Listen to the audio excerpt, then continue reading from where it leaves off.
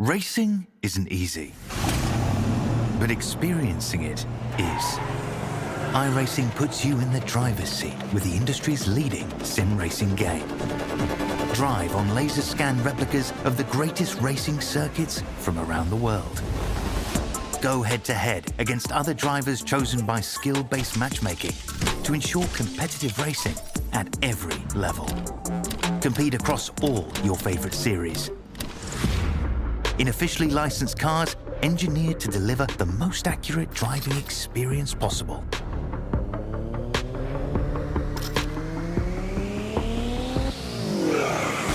Join a race or host your own with players from across the globe. Race against the computer or in a league with friends. Feel the thrill behind the wheel. Visit iRacing.com.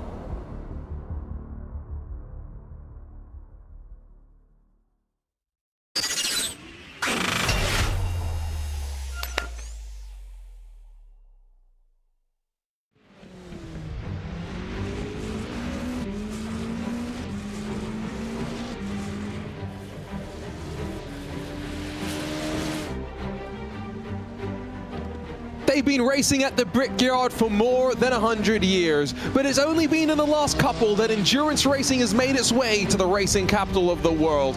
And later this year, in a week's time, they'll battle on the bricks in the IMSA WeatherTech SportsCar Championship. Today we do it in the iRacing special events. Welcome along to the Indy 6 Hours and to the iRacing Esports Network and to RaceSpot TV. My name is Arjuna Kankipati, delighted to be joined for the first couple of hours of this 6-hour race by Lorenzo Bonder. And Lorenzo, a new addition to the iRacing special events. We head to a track that you and I were well familiar with. It's going to be interesting how we get on with 3 classes of competition rolling out for qualifying right now.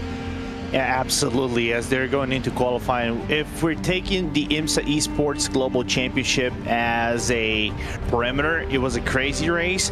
Imagine with 3 cars. Back then we had 2. Now we have the LMP2 right down in the middle. So it's going to be quite interesting. But can we say here, Arjuna, we're back home again in Indiana? Oh, we can say that, and we can say it many a time today, that is for sure. We were back here, of course, in June for the 500. It was great to have that back in our life, the 13th running of the race.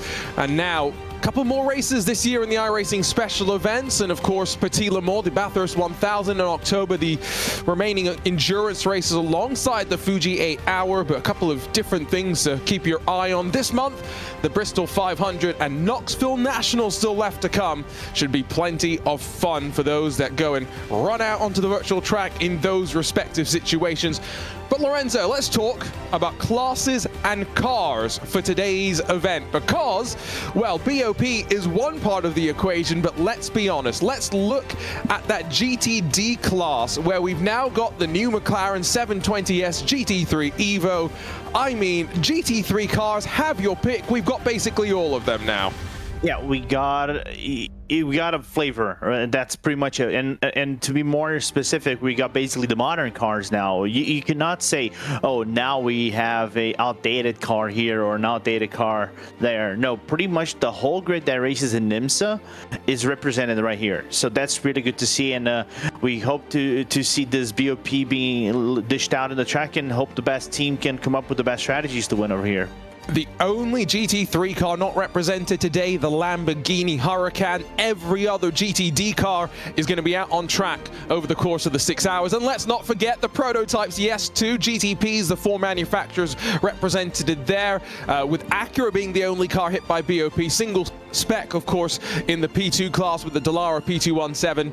Nothing to talk about in terms of those 3 dreaded letters of the BOP. Well, that's a talk about the cars and the class.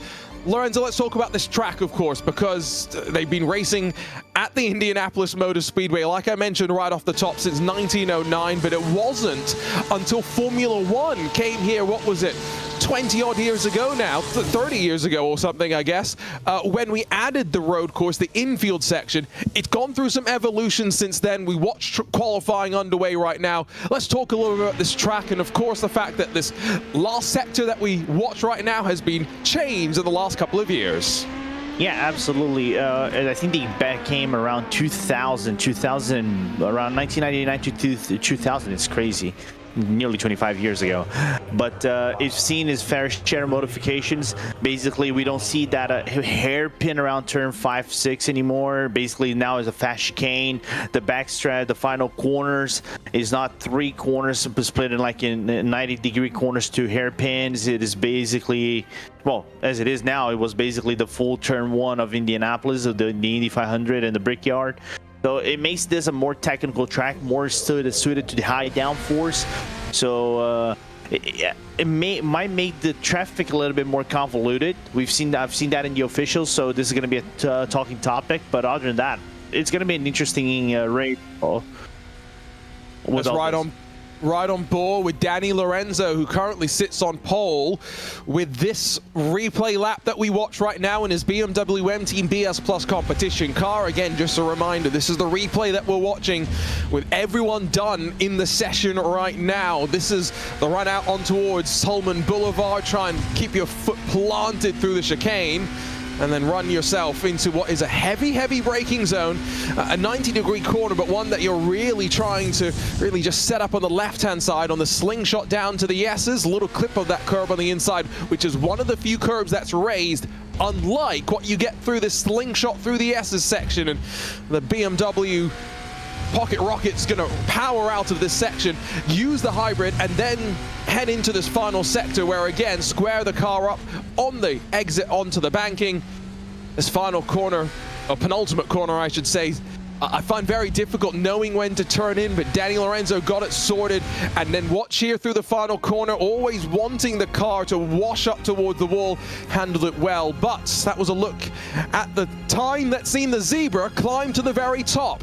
Will they be celebrating by the pagoda at the end of the 6-hour race? We'll have to find out, but this should be an intriguing one with some new names, some new faces to keep an eye on. Let's head down trackside, take a look at the starting grid with the 12 GTPs, 13 P217s, and 22 GTD cars ready to rumble. It's BMW M Team BS Plus competition and Team Redline alongside. Not in a BMW though. They've decided the Porsche is where Diogo Pinto and Gustavo Ariel should be competing in instead. Owen Carroll has the Clementine Cruiser, a BS competition car inside of Williams Esports Chill Blast and the returning Alexander Spetz. Janin Munoz and Ricardo Rico line up inside of one another on row 3. 2 drivers that will compete on Thursday in the upcoming IndyCar Butt Kicker iRacing Pro Series. Vlad Kimichev for Drago Racing's got Ross Woodford for company in the race clutch car making his debut, I believe. Marcus Hamilton's in the Movano Corsa blue and black entry with Peter Zuber rounding out your top 10. Michelle Rack for Apex One. He's alongside of Joseph Burton Harris in the Nexus Esport number 32. Got about 1 second covering the 12 cars that get ready to rumble, and again, a representation of all of the GTP manufacturers. Down over to the P217s, where it's BS Plus and Nexus Esports. What an interesting combination there. It's Francis McGinn that's got to the front with Luis Nunez in the Nexus Esport entry alongside. Yessi Tekla for gridandgo.com has got Isaac Phelps for company with Malden Nisa, and then Camille Karbowski for Parnell Racing and the Williams Esports Academy sharing row 3.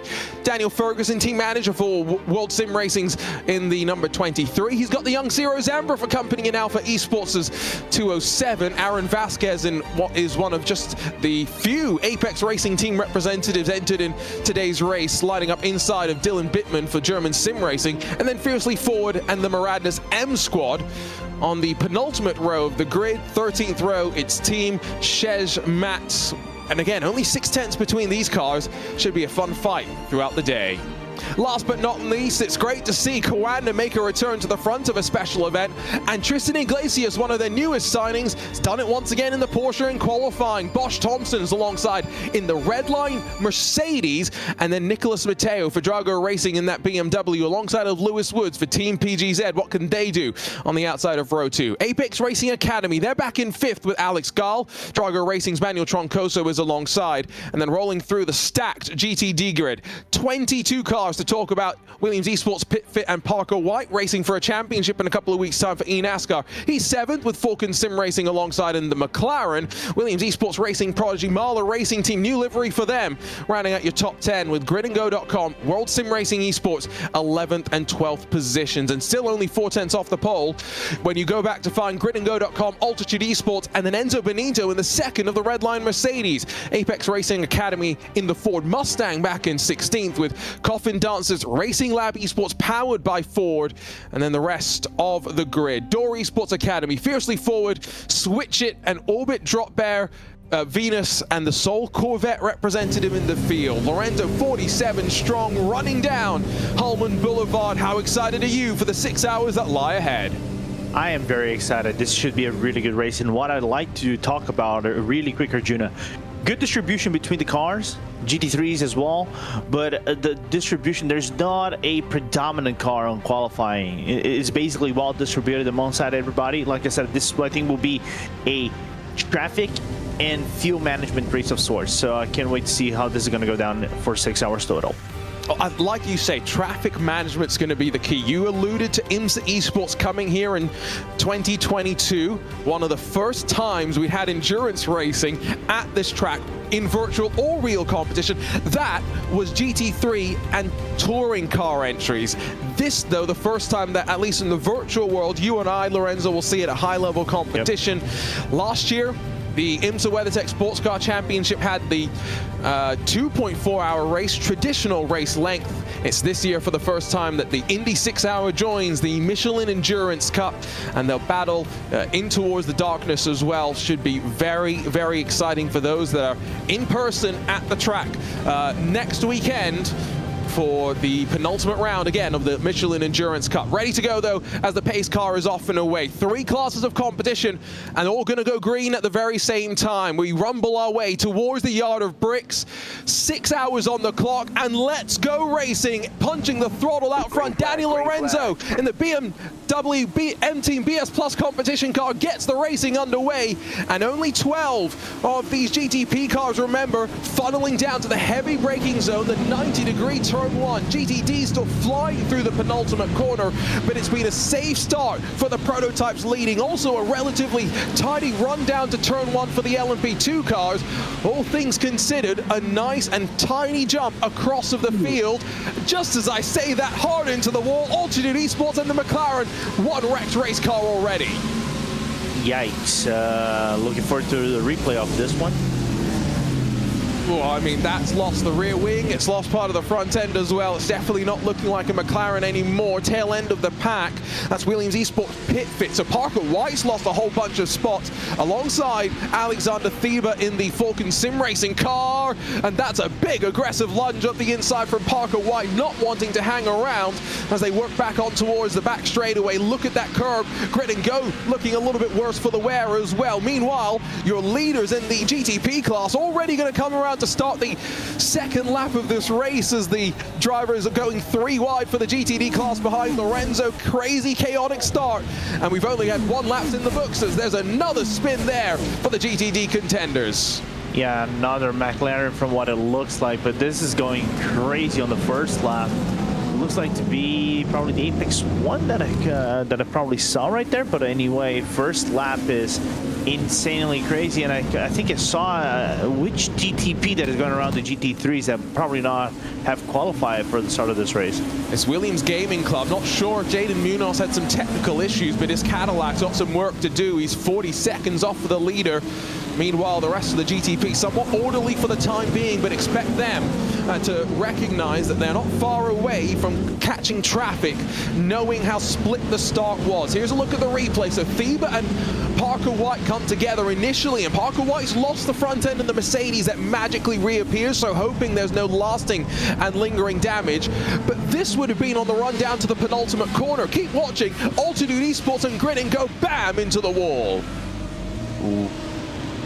That corner is quite tricky, right, Arjuna? It's insane to think about that.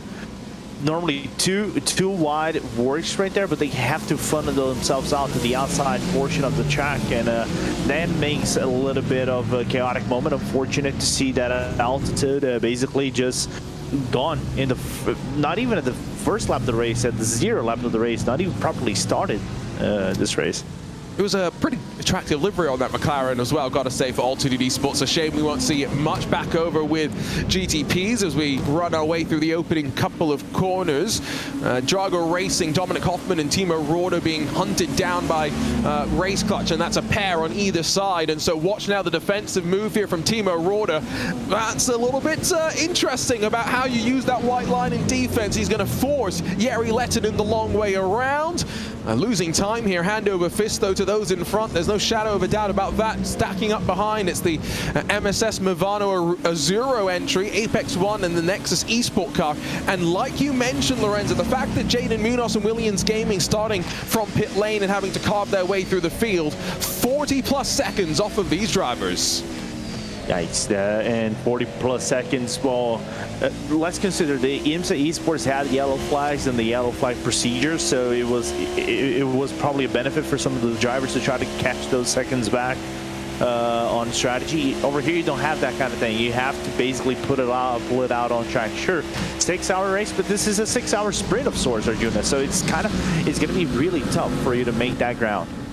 Exactly. It's a 6-hour sprint, and I think that's what we're going to see next week as well in the real world. I was watching some replays of last year's 2.4-hour event, and that was crazy enough. Now we are getting into traffic for the first time of asking, although I think that is just a couple of the drivers that have come down pit lane potentially. Fiercely Forward and Brewster Carvalho in the McLaren going to be passed by a couple of drivers. Does seem as though All2DD Sports, the first confirmed DNF already of the day. I have seen that Alex Gall in the Apex Racing Academy car is also a little bit worse for the wear in the Audi R8 LMS, the only Audi as well in the field. It does seem as though, this is something, Lorenzo, you and I were talking about just before the race started. There's what, 12, 13 prototypes in each class, 22 GTDs. There's going to be a lot more action in the GT cars, I think, over this race than we've had in the past. Yeah, I think the max we've had was about, what, 17 GTDs or about 15 GTDs. We saw that around Daytona and Sebring earlier this year. So we can say, I think, having this plus number on the GT3 GTD cars makes this racing a little bit more enticing, in my opinion. Might make traffic for the GTPs and the LMP2s much more complicated.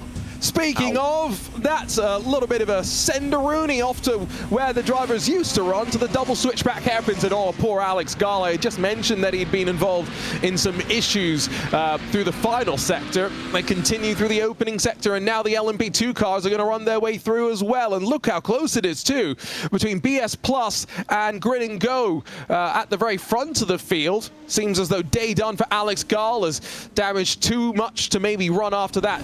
Battle up towards the front of the GTPs, though. Look at how Redline are under pressure here. Alexander Spetz, Diogo Pinto going at it hammer and tongs. Yeah, and this is only working on the benefit of the leader BS competition car. You can see the second place BS competition up far in front as they have to handle the GT3 GTD traffic. But more specifically, look at the gap the BMW team BS competition 89 already pulled. 2 seconds. And we are barely to lap number 6. We're into the traffic, though, on lap number 6. And so, as we slice and dice our way through, can drivers stay out of trouble? Falcon Sim Racing pull high and out of the way out of turn 2.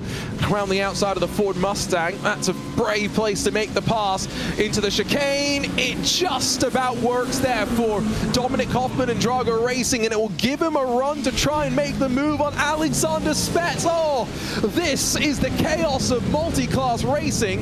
And on the run up towards turn number 7, move officially done and dusted. Not just yet, says Alexander Spetz. He tries to make it work, but Grid and Go's Ferrari is now in the way. This is fantastic stuff, costing them some time, yes, but Lorenzo, some great racing. 3 wide, Spetz up the inside once again in the Porsche. And I think he's going to be able to make the move on the dive, going to turn number 13. Watches out a little bit, makes some contact, but survives in the whole ordeal, still side by side. Good stuff. That was very close. That's one of the few high curves, but they make it work. They'll go either side. No, Spetz has to lift off the throttle for a second there because they run up the back of that Porsche, and now Dominic Hoffman officially has made his move, and I think potentially move might be coming up from Jaguar Racing's second car in queue. Timo Roorda stays in line for the time being as they make a little bit of contact there with another one of the grid and go entries. Plenty of traffic to work our way through when there are so many of these GT cars. We're only 10 minutes or so into this race. Lorenzo, this is going to be the story of the next 5 hours and 51 minutes. Oh yeah, already going to the Tony Kanaan mowing lawn for Timo Roorda, and already losing a position as well from what it looks like to the race clutch team. But this is going to be the key topic. I said traffic management. You have to learn how to overtake over here. As you can see, going to the outside, finding lanes, finding openings for you to go around traffic. It is an art over here in Indy that not many can actually master it. And running away up front, by the way, your leader. It's always easiest in many ways when you approach traffic as the leader. They've got a 3-second advantage of the BMW M Team BS Plus competition. Well, that looked a bit aggressive behind as Viras Kowanda, Tristan Iglesias trying to build his own buffer. Some traffic trying to make his move up the inside. There's a look, though, a visual look at the gaps building between the drivers. Are they 3 wide behind with traffic? I think they were. So Jaguar Racing and Race Clutch once again going at it. And this is a battle between manufacturers. Race Clutch have actually got Cadillac and a Porsche entered in the race. Now it's the Cadillac that's under fire, though. Timo Roorda getting the elbows out, holding on to the spot, but now 2.7 seconds off the back of the top 5. Yeah, still good battle, and you can see well distributed. BMW versus Porsche versus Cadillac. The Cadillac's not far behind. You can even see the Porsche just lingering around trying to find the opening, and they're washing out of the corner, just helping the case out of that Porsche coming into the into this renovated. What can you call it? Can you call it a pit path? What? Renovated's okay. I'll let that one slide. By the way, LMP2, top 3 are breaking away, and I think now it's starting to kick off behind them. Miranda's M squad, they've just moved up to 10th, but I do wonder if there's going to be a little bit more chaos that brews there. And yeah, just seen that Nexus Esports involved in an incident with traffic. The grid and go car potentially got mixed up, so Jarno Cox slides off the road. But it's all enabled now. BS Plus Nexus and Grid and Go, the 14 and the 003, to be up front and leading by quite a considerable margin, Lorenzo. Yeah, absolutely. Is that I think being the leader helps the case. I think you said that. You know, dictating the pace and everybody else, applying the pressure on the others, so it helps for you to get around faster and quicker than everybody else. We're gonna see the replay of what happened to the Grid and Go. Wow. That's a bit ridiculous, if you ask me. I mean, coming out of nowhere, no traffic behind you as well. GT cars got a right to turn in, you know? Yep, I agree 100%. This is suboptimal. Quoting Lewis McGlade. Yeah, good point. Lewis McLeod's at Donington Park this weekend, but I'm sure he even felt that one from there. Here we go with that LMP2 chaos, though. Remember, they're all in identical cars.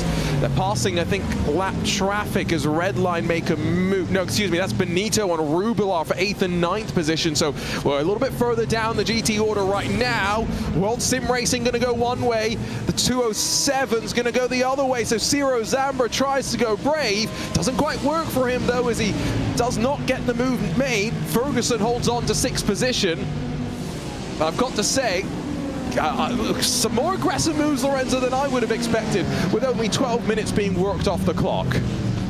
I think that's normal around the first passing of the cars, right, of the faster cars. We normally see this high aggression coming in from the LMP2s or GTPs around the GTDs and LMP2s rather, because I think that's the first opportunity you want to break away. Therefore, I think it propels for more mistakes and more incidents. But fortunately, we haven't seen a lot given the passing of all these cars.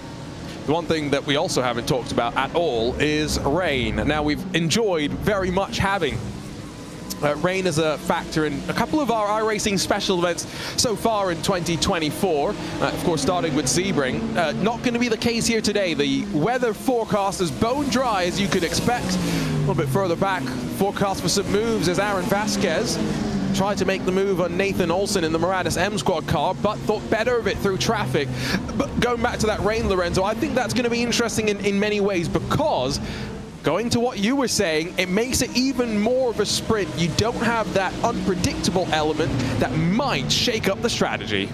Yeah, the rain brings a whole different dynamic into this race.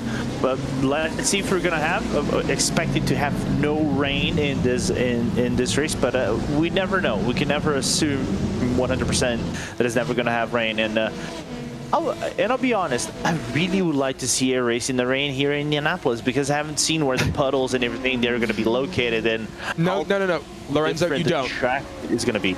You don't. You know why? Because you're just giving me flashbacks to the month of May this year when we had our slight weather delay in the real world. But anyway, that's neither here nor there. Still Vasquez trying to make his move on Nathan Olsen. Oh, and he was going to get it done out of turn 2. Very bold place to continue racing side by side. Now you can sweep out and hold on to the spot, as he'll do here. Compromises you, and as we jump on board right from the perspective of Olsen, which way does the 66 go? Windshield wipers going off as well. That's not going to help you in the dry. Tucks back into line and saves just a little bit of fuel. What I will say is this is a spectacular track during the evening time. Now I know in sim we're not racing too close to where I think we'll see much sunset, but I was there in 2022 for the Indy 8 hours, which did run into the sunset for the very first time. And Lorenzo, I've got to say, there aren't many more special things to do than to sit at Indy and watch the sunset come in. There's no lights, remember. So, you know, as the sun drops, the headlights become predominant, and especially when these GT3 cars are rumbling around, you can hear which one's coming as they work their way onto the main straightaway. I can figure. I've raced already a few practices on Indy during the day. And I mean day as daylight, as early daylight, so you can see the sunrise and it's beautiful. I take as the sunset should be beautiful as well. So it is a unique backdrop to race a legendary track like this with under unique circumstances.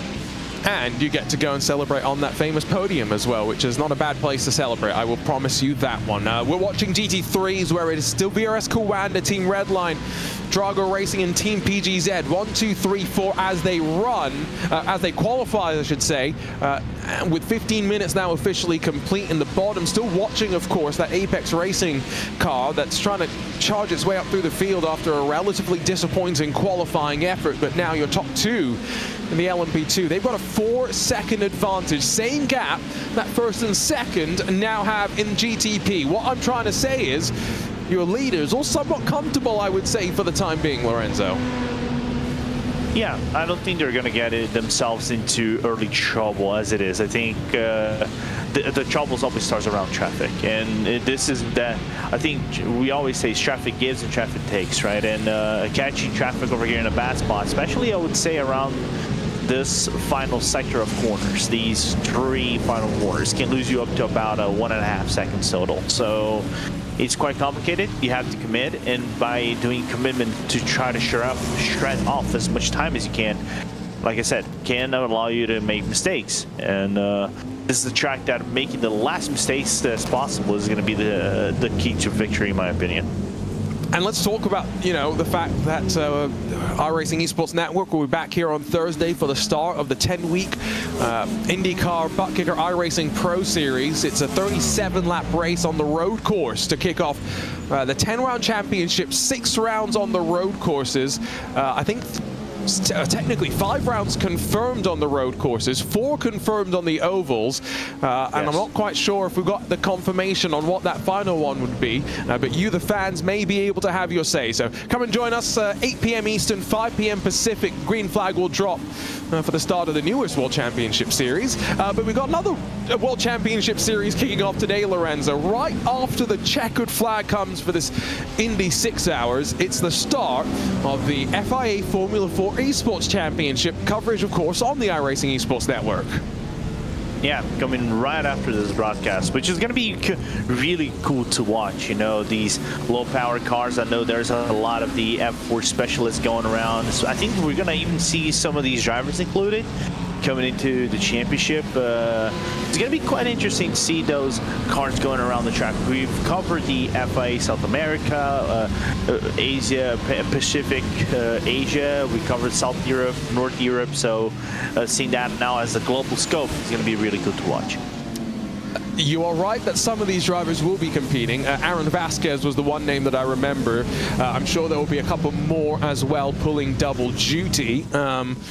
But yeah, exciting championship, especially working, of course, in collaboration with the FIA. It's a 4-event championship, 2 races per event, so 2 races to come later on today. There's been some more trouble in the GTD class, though, as we watch GTPs, and now the battle for second position really starting to heat on up. Oh, there's a move brewing from Dominic Hoffman. Owen Carroll's in the middle. Diogo Pinto's up high. Contact made. Are they going to get sandwiched through the S's? Yes, they will. Hoffman almost goes around. He saves it by some miracle, but contact brewing. We're only 20 minutes into this race, and Danny Lorenzo, big smile on his face, now 6 seconds clear in the race lead. Jeez Louise. Tell me when 3 wide at a 90-degree corner ever worked, Arjuna. Tell me. I don't know why. I don't know why they're trying some of these moves. I've said that, haven't I, so far? Yeah, pretty much. Just making sure. That car looks fine, doesn't it? I was just taking a look at Dominic Hoffman's car. There doesn't seem to be any damage despite the contact.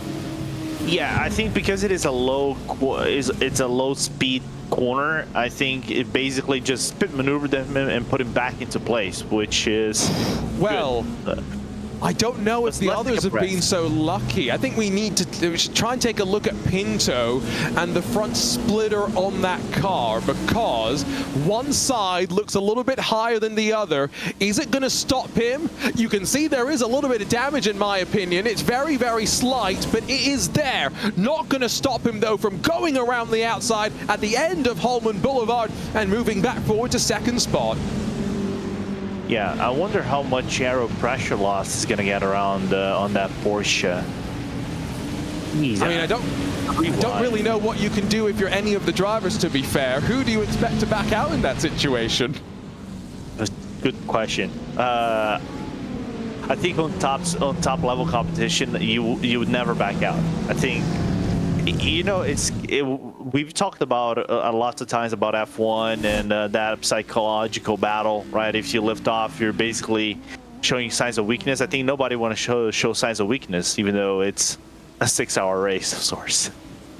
That is definite damage, by the way. There is no shadow of a doubt that visually we are looking at damage.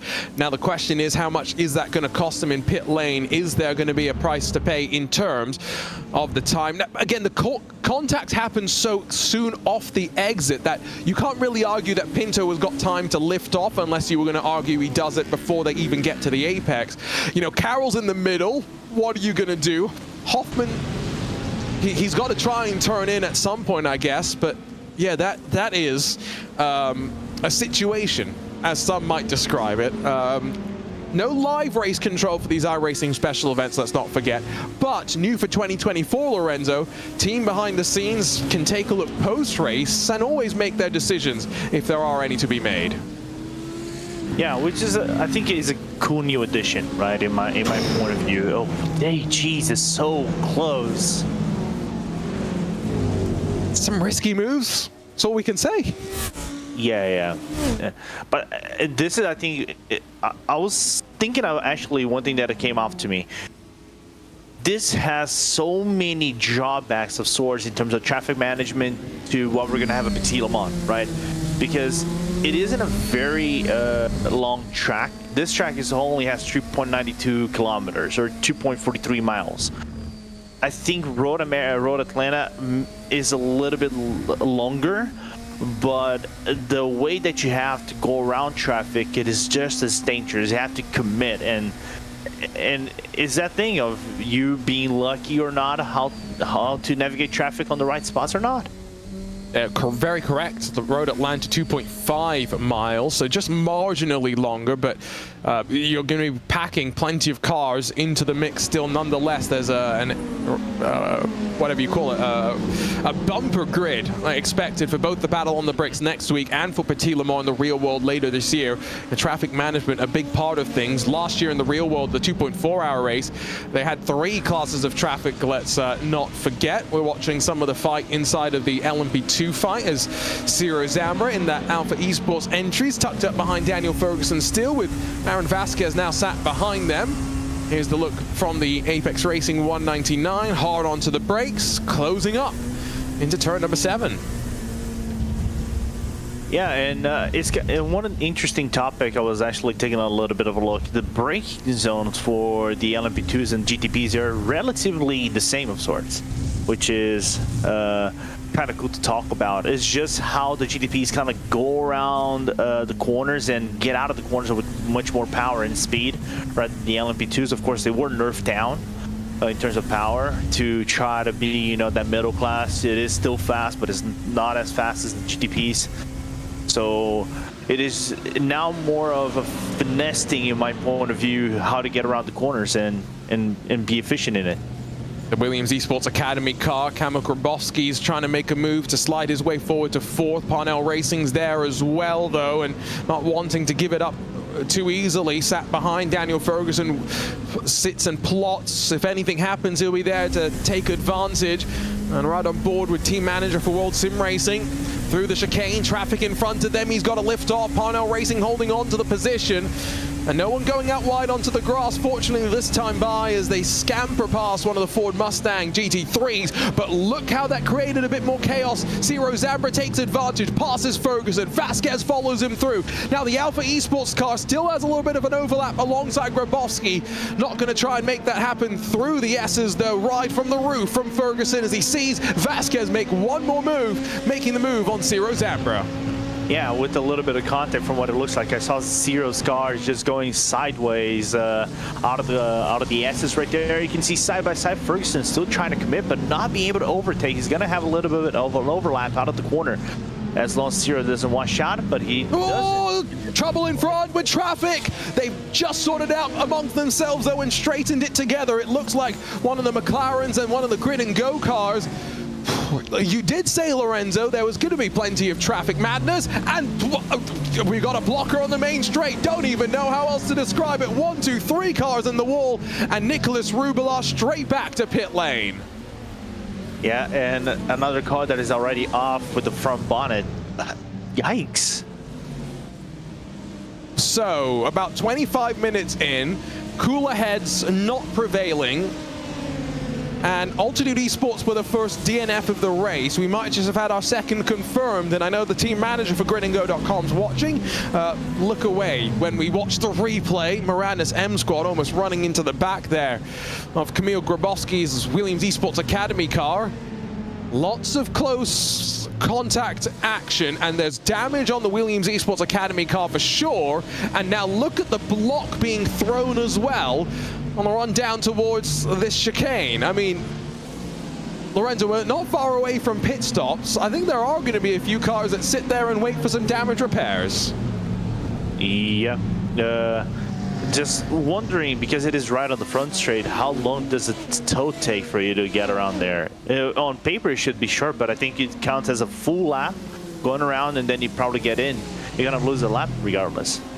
Yeah, well, so we'll get a replay up at some point, but I'm guessing that the first incident led to the second one. So Nicholas Rubelar's already slow. Oh, this is dangerous. This is dangerous. Oh, bam! So the Falcon Sim Racing powered by Dorcar is the first one to make contact. Then the Door Esports Academy McLaren comes through as well. That's the one that makes the big old contact. And so John Aylen also eventually needing a tow back to pit lane. I mean, Lorenzo, I'm pretty sure if you look at the onboard replay, there's probably not much that John could have done. No, not at all. I wonder what happened to Nico, though. Because this looks like the technical problem, like your brake is stuck of sorts. Well, so he was, you remember there was a Porsche that, and I think I said it was a Lamborghini, didn't I? Maybe. It was a Porsche that had a bit of contact with the Grid and Go car through the final corner. Here, watch this.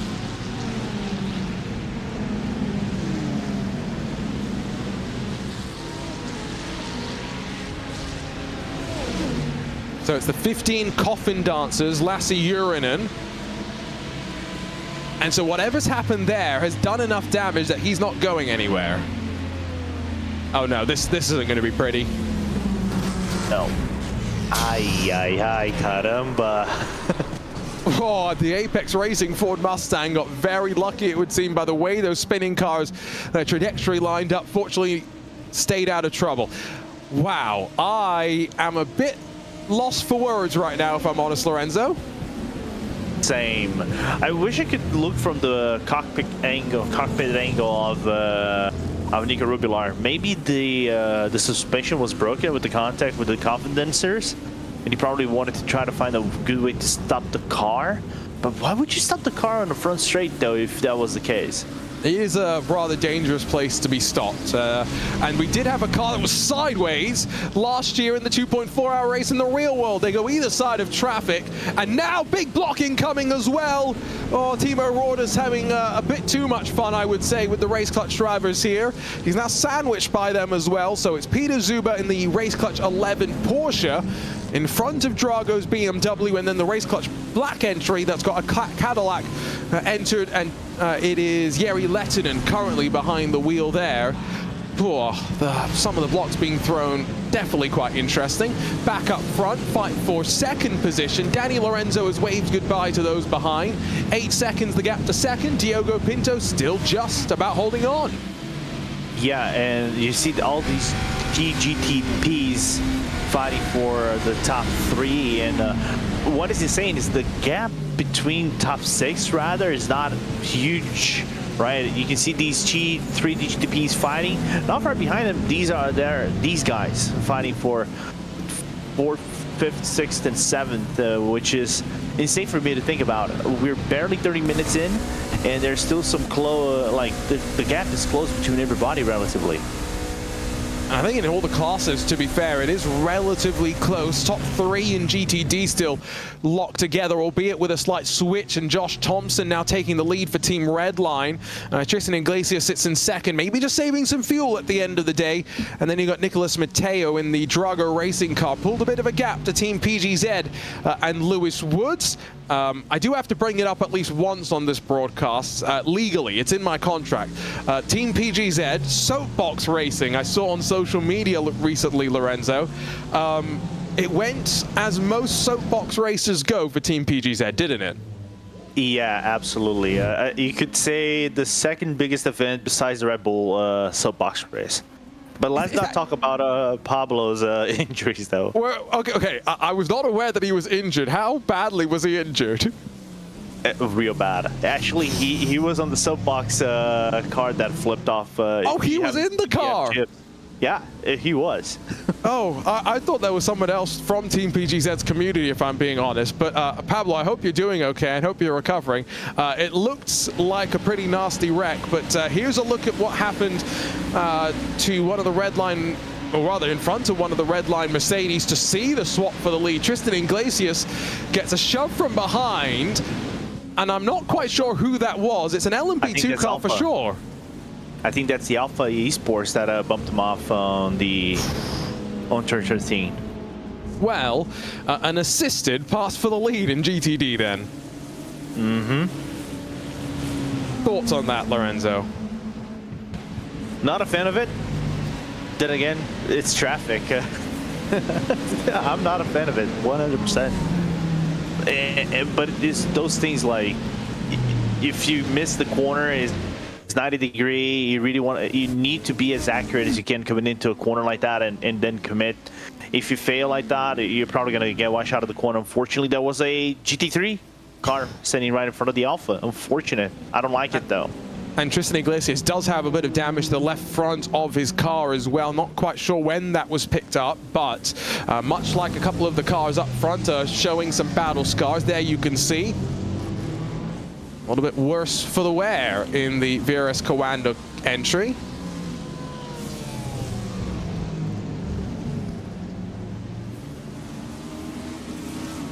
Out through the chicane, Cadillac makes its move. Stealth black Cadillac as well for Apex 1. Piloted by, I think that's Kelrack. Excuse me, no, that's the No, it is. Nexus Esports, that's who it is. Yeah. My timing screen got all jumbled up, Lorenzo, and it's confused me. It's 6:16 in the morning for me, so fortunately I'm only going to get more awake as the day goes on, so hopefully more intelligent, although that's not happened over my last 30 years, so clearly not going to magically happen today. 7 odd minutes away from pit stops, right?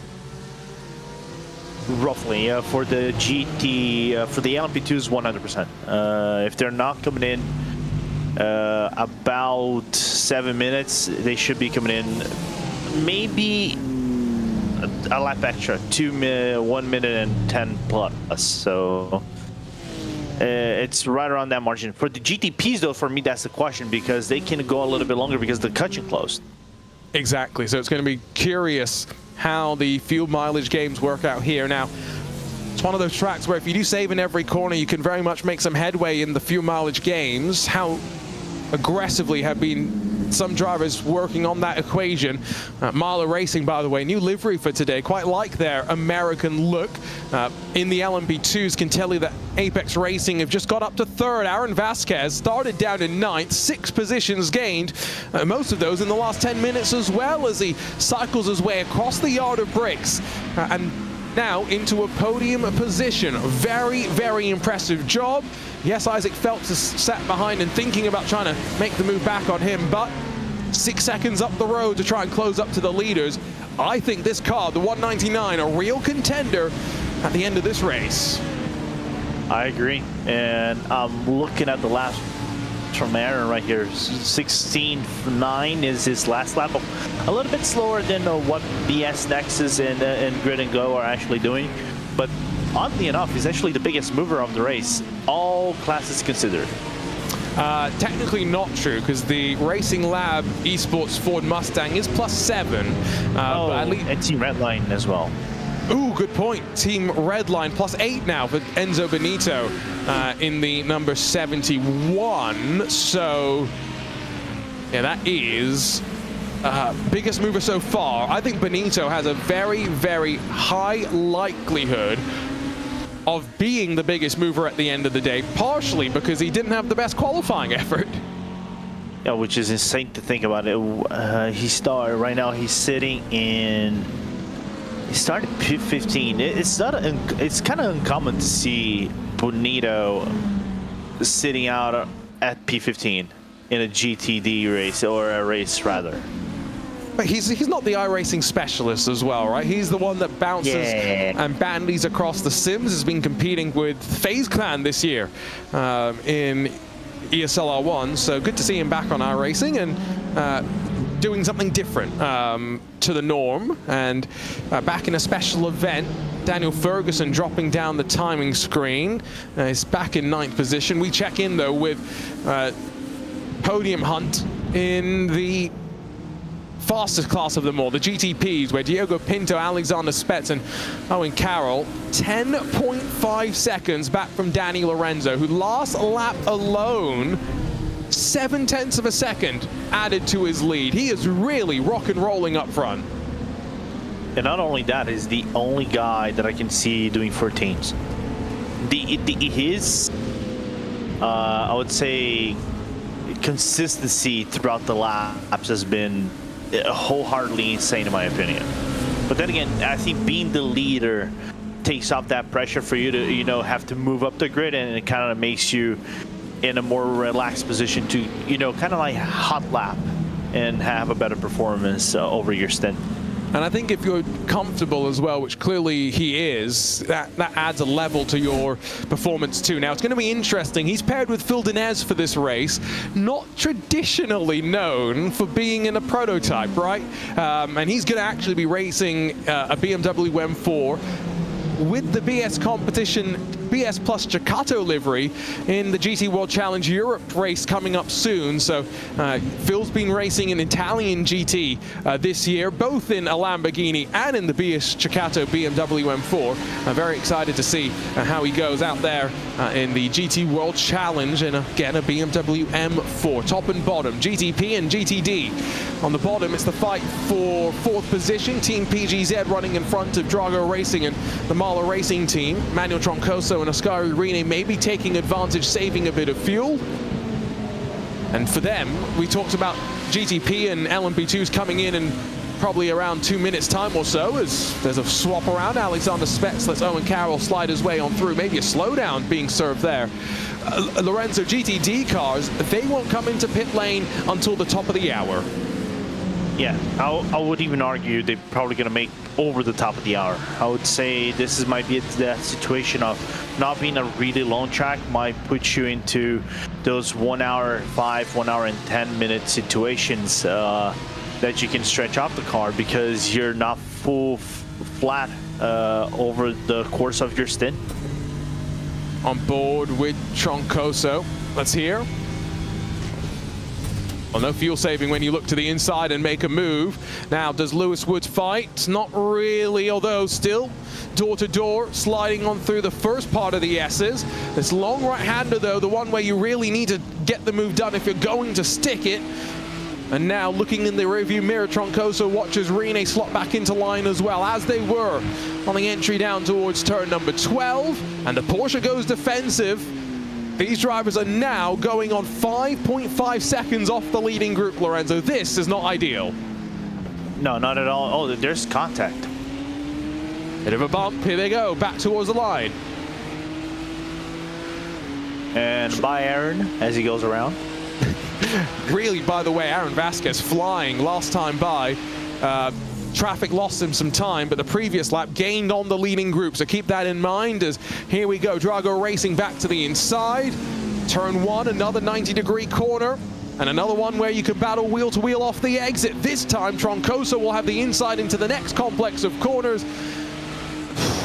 Is it going to happen without any contact this time by? I think the answer is yes. Move made and a change for third position. Good battle between all these three guys and a lot of respect given. So that's the true gold racing right there that we really want to watch. And Mahler going to try and follow. Oscari Rene on the brakes. Almost makes contact with Troncoso, but winds it down in the nick of time. So Lewis Woods going to now maybe try and save some fuel saving. Enzo Benito and Beckham Jasir have managed to close their margins as well. So pair of Mercedes joining the party. And in terms of manufacturers, you've got a Mercedes leading, a Porsche sitting second, and a BMW running third. Best of the Mustangs is in 11th. Best of the McLarens, of course, they've had a race of contact for the most part, starting before they even got to the line. Best McLaren's in 14th position.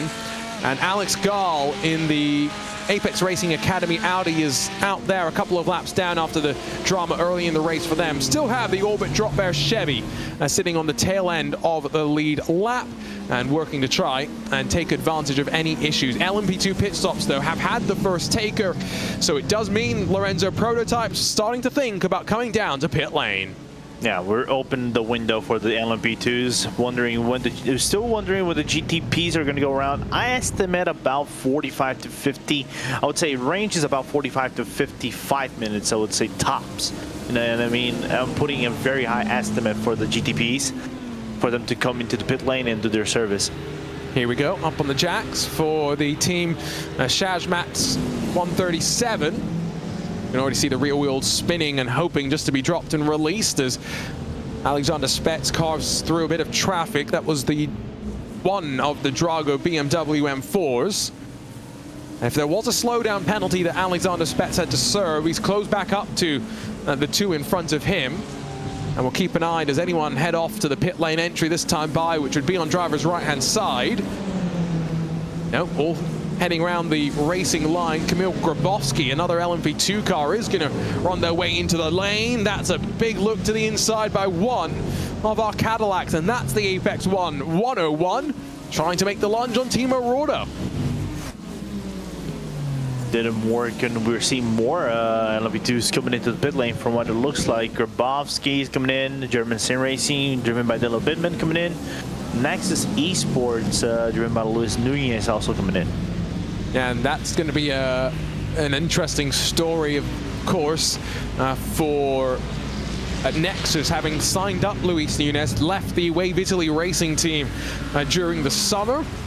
is qualifying for the Indy car butt kicker iRacing Pro Series and has linked up with the team at Nexus, who of course are so predominantly known for the most part for their oval racing program, but slowly building the road side of things as well, and seeing more of them in top split competition and these broadcast split competitions as well. They've got the leading entry in LMP2, BS Plus Nexus. Francis McGinn now is 4 seconds clear of Jesse Tekla, just as Tekla brings the grid and go 003 into the pit lane. So McGinn, not just fast on track, good on fuel as well. Yeah, wondering what kind of magic he's worked on for his car. I'm astounded. I really am. McGinn's going to share the entry with Will Murdoch, so that's going to be a very interesting pairing there.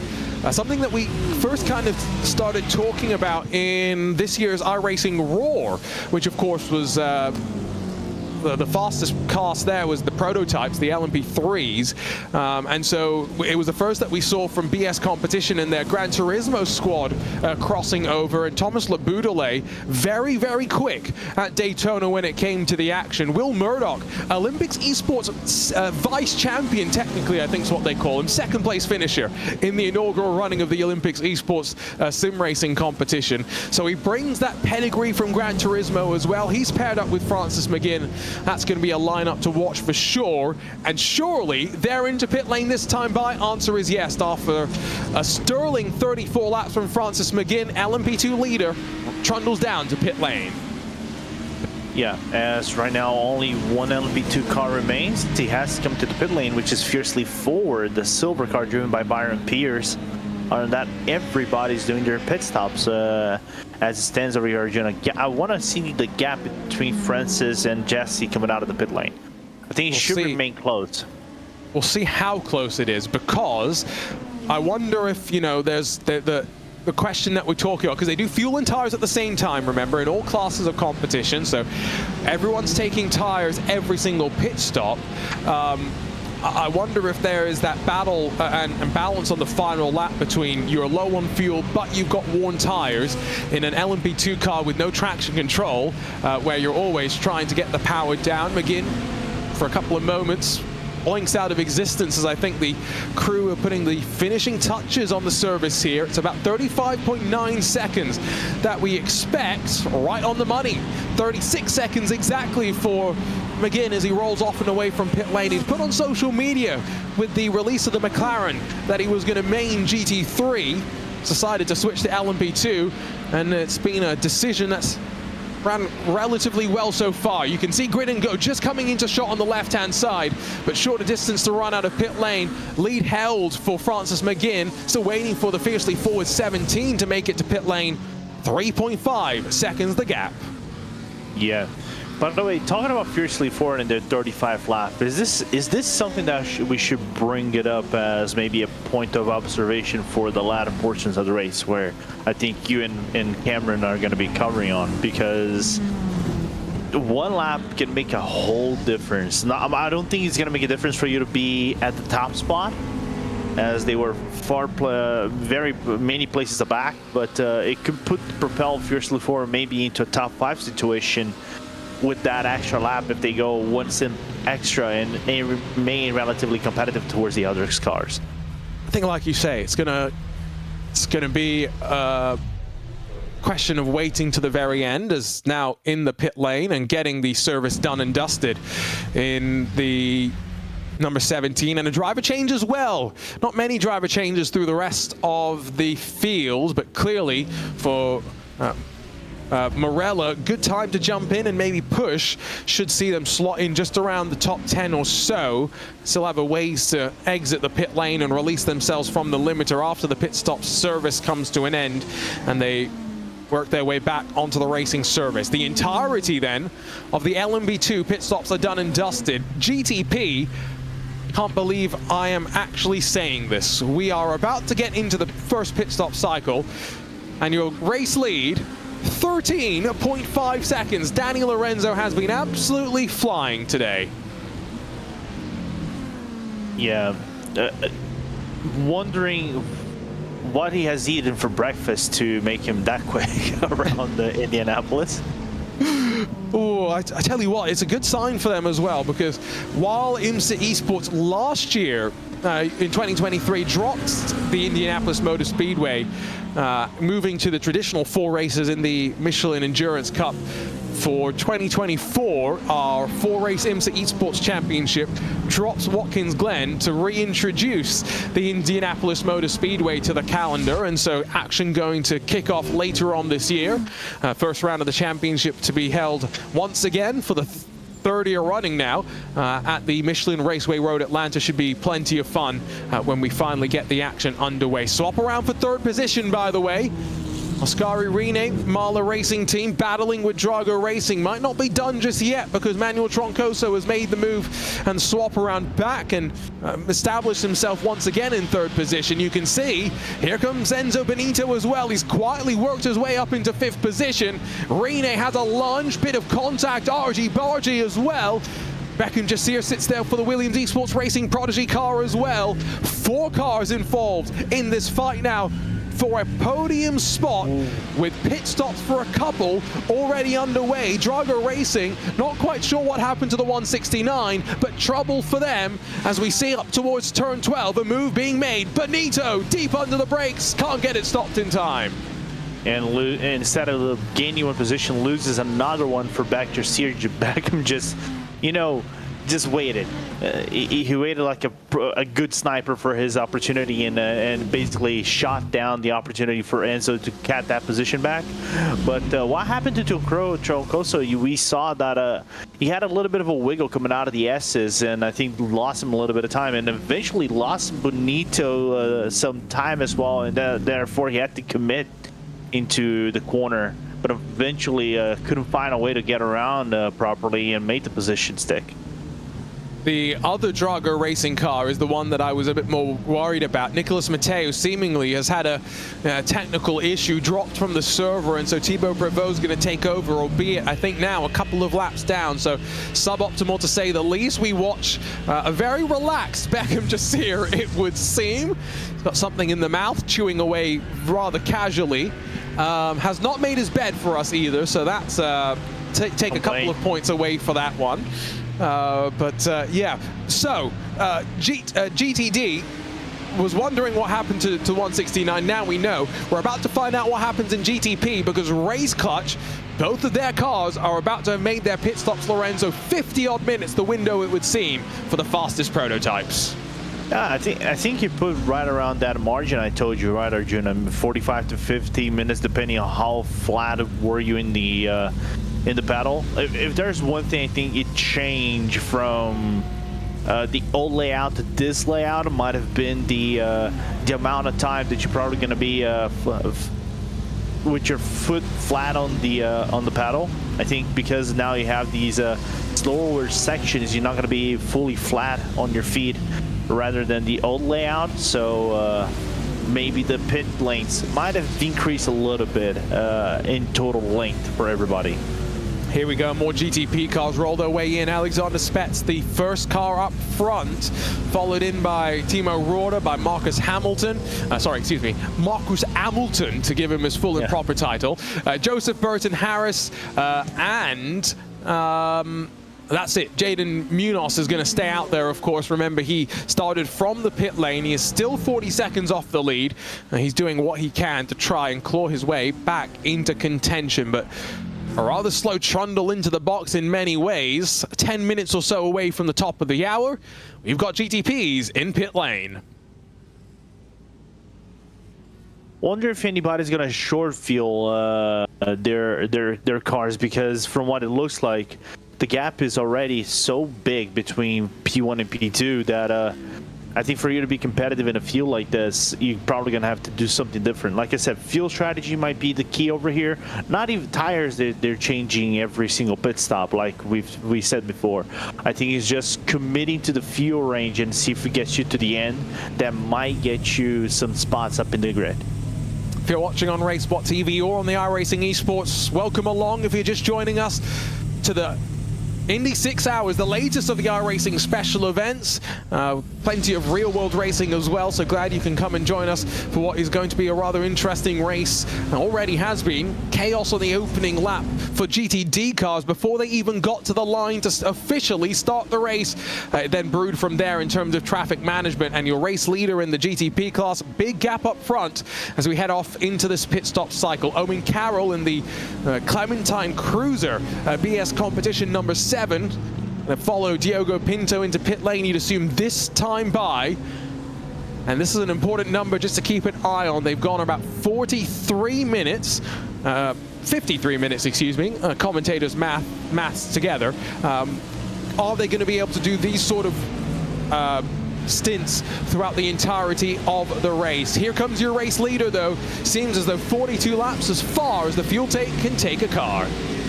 Yeah, absolutely, but still, it gives already a good range of how many laps you can do around the track like this. I think the last guy might be Owen. I don't know if Owen's coming into the pit lane. He's not. But no, Owen's saying one more lap. Interesting, 43 laps might be the biggest delta you might have around the track. And by the way, Arjuna, now you got me curious. You said Clementine. Oh. That's the first time I've seen someone denominate a color. I normally would say orange. So, okay. Don't get me wrong, in Mexico they say Clementine over here as well. There's a story behind that, and we'll get to it in a second. Okay.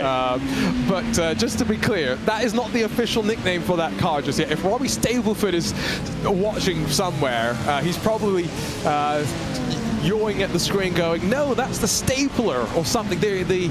There's other nicknames to come, but basically, we asked ChatGPT to come up with some nicknames for the orange BS competition car. And one of the best suggestions, because there weren't many good suggestions, but one of the best suggestions that ChatGPT came up with was Clementine Cruiser or Pumpkin Plow. Which one do you prefer? Okay, now... Right. I like clementines, so I'm gonna pick clementines. Don't get me wrong. The pumpkin plower? No. Pumpkin. Yeah, you see, that's where it becomes dangerous because that implies that they're gonna go and crash into everybody. No. That's not what we're trying to do here in the broadcast booth. Okay, just to be clear. So that's why Clementine Cruiser, it just works a little bit better. Off and away from pit lane, Diogo Pinto has lost some track position. Let's see where this ends up feeding him out. There he goes. He's alongside an LMP2 car. He's behind Peter Zuber and a full 6 seconds behind Alexander Spett. So you were talking about LMP2s potentially, or rather some cars short filling. I think, Lorenzo, that's exactly what we've seen from a couple of these teams. Yeah, I'm seeing Zuber short filling, Spett short filling. I think Rico short filled as well his car, 45 seconds in the lane. So yeah, like I said, you have to do something different. I think at this point, how you handle traffic so many times and maybe the gas widen up a little bit, you want to try to be as close as possible and be competitive towards the other people. This is something that you have to pull out of the bag, and maybe early on. So I'm not even surprised some of the guys did it already on this first pit stop. And I guess for them as well, they're probably back counting from the end of this race and might be in a window where they can afford to start divvying up what would have been a really short pit stop at the end of the race, but make each other pit stop slightly shorter. That final pit stop becomes a bit longer, but just works in the strategy a little bit better. Owen Carroll's going to leave pit lane. Now, where does he emerge? Because he does do the full service. Already his teammate flies down Holman Boulevard. That's not a surprise. Very close, though, between Carroll and Pinto. Is going to be cold tires versus warm tires here. It's the former champion of the Porsche Esports Super Cup carving his way up the inside. And in a Porsche 963, it's quite fitting that Team Redline slide their way forward back to fourth. Yeah, but definitely Owen is going to try to get this back once the tires go up to temperature in his BMW M8 hybrid. So this should provide a really good battle. Not far behind him. Sorry, M8. I butchered this one, didn't I? No, don't worry. This one is where it gets confusing, because if you were going to say the BMW M Hybrid V8 every single time. Yeah, so I see what you're doing, Lorenzo. You've shortened it down. BMW M8 Hybrid. I like it. Yeah, I hope I don't start a trend, though. No, hey, if Timo from BMW is listening, that's officially what we're calling it on the broadcast for the rest of the day. Good. I hope I don't get a letter notification from Florian or anybody else from BMW, though. No, it's okay. Somewhere Timo's trying to send us some merch. He gave us a hat last year. It was BMW sim racing hat. Quite nice. Kamil Gorowski's fighting, though, in this LMP2 class. Parnell Racing, the 177, trying to make the move around the outside at turn 1. Does not work, though, and so 6th position maintained for the Williams Esports Academy car. Now, these drivers already 10 laps on the other side of their pit stop, Lorenzo. They're only 20 minutes away from coming back into pit lane.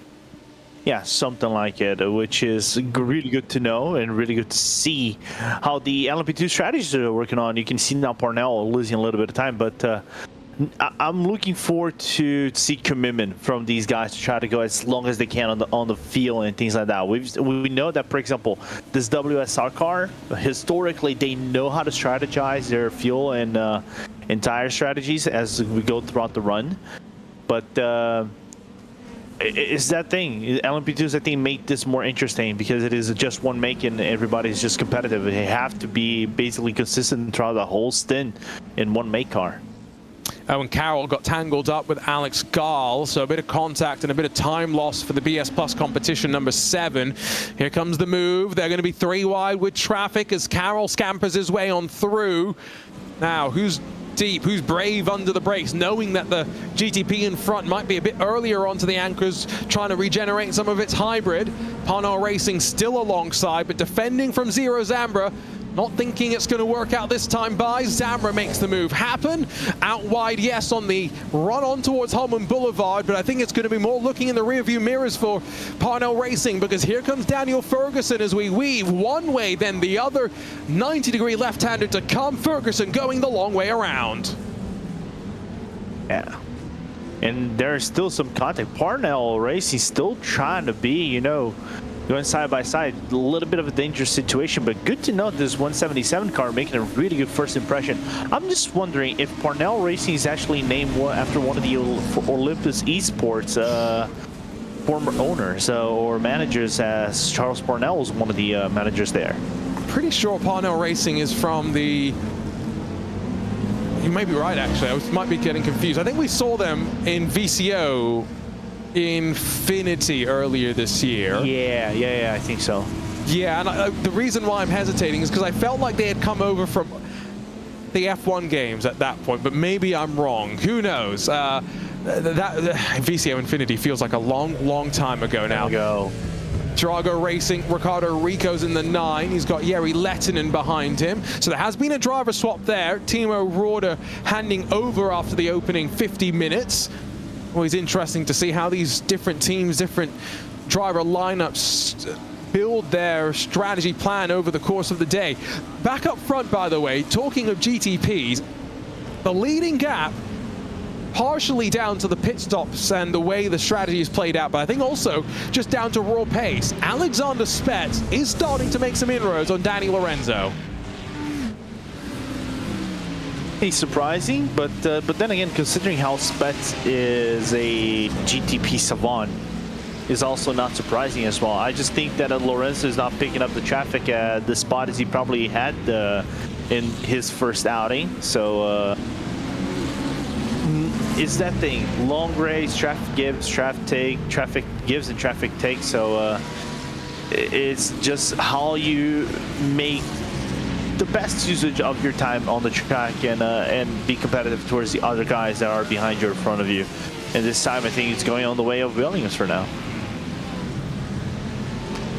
Confirmation, sorry, helps if you unmute yourself. Confirmation in the chat that they did indeed come over from the F1 platform, so their owner Liam Parnell, so sometimes my memory does work, so that's good to know.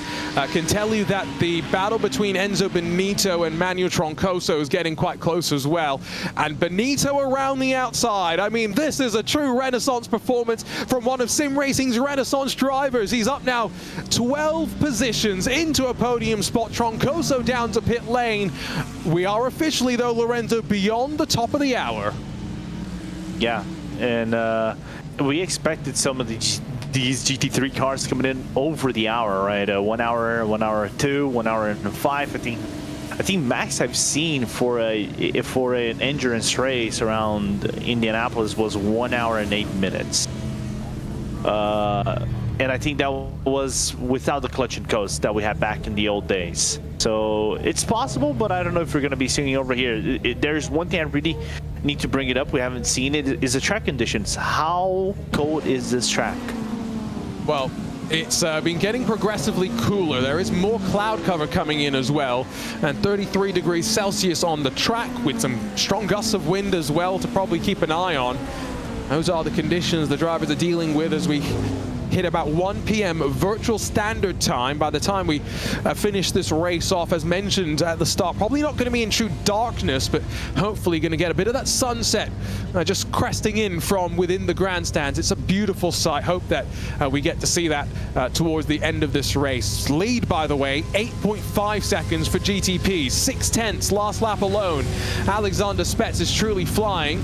I see this race off a pit lane, though, as Oskari Rienig in the Mahler Racing Team car being chased down by Lewis Woods in the Team PGZ entry.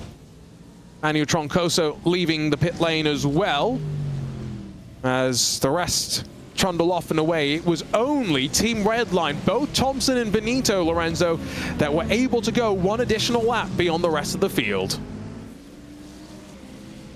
What is Redline cooking? This is kind of like a drawback of sorts when they were back in Spa. I think the Spa 24, when they had the strategy of going a lap extra than everybody else. And this could prove very spicy as the race goes on. But we'll never know how effective it's going to be, as we have a Porsche-owned Porsche battle. Which we're going to see next week as well, the Porsche Esports Super Cup, right, Arjuna? Oh yeah, Contender Series kicks off next Saturday. That's a good point. So that's going to be intriguing with some of the new and returning faces that we've got to the series. If you've not been keeping attention, which to be fair, no coverage this year on RaceSpot TV of the qualifying series, so it would have been hard for you to keep your eyes on it. But Josh Rogers leading a Coanda Esports resurgence into the series alongside a couple of his quite renowned teammates. It should be interesting how they get on trying to make their way back into the Super Cup. Here we go, though, because your Redline cars up front are going to emerge out onto track. Already, Josh Thompson is onto Holman Boulevard, neck and neck between Beckham Jasir and Enzo Benito. Enzo Benito short filling, 34 seconds stationary for him to try and get some track position. He holds on to the podium spot. Remember, 12 positions gained from where he qualified. But that car still got some strategy work to do. And I think Beckham Jasir is in a position where he may be given the charge to lead these two while Benito does some fuel saving. Apparently not this lap, though. Swap not happening. No, I don't think the swap is going to happen anytime soon, though. I think if it does, it will be on the mainstream. But then again, if you're Beckham Jasir, you know that the guy in front of you short fuel. Do you save it for a few laps? Because I would. You're going to still retain a really good gap to the guys in front. Is around 7 seconds that you have to Tristan and Josh eventually. I think there's a good opportunity for you to save fuel a little bit. I think there's 6 of one, half a dozen of the other, right? Because if Benito is fast, then he's, not going to slow you down, then yeah, you're probably better off actually sitting behind and forcing him to burn fuel while you save a bit more, right? You compromise this strategy more. So you're trying to play the equation. Can you figure out the speed of the car in front of you quick enough? That's something just to keep an eye on. Williams Esports Racing Prodigy, there's a story here as well, because in a car that's charged its way up through the field, Parker White actually won this Tuesday in the eNASCAR Coca-Cola iRacing Series in the race they had at Phoenix that locked him into the championship 4. So this car is going to be racing for a championship. But the story that I was thinking of, Ciro Zambra in that Alpha Esports LMP2 car, we've seen plenty of action from the young driver from Switzerland. He was actually drafted in the first round of the Prodigy draft by, guess what, Williams Esports and their Prodigy Racing team. So going to be very cool for Ciro, as every time he passes this livery, he's going, don't hit it. That's the last thing I want to do. Make my new team manager rather unhappy with me. Yeah. Because we've seen situations before of like don't hit your teammate and the violation of code number 1 and 2 of endurance racing happening, right? Yep, well, exactly. We've been covering for a long time, so we've seen a lot.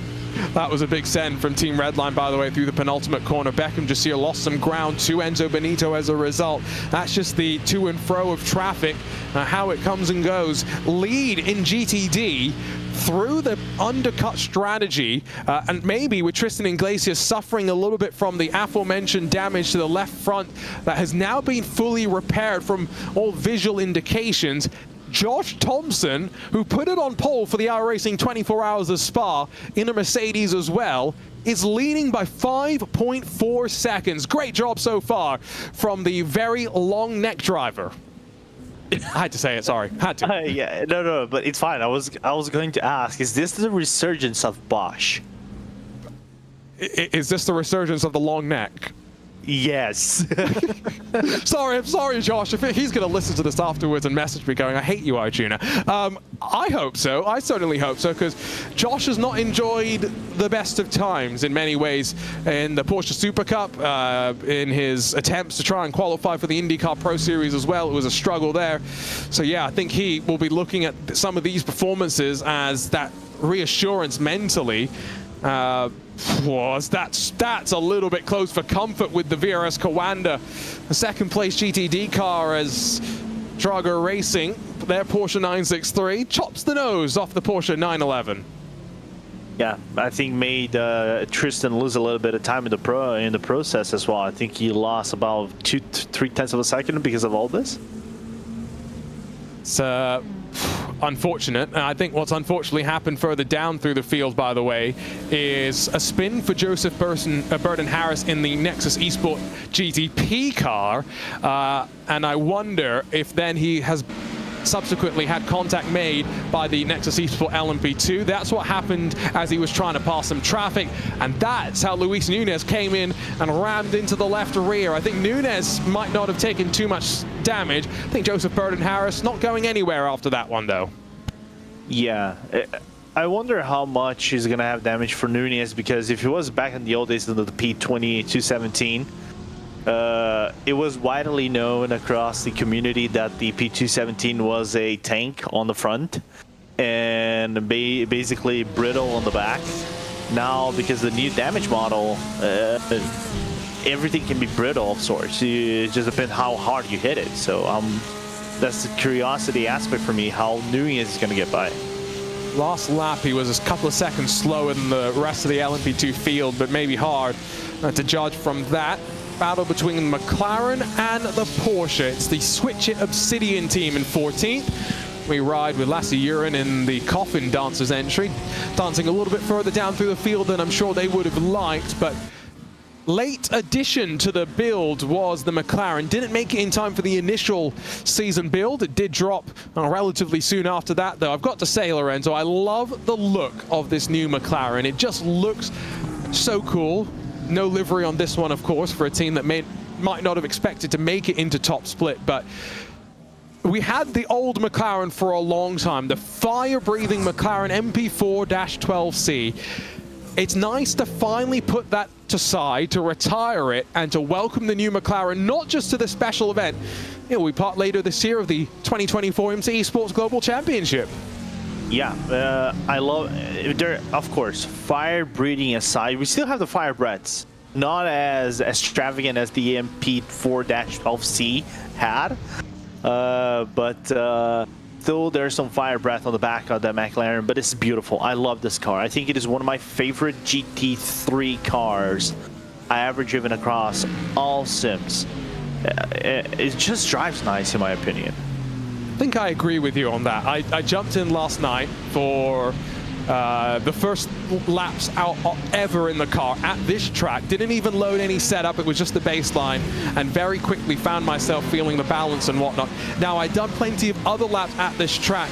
I was comparing an Acura GTP with an Indy car. Just, the engine for the Acura GTP is derived from a high revving Indy car engine in many ways. So wanted to try and compare them and figure out how they drove differently as well. But yeah, it was very, very comfortable to get up to speed with. And so now joining, of course, the Ford Mustang and the Chevy Corvette as additions in 2024. Exciting additions as well. Clatter over the curbs in the Mahler Racing Team number 10. Beckham Jassir's lost some time to Enzo Benito. There's no fuel saving now in the fight for 4th and 5th position. No, not at all. He's gonna have to go basically flat out to try to make up that ground if he wants to make an overtake on Beckham Jassir. But we know Oskari, the Finn guy that he is, cold, calculated, gonna try to employ some of his rally strategies, try to make an overtake if he ever finds the opportunity. But wondering to see how he's gonna negotiate with the BMW with the big M4 compared to the AMG GT3 Evo. It's not as big as the M8 hybrid, sorry. No. M8, yeah, no. Now we need to get some photoshopped memes of the M hybrid V8 made to be even bigger. Just like we had with the M8 for so many years. I can already I can already hear Lorenzo asking ChatGPT to generate him some memes with the M8 hybrid V8. Would you believe that would be the first time I would ever use ChatGPT? Really? Yes. Interesting. Well, me using it as like me as the user on my computer, because I've used it before, but not as a regular user. I was going to say, have you been with me when we start asking the ChatGPT to do our jobs as broadcasters? But it's typically not very good at that, unfortunately. At least yet. I have been. Yes, I've been. Like, haven't you drafted like an intro or something like that, or a music with ChatGPT for races like this? I haven't. I don't think I've ever got it to draft an intro. What I've got is what we have done. That you sparked my memory. What we've done is we've asked it to write our outro during the broadcast, and then read the outro during the race to show everyone how bad the outro that it wrote for us was. But no, I don't think we've ever. A poem. We did a haiku. Yeah, we got it to give us a racing haiku. I remember that one too. Yeah, you know, the power of AI. It's not quite ready to replace Lorenzo and I, but when it's there, there will be some people that I'm sure will be very happy, and I don't blame you. I'd hate to be sat there and listen to myself and Lorenzo yammer on constantly. So, tell you what, Lorenzo, it's probably around that time. Should we do a fan immersion, and should we do it with one of the new GTD cars? I agree wholeheartedly with you. Let's go. Which one? Now, we've got some time today, right? So, are you okay with me suggesting that let's go to the one Chevy Corvette that made the top split, a team that wasn't even ready for top split? Should we go ride with Orbit Drop Bear Venus? Let's go. Give them some love.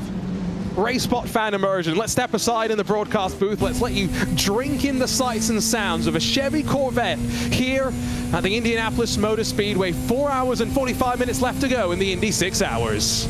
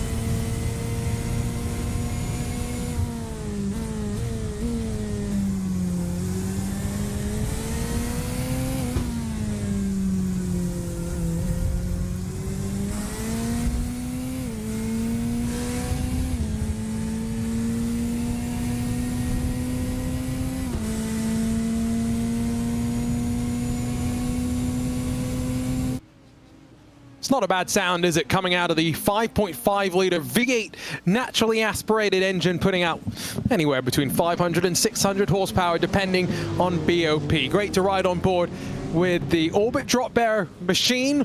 AJ Marston behind the wheel right now. We did see that team competing in the VCO IndyCar Challenge earlier this year. Their official debut technically came in that championship, but great to see them here in Top Split as well. No livery, yes, but we'll get the factory livery instead.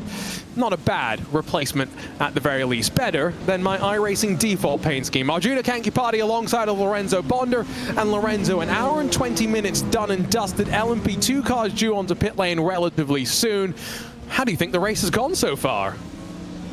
Besides the craziness that happened at the very first passing of the cars and the pre-race, can you even call pre-race shenanigans that happened, or the start shenanigans?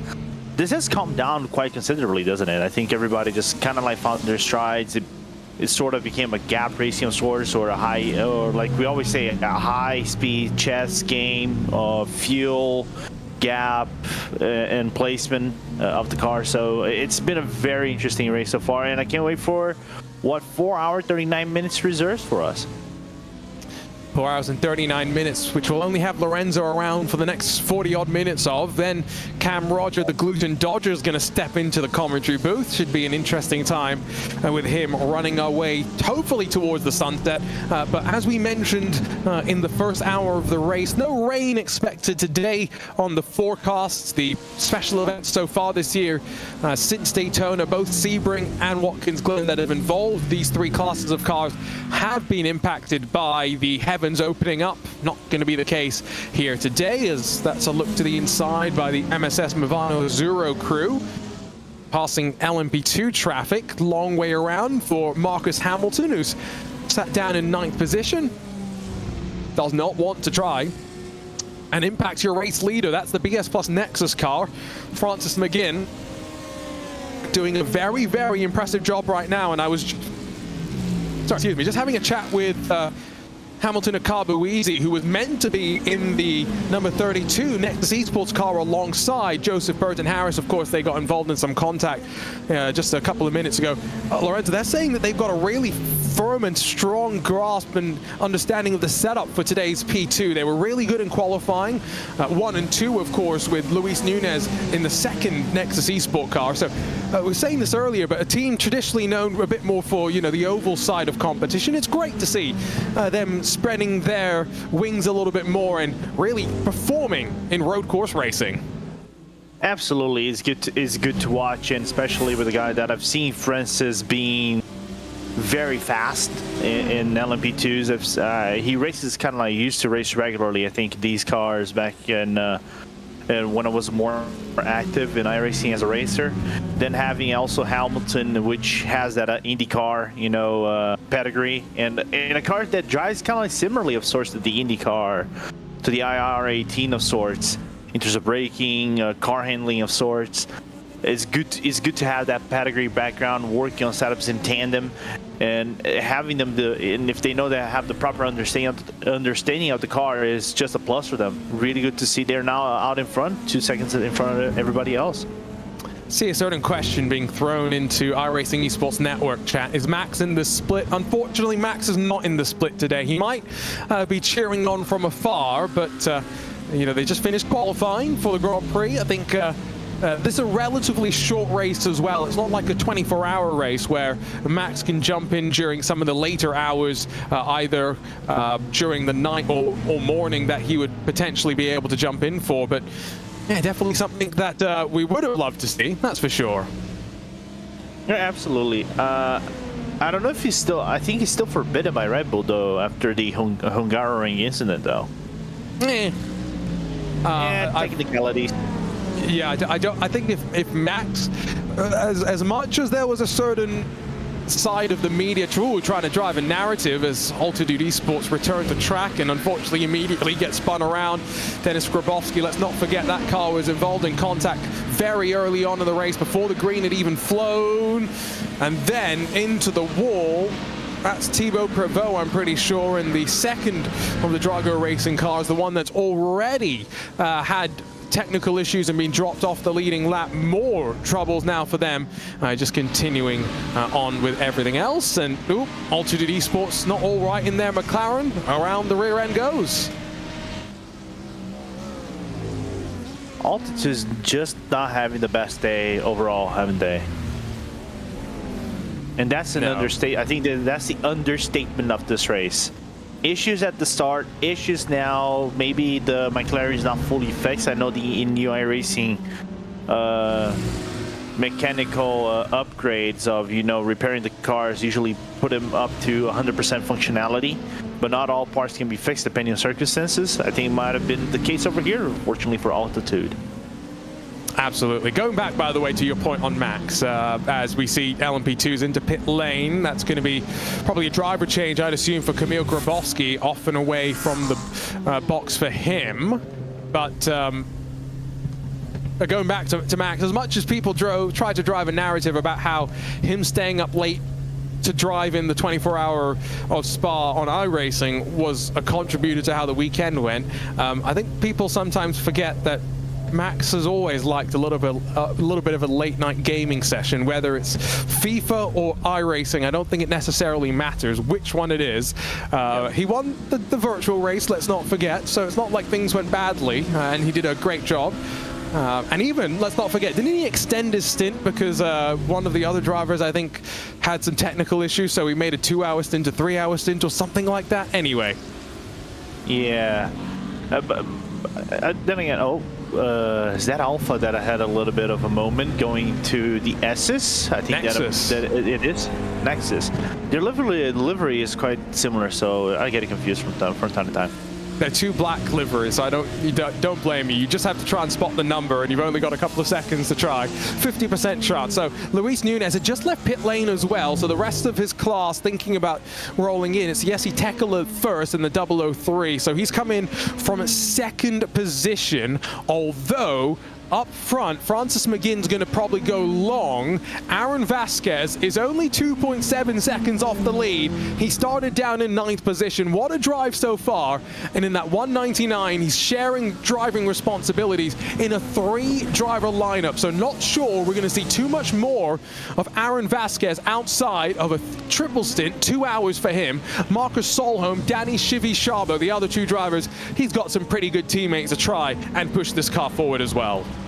Good prototype specialist in the car as well, so the pace is going to be relatively one of the same, but that makes kind of like sense for Aaron. He has bigger things to worry about today. Yes, FIA Formula 4 Esports Championship and the Apex Racing team do have a considerable number of drivers entered into the championship as well, so that's going to be one. The name that most caught my eye, trying to phrase it correctly, was Alex Dunn. Great to see, a driver competing in the real-world FIA Formula ladder, jumping over into the virtual side of things. Gordy Much, Hugh Barter, 2 more real-world drivers joining into the mix as well, alongside Vasquez, Alejandro Sanchez, and Luke McEwen. So 6 representatives for the Apex Racing team. Think we'll see a couple of the Stormforce Gaming liveries as well. Very much looking forward to keeping my eye on that coverage, which again, just a reminder, checkered flag for this race around 2:40 Eastern. We go off air. The FIA Formula 4 Esports Championship goes live, and they've got 2 races today as well. Mugello and Okayama, the battle for $25,000, kicks off later today, so should be a lot of fun. Meanwhile, GTPs, we're watching right now the fight for third as Peter Zuba's got Pinto, Hoffman, and even Ricardo Rico starting to close. But your race lead, Lorenzo, it's closing. It's 5 seconds now between Danny Lorenzo and Alexander Spetz. Yeah, it's cooking. Something is brewing in the lights of Spet's home place. We know that he's fast. Give him the opportunity, give him the opening. He's gonna try to take it, and I'm very impressed with this stint from Spetz. I just wonder if traffic could be the detrimental factor for Lorenzo's lack of pace on this split, or just Spatz going full flat out and basically just doing the groundwork for his Williams team to get that gap against the BS competition car. Remember, Spets did slightly short fuel, but I don't think that necessarily attributes him to cutting the gap in half as race off of pit lane. Ciro Zambra hands the Alpha Esports car over to Jack Badger. Daniel Ferguson has stayed in. So I do think we're probably seeing the difference between 2 driver lineups and 3 driver lineups, where 3 driver lineups, they do triple stints as much as they can and just do 2 hours per driver and get it sorted that way. Danny Chivisciabo is taking over, though, from Aaron Vasquez, so maybe they're just getting him out a bit early so that he can go and focus on some of his other responsibilities. Are we going to see Will Murdoch in to replace Francis McGinn, though? I think that's the question I've got for your race leaders in the 14, because then we'll get to see a bit of a pace comparison. McGinn's coming into pit lane. We're about to find out.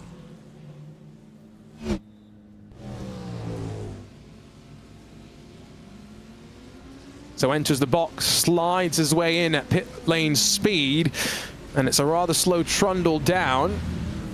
That's passing a couple of the other cars that have been involved in drama so far today. Officially now another half hour burned off the clock. We are 90 minutes away from the halfway mark of this Indy 6 hours. McGinn hits the marks up on the jacks while fuel's being thrown in as well. McGinn out. And Will Murdoch is indeed going to jump on in. Might be, I think, the first time I've seen Murdoch on top split racing. Well, I do commentary, of course. Now, he did post on social media some of the lap times that he's been doing this week, and he was actually about 2/10 faster than Francis McGinn, who was in turn about half a tenth faster than Aaron Vasquez. Now that's fastest average race lap, so Murdoch's going to come in here with confidence. Danny Chivisciabo is right behind Vasquez, though, so we are seeing some of the very fastest drivers in this car out there in competition right now. 35.8 seconds stationary, fiercely forward, also into pit lane. Where's the Apex Racing Team car, though? Where's the 199? Is the 14? Blends back into the track. There comes the blue and black, the Corby Racing Crew, led now by Chivisciabo. Antiohola has taken over in the 03 from Jesse Tekla, the 003 that is for Grid and Go. 3 cars up front, now separated by 3 seconds. The gap is basically non-existent, so that's really good. Now, what would you say he has the biggest pressure right now to perform? Murdoch, Chivisciabo, or Ahola? Depends on what type of pressure you're thinking about, right? Because I think if you're Will Murdoch, there's less pressure because you weren't sure if you were going to make it to top split, and now you're leading, you're in a great position. So there's the pressure of leading, yes, but there's also the release of pressure from, you know, being in a position that maybe you didn't think you'd be in. For Chivisciabo, I think there's pressure because you'd expect in many ways, right, as the more experienced iRacing LMP2 and prototype driver, to be maybe pushing the pace. For Antiohola, let's be real, you and I, Lorenzo, we've commentated on him usually in a Porsche GT3 car in the last couple of years rather than the prototype. So from that perspective, he's in a new class, maybe less pressure for him from that perspective, right? So I think, you know, each of the drivers can probably look at this next double stint that they've each got in slightly different ways. Yeah. And it's kind of interesting for me to see Antti doing LMP2s. I think if I had a bingo card now, it's kind of like I see the motto of my life nowadays is bingo cards. Is that how you know you're getting old? Yeah, oh, sorry. Don't get me wrong. I'm older than you by 3 years, which is not much. I'm only 3 years away from bingo is what I've just learned. Yeah, basically, you know, I would say bingos is timeless. You can start as, I think, once you're 30, you can start your bingo cards, basically. I would say that Antti going LMP2 is not on my bingo cards. I would say maybe Grid and Go GT3s, but then again, the GT3 lineup for the Grid and Go is so stacked nowadays that makes sense for him to go try something else. Yeah, I guess they've got strength in numbers across classes as well. So he's got the chance to try out new cars and classes, right? So you look at Sim RC where Hola used to be, but we saw Kieran Harrison and Karin Tengunes so dominant in touring cars for quite a while, but then break that sort of norm and seen some GT3, some LMP2 from them in the last handful of years. So yeah, as drivers, the sign of a of a great driver, in my opinion, in many ways, is the adaptability, that ability to jump into a new car, a new track, and just be quick. And as we see, a couple of cars down to pit lane, a spinning Jarno Koch in the, well, speak of the devil, grid and go GT3 machine. That doesn't seem to have worked well with the World Sim Racing entry. Yeah, next. Never mind. The mound. Yeah, that World Sim Racing car was off the pit lane by itself. Yep, grid and spin, unfortunately. You've been sitting on that one for a while, haven't you? I have been. Oh, grid and spin. You're definitely not getting any grid and go merch, at least this year for Christmas. No, I'm gonna tell you, my subscription might actually be canceled after this. They're gonna go in and actively find Lorenzo, ban him from access to all grid and go setups in the future. Dominic Hoffman, let's jump on board in the Porsche 963. Now, no matter what GTP he's in, we know Hoffman can be fast, but he sprung to prominence last year in the BMW. The fact that both Redline and Hoffman are in the Porsche says a lot, Lorenzo, right? The fact that the Acura is no longer the dominant car in 2024, which it was in some of our special events. It's so different, though, to going back a year ago. All four of the manufacturers do seem to have relative strengths and weaknesses. Yeah, that's really good to know, to see. Normally, I would expect the Acura to still overperform over the Season 4, but then again, seeing the Porsche, you can say the renaissance of the BMW. Thank God, because I drive the BMW in GTPs, and normally it was the weakest link on high-speed tracks of sorts. Now seeing everybody still strong, there is a even distribution. The one track can beat the Cadillac, another track can beat the BMW. The Acura can overperform one track. The Porsche now can overperform. Normally could be the strongest car in Indianapolis. So seeing this good distribution among Season 4, and I hope it goes onwards, for me is a plus. And Hoffman is really good driver in any car that he's given it. And of course, it comes off this weekend and next weekend's race as well. Comes off the back of the news that there's another manufacturer coming to join the IMSA party in the GTP classes. Hyundai, technically Genesis, are going to be entering IMSA with what will be an LMDH car, but running in IMSA under the Genesis branding. So going to be very, very cool to add yet another manufacturer. Already have seen Lamborghini join the fun this year as well. Spinaroonie for the 23, that's Daniel Ferguson. That's gone around. Team manager, I've mentioned on a couple of occasions. They say lead by example. Don't think that's the example you want to lead by, sorry. Yep, not at all. I'm not quite sure if he came in like a wrecking ball and maybe from a little bit too far back, but you usually put the onus on the faster car to make the move responsibly.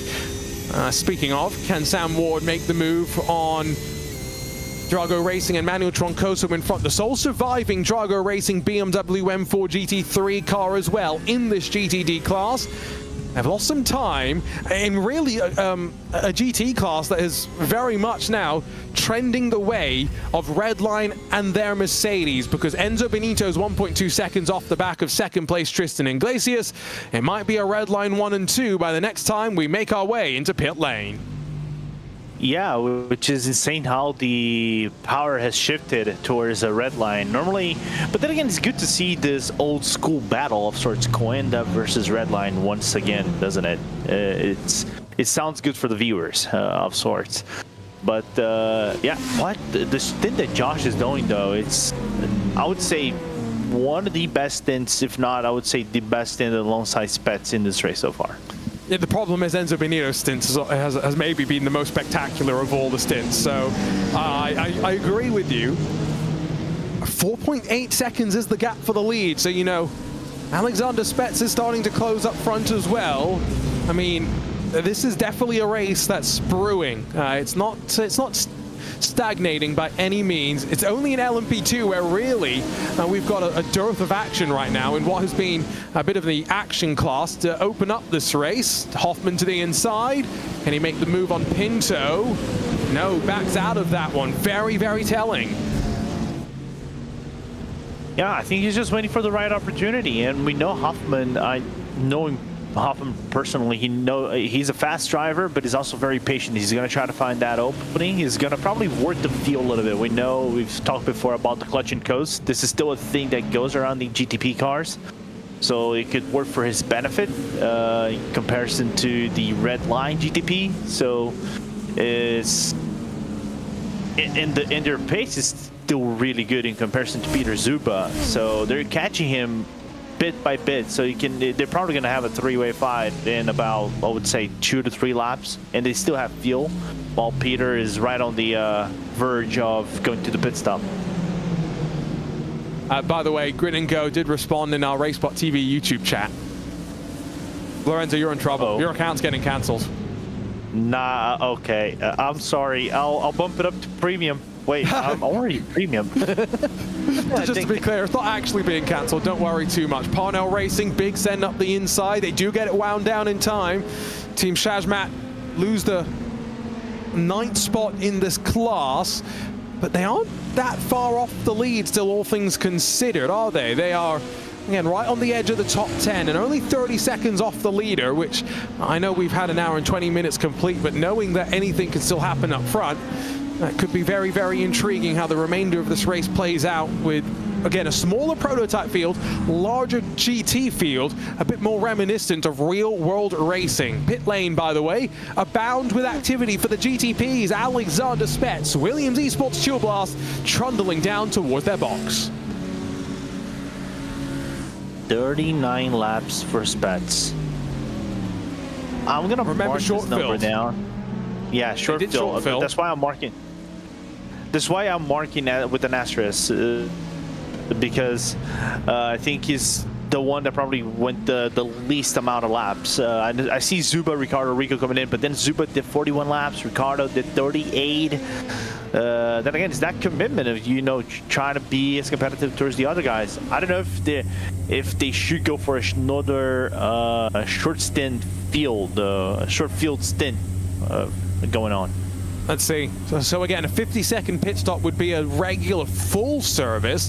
Anything shorter than that, you can see he's already dropped off the air jacks and all 4 Michelin tires have been replaced. It's now just energy being added to that car. Drama, by the way. Drama. Viras Coando just lost second in the GTD class. Oh, Benito, he's lost second as well because it's a Williams Esports Racing Prodigy team that have slid on through. Beckham just here to second, Mahler racing to third, and we were so focused on GTP pit stops. Look at the drama down to turn 7, end of Holman Boulevard, and 2 classic teams, 2 classic rivalries, or rather 1 classic rivalry being reignited here today. Well. The sparkling conversation are gonna reignite on some Discord and things like that. Has the rivalry been reignited once more? Enzo Benito. Ooh. Love you, Enzo. I think that's a bit late. That's late. That's way too late. Tries to take advantage of the traffic, but I tell you what, you know how often we talk about sim racing lands and how you would probably be less aggressive if you had a land because you have to go and talk to your competitor afterwards. You know who Tristan's teammate is, right? Is it Pashala's this race? No, but that would have been funny. No, it's Einjan Guven. Oh yeah, it's Guven. Oh yeah. Yeah, I love the conversation is going to be quite lively. Yeah, the conversation would be quite lively if you had done that. Oh, okay. The Benito's car looks all right? There's no damage that you're seeing. No. I think there was a very tiny contact that would have been just like, if there is any damage, it probably would be cosmetical. Tristan should maybe have opened the corner up a bit more when he saw the dive coming, but I'm not saying that it's not his fault. I just want to be clear. I'm just saying maybe he could have avoided the incident. I'm not blaming him one bit.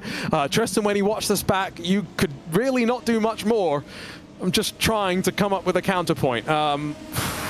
Yeah, I think the Coanda cars got away without any damage either, except just maybe damage and frustration to whatever strategy they had been working on. Yeah, which is insane how probably Cohen's strategy will be right now to try to make up the ground that they lost. Put it on pole. Josh Thompson drove a pretty good stint in the initial hour of the race. Yes, there was contact that pushed Coanda wide, but Redline then started to build their speed up. Enzo Benito's got some work to do to try and make it a 1 and 2 once again. But he's right on the tail of the Marla Racing team and the Williams Esports Racing Prodigy crew. Meanwhile, GTP, let's go back over there. Alexander Spets, after coming out of pit lane, relatively clean air for him, so he's got the hammer down. 1:14.606 last time by, fastest car on track. And as Diogo Pinto flashes the lights and tries to get some traffic out of the way, they're staying on track. So still waiting for Lorenzo, Pinto, Hoffman, Carroll, Munoz, 5 cars up front, yet to come down pit lane. Yeah, I would expect them for to go all the long distance, 41, 42, maybe 43 laps. That's the biggest we've seen for these GTP cars, depending how aggressive they are on the fuel strategy. So I think there's some pressure for Spets to perform on these out laps. But oh, look at the craziness to go around over here, man. And there was some fuel saving into turn 7, that's for sure. But I'm not sure if that's been the main focus for Dominic Hoffman. We saw some cars go as long as, what, 44-odd laps in the first stint of the race. Are we going to see any of these drivers decide, you know what, let's get out of this traffic, let's bail. Let's try and do something different. Yes, Dominic Hoffman read my mind, or maybe I read his. Diogo Pinto stays out there. Hoffman Drago Racing number 6, though, had to try and find a way to build some track position. I would not be surprised if this ends up being a slightly shorter stop. Yeah, same. I think this is going to be a short stop. I don't... Who's driving with Dom today on that car? That is going to be the talking point, though, because I will completely see Dom handing out the car to someone else. And then maybe Diogo is going to hand the car off as well to Gustavo Ariel. So we're going to see how they're going to perform if that's the case. Dominic is paired with Vlad Kimichev, Ricardo Rico paired with Timo Roda. So that's how the two lineups for Drago Racing and GTP go. And again, remember that they are split. Hoffman in the Porsche and Ricardo Rico in the BMW M Hybrid. Now, does not seem as though Hoffman's getting out here, and so maybe the strategy here is triple stint for Hoffman to open the race, triple stint for Kimichev in the middle, and then put Hoffman back in for the final 2 hours and another triple to the very end. Danny Lorenzo's also hit pit lane. So I think we're about to see if the race leader stays in or if Phil Dinez is going to jump in for the very first time into the BMW. Yeah. But we gotta give him props regardless for the stint that Lorenzo has did. First 2 stints, amazing work, and keeping everybody at bay. Yeah, he hands off the car. And so his teammates, so Fudinez, here we go. California's own, although I'm not sure if he's out in Italy or back home in Monterey. Dinez, it might be close with Alexander Spets on pit lane. Spets did have a slightly shorter stop, 44.9 seconds stationary. Diogo Pinto's coming in as well, so we'll see if he hands over. If the Brazilian Gustavo Ariel's going to take over as up onto the jacks, Michelin tires and fuel going into the car and onto the car.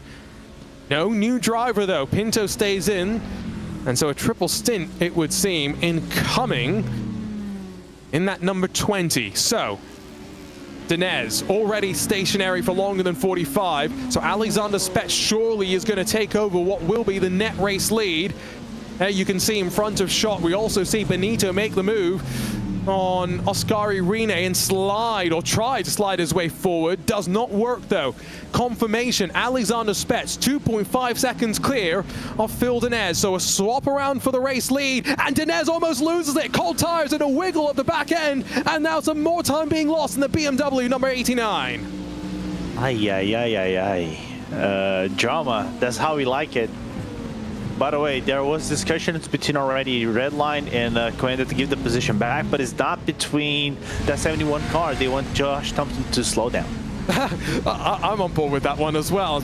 I mean, look at that fast hand reaction from Phil Denez. I mean, I said that he's more familiar with the GT3 and GTD cars, but he's very capable in the prototypes as well. There's no ifs or buts about that one. Now, Benito's going to have another look up to turn 12. Backs out of it. And I'm thinking 10 minutes away from the top of the hour. They're not far away from making their way back down to pit lane as well. So a car that went rather short in terms of pit stop time. Benito was around 7 seconds shorter than the rest of the field. Benito's probably due for a pit stop sooner rather than later here. Is he going to pull out of line and make the move down to turn number 1 with some traffic making its way past as well? I think that BMW's got just enough speed in a straight line. Holds on once more. Yeah, I think what helped them is the fact that you have a LMP2 car right in front and grabbed some tilt out of it, especially coming into the corner. And that's why he survived for one more lap. Bounce their way over the curb as Williams Esports Academy, the LMP2 car being driven by Kamil Grabowski, makes the move. Might have opened up a gap a little bit more to Beckham Jasir sitting in second. It's 14 seconds between your race leader and these drivers squabbling over right now the final 2 spots on the podium. Might need that order to come down for Team Redline to let Josh, or tell Josh Thompson to slow down and to give a position back to Kawanda that would end up seeing a battle for the lead emerge. But right now, very, very comfortable up front. And Josh Thompson, let's not forget, we mentioned this slightly earlier in terms of the lineup, paired with Sam Kuijten and Florian Lebigra. So once this stint comes to an end for Josh, that's probably his day done and dusted. Yeah, he's going to enjoy just another nice day at the Isle of Man. I think he's still staying in the Isle of Man, though. Yes, no, I think the long-necked driver will probably be sitting and waiting to see if it would be a victory or if there's going to be some more chaos erupting. So Owen Carroll brings in this number 7, the orange BS Plus competition car after going 43 laps. So clearly they are trying in terms of some sort of fuel strategy to do something different from the rest of the field. They are the only ones. Everyone else at this point has been out on track for a couple of laps at the very least. Alexander Spets is going to re-inherit or inherit the overall lead of this race. And now after Phil Denez made that small error on the cold tires, a good 5 seconds clear for the Williams Esports Chill Blast crew. This is going to be a very important stint of the race because for Alexander Spets, clean air up front, they're committed at this point to the slightly shorter stints on strategy. This is going to be his last chance to make an impact. They've still got to get Matt Farrow and Ate Kauppinen into the car to fulfill their fair share as well. Yeah, and but Spets has already put the work for the team, which is really good to know. You know, he basically put the pressure on Denez. We see Denez falter a little bit, lost about 1.5 seconds on that mistake coming out on the outlap. But for me, what is interesting as well, I know the gap is very big, and is this team, this BS team that has been driven right now by Nicholas Bö, I think Owen again has done 44 laps on his stint. That's 2 stints of 44 laps. I would take note of that. I don't think this is going to be enough for him to go to the lead, but I would say I would watch that top 3 battle if they pull out every single stint and they are still competitive against Redline, Race Clutch, and other teams. It could make a difference. Yeah, because remember, again, if it's the top 2 now really fighting for the lead because they are split by 5 seconds and then 25 seconds back to third, it could very much just come down to staying out of trouble. And yeah, like you say, just continue to go long. They're the only team committed to it in the 12 car strong GTP field. And the Williams Gaming Club, Josh Ladd now behind the wheel, doing the best that they can to try and salvage something from this race after starting in pit lane, make their way around the Veras Kawanda car. Veras Kawanda's number 8 now down in 5th position after a second bit of contact with various cars today, this time with the Redline GTD at turn 7. What are they going to be able to do? Ian Changuvin likely to jump in next time by, and pit stops for GTD. The window opens in around the next 5 minutes at the top of the hour. So Nicholas Boyd's come out in front of Ross Woodford and Josh Ladd. Meanwhile, some 3 wide in the midst of some LMP2 fighting. It's Parnell Racing and Nexus Esports wheel to wheel through the chicane. And it's Luis Nunez that just about holds on as Ruben Paulino putting the pressure on. And a little bit of an aggressive move from Nunez on that fast chicane, right?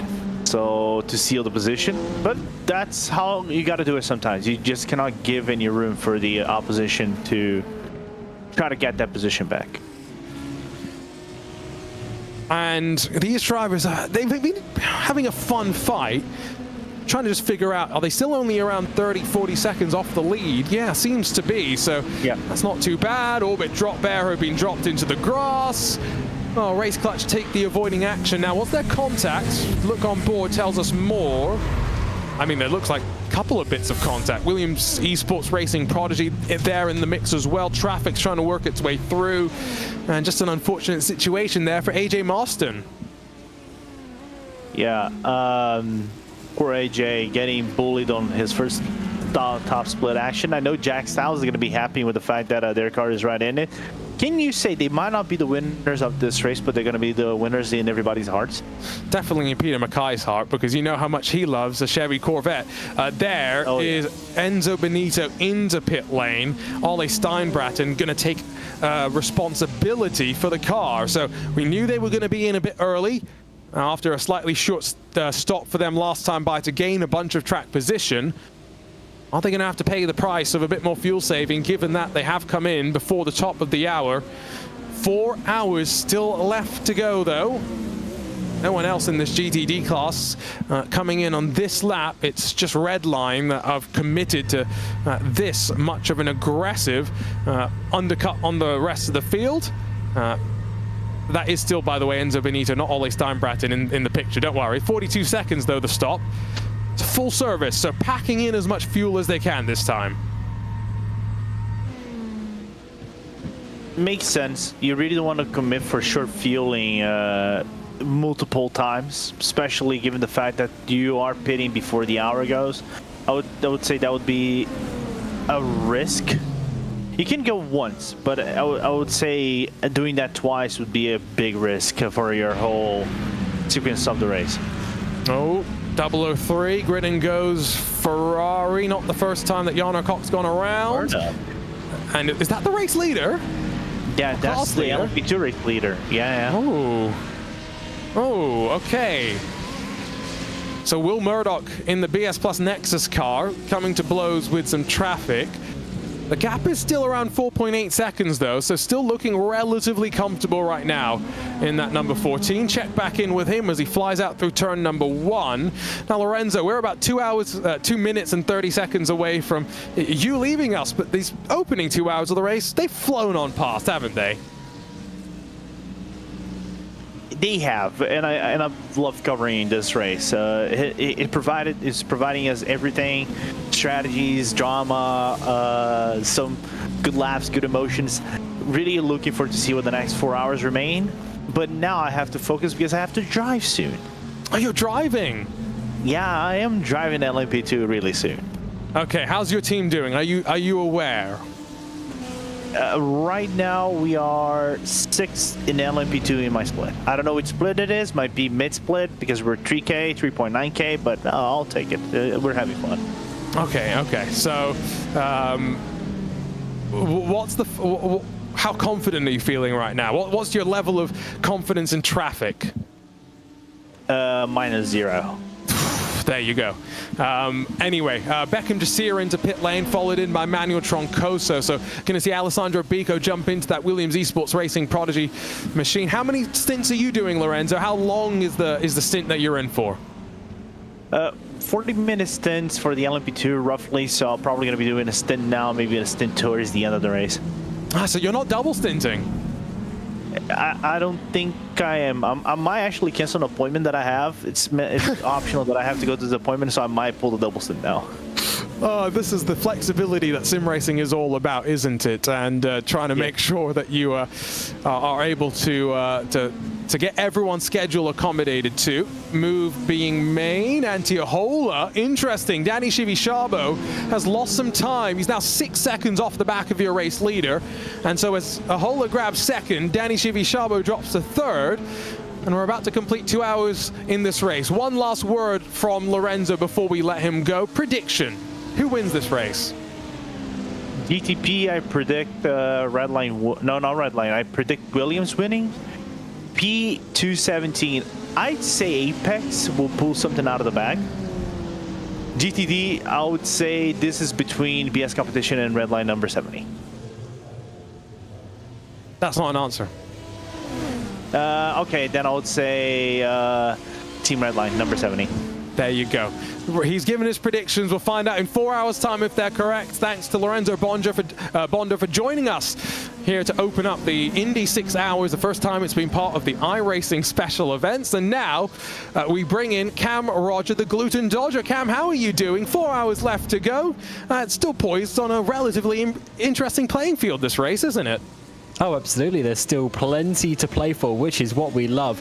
And yeah, of course, only a couple of hours into the race, and I'm sure plenty of more things will happen, but it's always good to see when the racing is still close at this point, as we now come, of course, to second place in your well, just look at the second place in your GT, in your LMP2 country, I should say. 6 seconds there for them, and of course a close battle for that second place. It's getting pretty tense, and of course BS have been leading for a little while now, but I wouldn't be surprised if that comes down in a bit of a three-way fight later in the race. That's what we're hoping for. Redline, by the way, have just dived onto the pit lane, so in GTD, cycles officially coming to an end. But Cam, you know, one thing that we kind of talked about a bit at the start of the race, it's an interesting track for multi-class racing, isn't it? Given the track was kind of designed for Formula One initially, you had the last sector kind of revamped, opening sector, you cut a bit of it off as well. We haven't seen as much traffic chaos as maybe we would have expected, but I don't think that's necessarily a bad thing. Yeah, this track has changed 15 times over the years in many different ways. Of course, as you say, it was made for F1 initially. Then it was, of course, changed for MotoGP. They went in the reverse direction as well to what we're doing now. And then, of course, we had the sort of the update to that in 2014, I believe it was, where we then cut through onto the back straight like we have nowadays at Turn 4. So definitely some big changes over the years. But I actually still like coming back to this one. I know it's potentially not the fan favorite track out there compared to the likes of Spa, Nürburgring, etc. But I actually really kind of like this track, and it has an odd flow to it that you wouldn't necessarily expect, but it's pretty tricky as well. It's got some big curbs here, and of course this fast, awkward flowing section towards the back end of Sector 2 as well. So yeah, definitely a tough one for the drivers. And you talk about flow. I am so glad we removed the switchback hairpins at the start of the lap, because that ruined the flow for me. The chicane that we have with the high curves, it can be quite dangerous in some ways, but I much prefer it to what we used to have. P217, the P2 cars continuing to fight with the race lead, now 5 seconds or so, with Will Murdoch's car taking advantage of the slip up from the Apex Racing team, the 199, to just re-establish a bit more of a margin up front. Virus Kawando have just brought their car down onto pit lane, so going to be very interesting to see where they come out in relation to those that have already pitted. Both Redline cars doing a full service. Alessandro Bico has come out 11.8 seconds back from Sam Coitus, net class leading number 70. Ole Steinbraten a further 6 seconds behind, and so with Ayn Guven jumping in to take over the VRS Kawanda car that put it on pole position, hoping and expecting that they'll probably come out not far behind the 71 machine. There is the 8 getting its service. Yeah, and that's what we can hope. Of course, there is going to be that little bit of a gap for the 70, but this car's got a fast driver in it now, so he's going to be chasing them down, and they need to obviously see how that's going to work with the strategy, especially with the 71 you mentioned. But 5-10 minutes ago now, pitting before the hour, that of course will catch up and come back to to their plate at some point later in the race, where they'll have to do some fuel management or an extra pitch up, something like that will be coming into towards their vision. But for now, obviously, they're just focusing on trying to get that track position and trying to work their way in that regard. So already have seen Steinbraten go past about 7-8 seconds it's going to end up being, and Guven's going to be just in front, fortunately, of Drago Racing, and Carlos Fenolosa would otherwise have been battling on pit exit with a couple of cars that had already made their pit stop, so would have been for position. Cold tires washes out just a little bit and allows Kamil Grabowski's Williams Esports Academy car to make its way on through, and now we'll look in the mirrors, figure out where the traffic's flowing either side, and work their way once more, of course, into the racing rhythm.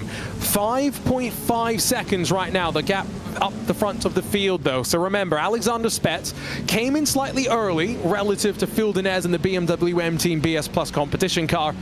Dinez had a bit of a wiggle on his outlap, lost him about probably a second, I would say, or so. The gap holds at 5.8 right now. It's crazy to think that after the opening 50 minutes of the race, the number 89 cab had what was a 14-second lead over the rest of the field. That Williams Esports Tour Blast car is flying right now. Yeah, that just shows the speed that Williams have since we've had this GTP category come out at the beginning of 2023. They, of course, dominated many, if not all of the special events last year, and they've continued on with their speed with it this year. So they are in good form. Of course, it's been quite a few months now, quite a few races, but they are continuing on. And BS competition, not necessarily always the ones who get the results. They're often quite unlucky, unfortunately, when it comes into lots of these races, more so than the speed that they have, where potentially they could have got better results, but hasn't necessarily come their way. This time around, though, 6 seconds is the gap, and that was the extra pit stop time that they had. In fact, this car actually had the longest pit stop last time around compared to all of the other GTPs. So obviously a bit of strategy involved in that one as well, you would expect in terms of the fuel loads, but still, that's potentially something that they need to look at in the future. They're still in with a shot. That is way too deep there. In towards turn number 1, as we see in the traffic, just have a little bit of a battle that they probably wouldn't have wanted. I mean, these are the moments, though, that help. This is what Lorenzo was speculating. Maybe the 89 got the rub of traffic in the first stint, and then everyone else got the rub of the traffic in the second stint. And one thing that you said, they've had speed, but they've not always had the luck, and the results have BS competition in this GTP class. You are a golfist, as am I. And there's a very famous saying in golf, right? The more I practice, the luckier I get. I almost wonder, though, in motorsport, it's hard to practice every single racing situation that you're going to be in. I know in golf it's difficult as well, but you think about the chaos that traffic can bring. Maybe at this level where everything is a sprint as well, the margins are so fine that in BS competition we talk about them having luck, speed but not luck. Maybe if they, it's a horrifying thing to suggest to a racing driver, if they drove a little less fast, they'd have more luck. Is that a crazy thing to suggest as Williams Esports pit fit that turned around into the gravel? Yeah, that was a bit of bronk there, in towards turn 4, and unfortunately that's a long trek back to the racing line as well. That wasn't just a spin and get back and going. Unfortunately, lost a bit of time there. Not ideal. Probably have a bit of damage on the rear right of that machine as well. But you're definitely correct in terms of the traffic management actually being the key factor in these multi-class battles, especially when we have the 3 classes, even more to deal with. And also when you're in the top category, you have your speed is sort of governed by the traffic in many ways and how you manage it, because you can't go flat out all the time. Sometimes there will be a GT on the apex of the corner when you want to be there, so you have to balance. Are you going to dive down the inside? Are you going to wait and get past them after the corner? And it's really getting in a bit of a flow with the GTs. And if you're one of those drivers who's always dive bombing a car, you always seem to find yourself in that situation because you're always, sort of losing yourself time. Whereas if you just follow them, go through them nicely, the gaps just seem to work out, work and open up for you. And GT3 cars, GTD cars, as they're called, put into the class in this race, they're actually pretty good in terms of, braking performance. They've got ABS as well that enter the corners at lower speed. So when you talk about traffic management, one thing you've got to sometimes remember as the prototype driver is if you come in like a wrecking ball a day late and $1 short, the GT car might actually have better braking performance than you at the very end of the braking zone. GTPs, of course, also trying to, maybe regenerate some of the energy into the batteries as well. But yeah, that traffic management, there's a lot of things that come and factor into that one. I guess we have said that the new layout of Indy is also quite interesting. It was for such a long time, Cam, that we were racing on the older version of the Indianapolis Motor Speedway. We only got this new scan at the tail end of 2022, so it's a relatively recent addition to iRacing as well. And so one thing that Lorenzo mentioned right from the start is we haven't really had much endurance multi-class racing at a high level here with these combo of cars. IMSA Esports came here in 2022 with GT3 and touring cars, but outside of any official races that drivers would have done, it's not like a Daytona where drivers have come here for so many years and they know the track basically like the back of their hands. They would have actually had to do some practice for this race. Yeah, that's is a massive factor as well, because it's just that extra bit of thinking that you got to do as well, because maybe some of the drivers not 100% confident as round the outside in towards the new chicane sequence, and that might be just enough for third place or second place even, but actually in the end it was a Holo going into the pit lane that stopped that battle, but that was a bit of a ascent, a bit of a risk for Apex, and in the end it worked out. You've got to assume that someone is in the ear there of Danny Chivichabo saying they're going to come down to pit lane. Go for it now. Don't worry too much. Or at least you'd hope so. So Ahola's going to probably stay in the car. He only took over in the last sequence of pit stops, so a double stint incoming. 8.5 seconds the margin in LMP2 though. Will Murdoch, PS Plus Nexus, looking very, very strong right now, and not even halfway through the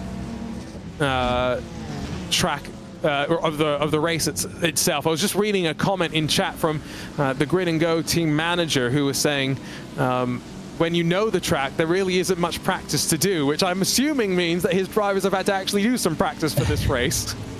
Yeah, at least more so than normal. As always, you got to do a bit of practice to get up to speed with the car and how it's feeling, especially if you haven't been to the track for a good few months, although most of these drivers are very, very active on the iRacing platform. But yeah, for this one, it's a big factor, because it's not about knowing the track itself in terms of the layout like you would on a qualifying lap. It's knowing where the cars, where the traffic are going to be, and even if you're in the GT3s, you got to know where the GTPs and the LMP2s are coming past you and where's a good place to let them go. Especially this one, the exit of 4 into the 5 and 6 chicane. We're seeing a lot of the prototypes go around the outside effectively, and it's just knowing how far back you can be before you need to back out, or if you can go for it. It's little things like that that will just save you those few tenths over the course of every interaction, and that will add up over 6 hours.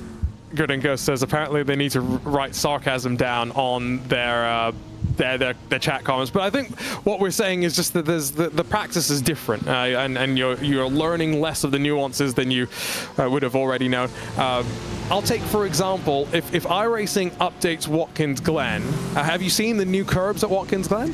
Yes. Yeah. Okay. Well, they're kind of what's the word? Serrations. Yeah. Yes. But imagine that iRacing updates Watkins Glen to those curbs. When drivers are going to the track, the main thing that they're going to go and be practicing is, how do I get through the bus stop safely now? Which, to be fair, is the main thing they practice nowadays when they go to the bus stop as well. But the rest of the track's not changed. So anyway, 3 hours, 45 minutes to go. Lorenzo's given his predictions. Cam, you've come into this race already kind of knowing what has happened. So I don't want to ask you for a prediction. What I'm going to ask is, are you surprised by anything you're seeing right now? In the nicest way possible to BS, I was pleasantly surprised when I turned on and I saw them. They were P1 in the top 2 categories at that point, so that was very nice to see. I would love to see BS get both victories there. That would be a really nice one, and that's nothing to do with the very limited edition scarf that Florian Harsper gave me out in Saudi a few weeks ago. Just had to bring it up, didn't you? I believe it was 1 of 3 in the world, something like that. Maybe. I know. You didn't get one. No. It's okay. What I am going to have to try and get is the BS competition jerseys. I should get one. Need to try and get one in every single color that we had for the Esports World Cup, because it was what? We had the yellow one for Kaiko, we had the orange one for Robbie, red one for Ibra, and then Ferris was in the regular blue. I mean, you could have nicked it off their backs, but I don't know if that would have gone down very well, to be honest. Yeah, those were sweaty shirts as well. I wasn't also that, yeah, after 4 days of competition. Yeah, I wasn't necessarily up for doing that one. When I stole my Williams Esports shirt, I'm pretty sure Javi washed it before he gave it to me. But who knows?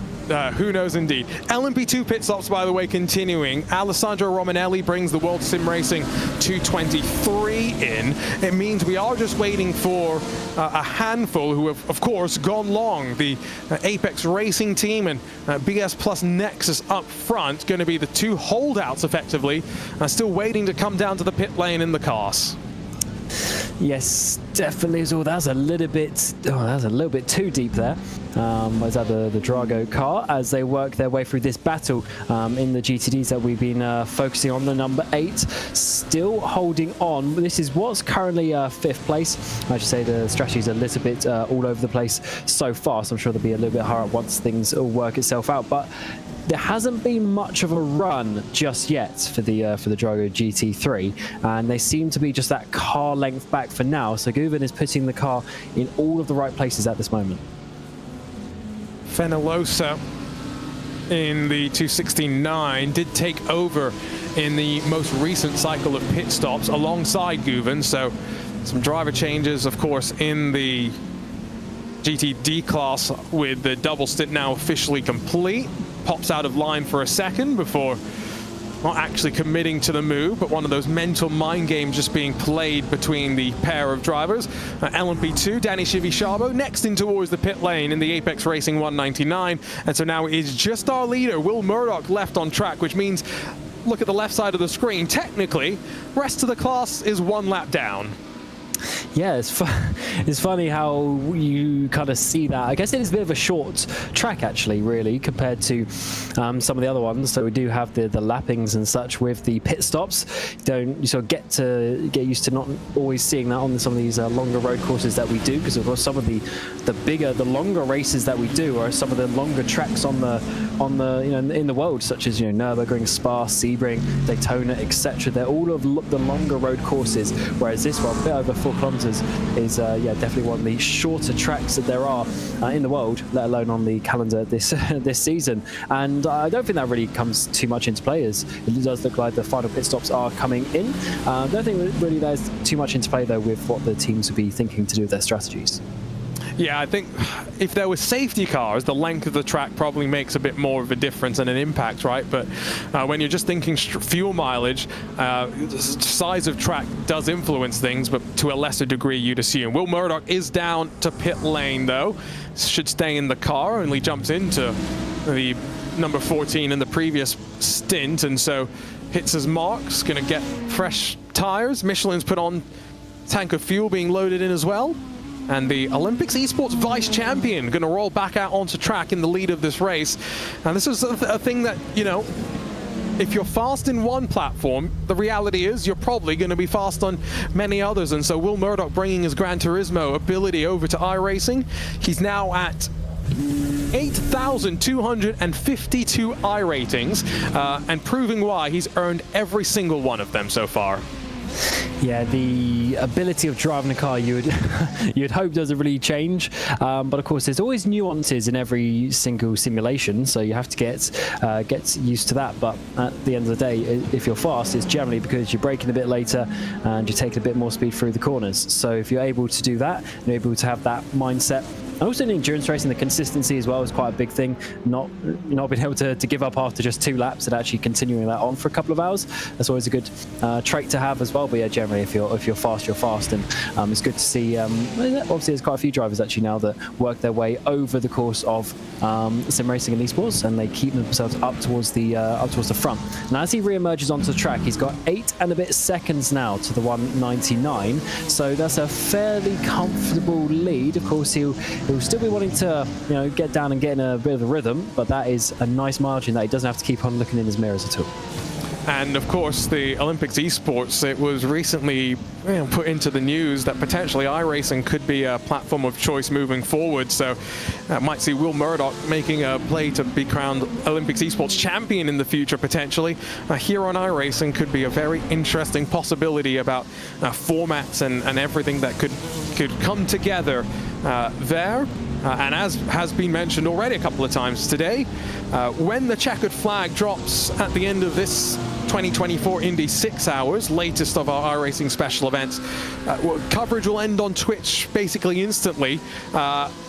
And basically right after that, coverage begins of the first races in the 2024 FIA Formula 4 Esports Championship here on iRacing. And so you can join Evan Pasoko and Joey Atterbury for races at Mugello and at Okayama. And this was one thing that I mentioned, Cam, but you know, it's not just the esports drivers that are getting into the mix here. The Apex Racing team, they've got a lineup where, I'm going to pull it up on my Twitter again, so just give me a second to go and find it. But it's Alejandro Sanchez, Aaron Vasquez, and Luke McEwen, who are their quote-unquote sim racing drivers in the championship. And then they've got Alex Dunn, Gordy Much, and Hugh Barter, who have also qualified for the championship as well. So real-world drivers in the mix too.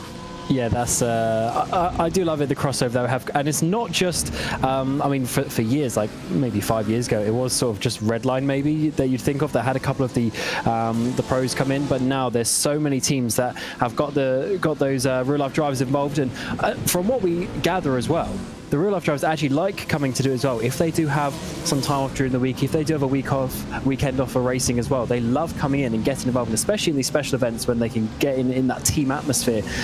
It really does show just how, I guess, realistic the race situation is, as much as you're not necessarily driving the car.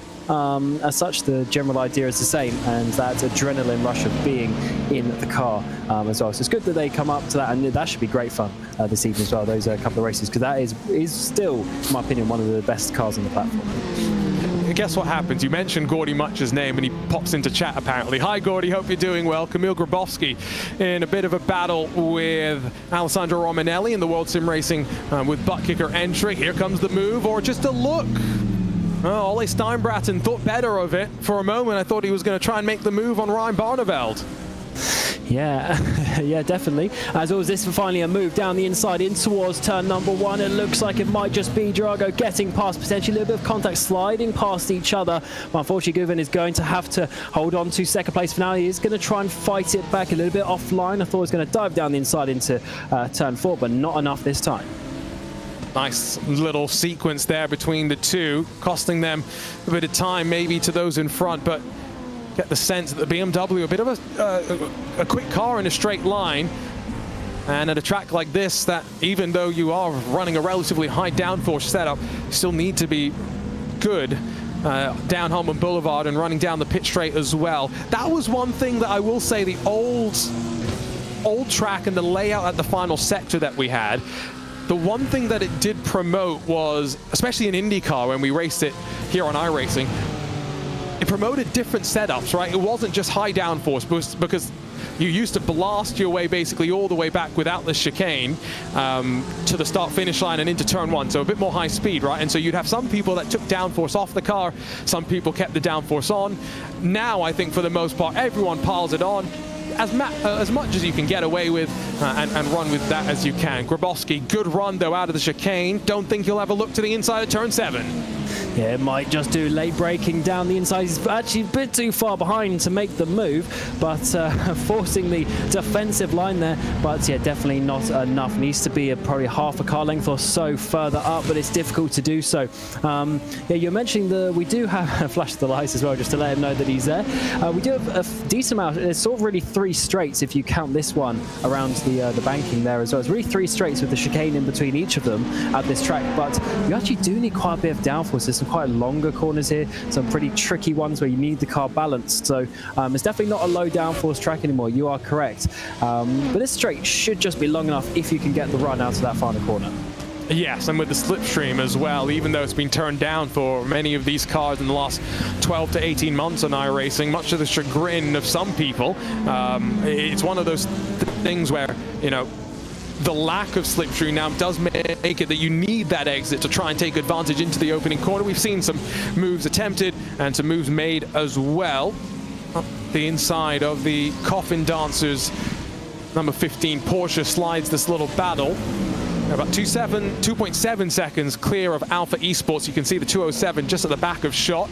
Not far behind either Daniel Ferguson in the second of the World Sim Racing entries, but it is now still 8 seconds, the gap between BS Plus Nexus and the Apex Racing team. But right around when Cam joined was when Antiola made a quote-unquote move that saw him come down to pit lane alongside of the Apex Racing team car that stayed on track. That gap's opened up a little bit more, so the top three has spread themselves out just a little bit. Yeah, because sometimes staying out is actually a good thing, as you have less fuel. As all this is a bit awkward there as they work their way through the S's. This could be very tight. You got to go around the outside of the 98. 34 makes it stick, but unfortunately just losing a few car lengths there. So that is not the ideal situation. So Parnell Racing get a little bit of a break there in this battle. As it stands for, it's currently 9th, 10th and 11th position in your LMP2. A bit of a look up the inside of the background as well. But unfortunately, Zerovic can't get that one past. Just looking at the running order as it sits right now, remember we started with 12 GTPs, 13 LMP2s and 22 GTDs. We've had one retirement in the prototypes, the GTP that is, the Nexus Esport number 32, and then 5 retirements in GTD. Falcon Sim Racing's number 44, World Sim Racing's 123, Drago Racing's 169, the Dory Sports Academy car, and the 001 gridandgo.com machine. No attrition whatsoever, at least so far, in that LMP2 class, and it's been pretty clean in the GTPs. And GTDs, being the slowest class, do tend to get the shortest end of the stick, Cam, but for the most part, about halfway through or getting to that point, still got plenty of people left on the leading lap in each 3 classes. Oh, definitely. It's still plenty of opportunities for these drivers as they go on. Of course, we're starting to see the gap between sort of maybe 1st and 5th in each category starting to open up. We are really getting a sight of who, which teams will be battling for the victory in the second half of the race. But still, it's actually saying, yeah, fairly close overall, which is rather nice to see. We have seen a couple of battles that have continued on and started to get pretty tight.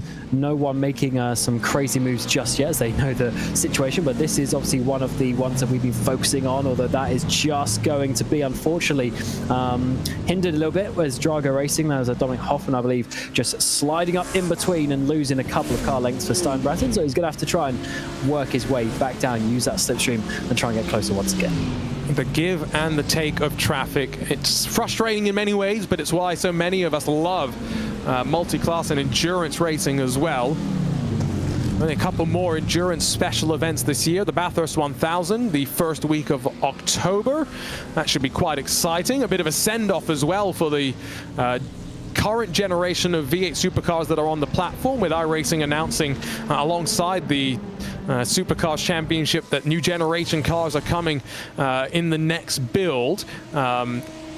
Petit Le Mans, that's in the 3rd week of October, the last chance for drivers in a VCO Grand Slam to earn qualification for the IMSA Esports Global Championship directly. And then last but not least, it's back over to the Fuji 8-hour midway through November. But this month, we've got 2 more special events, Cam. We've got a trip over to Bristol for the Bristol 500. That's next week, so drivers can log in, join the NASCAR iRacing series and have their fun. And then at the very end of the month, let's get the wing sprint cars out and go racing for the Knoxville Nationals, which is wild. Love the Knoxville Nationals every year that we get to cover it. Oh, absolutely, and it's good that the iRacing special events aren't just, oh, there's going to be big content there, and there is, and unfortunately that is a 34 going around. This is the battle we've been looking for, about 10th place in your LMP2s. It was held up by one of the GTs coming through turn 2, and unfortunately there's going to be some big damage on that car. He's wiggling around a little bit. Hopefully he can get it back to the pit lane at least, but that just shows you how you go for the traffic, a car comes around, you're outside, and you've got to be always looking in your mirrors.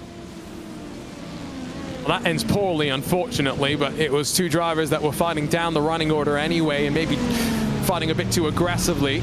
You can see the replay. 34 had already been involved in a bit of contact and maybe then on the curb bounces a little bit too much out wide, pushes into the other car, and uncomfortable. Meanwhile, live pictures, you can see cars heading in through the final sector or so, but your race leader has come on into pit lane. So Williams Esports Chill Blast and Alexander Spetz. It's been a pretty impressive 2 hours and 30 minutes to open up this race. I think that might be his driving time done for the day, though, as he brings the Porsche 963 into the box. Yeah, you'd hope so, unless they want to send him in for the last stint, if needed at the end, but certainly a solid one, getting himself and his team to the front of the field and doing a good job compared to the number 89, chasing down a big margin that, as you mentioned, that the 89 had a 1 point, but doing well so far. To see who's, of course, going to get in that one. Looks like to be Matt Farrow getting in that machine, and then we'll be taking it over for this next middle part of the race. And again, they still have to get the third driver in too. So at some point, we'll see Ate Kalpinen into the mix as well. But Alexander Spetz has done his job. Now he hands over to his teammates to continue potentially a rich vein of form for Williams Esports in these GTP cars. Definitely have, no matter the manufacturer, whether it's BMW, Acura, or now Porsche, being the ones to, for the most part, figure it out sooner rather than later amongst everybody else. Off and away. Green cone's a little bit further down the pit exit than some would think, but then you bleed back into the cars out of turn one with a slight shortcut. So, into clean air for the number 2. Matt Farrow is now officially off the lead lap, but it will cycle back around as the rest of the contenders make their way onto pit lane. Phil Denez, remember, he put a full tank of fuel into his car. It was a 51.1 second pit stop for him. Williams Esports 49.9, so they have also topped off the tank for the first time today. Yes, certainly have, and I do love the little bit of a different strategies going on there to try and get some track position and or try and play the long game. Depends what you want to do as we work our way fairly quickly actually towards halfway in this race. And this is a very interesting onboard camera, seeing all the slight movements in the steering wheel. We've got all the cars around you as well as you work away for this very tricky final sector. Got to go around the outside, of course, easily flat out with enough downforce in these prototype cars, but maybe slightly less so in the GT3s later in the stints, but they still work their way nicely. And we've got cars moving all over the place. We've got the 3 classes all coming down this front straightaway, and there's the BS car getting past those 2 LMP2s we've been watching. And imagine last year in the first ever battle on the bricks for the IMSA WeatherTech SportsCar Championship, just a 2.4-hour race, of course. And they had not just the GTPs, the LMP2s, and the GTDs. They also had the LMP3s as well, so let's just throw some more chaos into the mix. I can only imagine what that was like for the drivers last year. This year going to be a little bit more interesting, of course. 6 hours for them next weekend when they roll on out with, I think it's a full 56 or so cars entered into the newest addition to the Michelin Endurance Cup.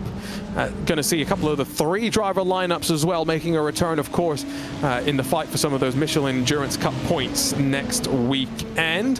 Hoping it's a little less cloudy and gloomy than what we have here in the virtual world, because if we pull up the track conditions, haven't really seen too much of a temperature swing in terms of the track. Wind's still relatively gusty, but we've been hovering around 30 degrees Celsius or so for the majority of the day, and now working past 2:30 p.m. virtual standard time. Yeah, it's been very dull out so far. I guess that's good for keeping the tyres in check, but not necessarily for the background and the photographers and stuff for each of the teams that they get. They try and get some nice shots for their social media, and maybe not so much today with how gloomy it is. So we'll have to go in a practice session and try and do some trickery with that one. But I guess from a longer side of things from the drivers, they'll definitely be happy to have a little bit more performance in those tyres, as this is a little bit tight there for the 223, trying to get down the inside. Of course, we have seen the Williams car make that overtake in recent times as well and get past. This is all getting close once again. Steinbratton can't seem to get close enough, because every time he does, a bit of traffic comes and gets in the way. I think as well, though, right now, remember, he's got to try and get to the top of the hour. They came in, what was it, 4 minutes before the top of the hour in that 71, so first target is just to get back on cycle with the rest of the cars if he can, and then from there I think we'll see some more. Ricardo Rico has just brought in the second Drago Racing GTP car into pit lane, so what that means is we're getting closer and closer for the rest of the GTPs into pit lane as well. Of course, already having seen the Williams Esports Turbulast car make it stop, it's out on track with a full tank of fuel. 1:15.791 last time by.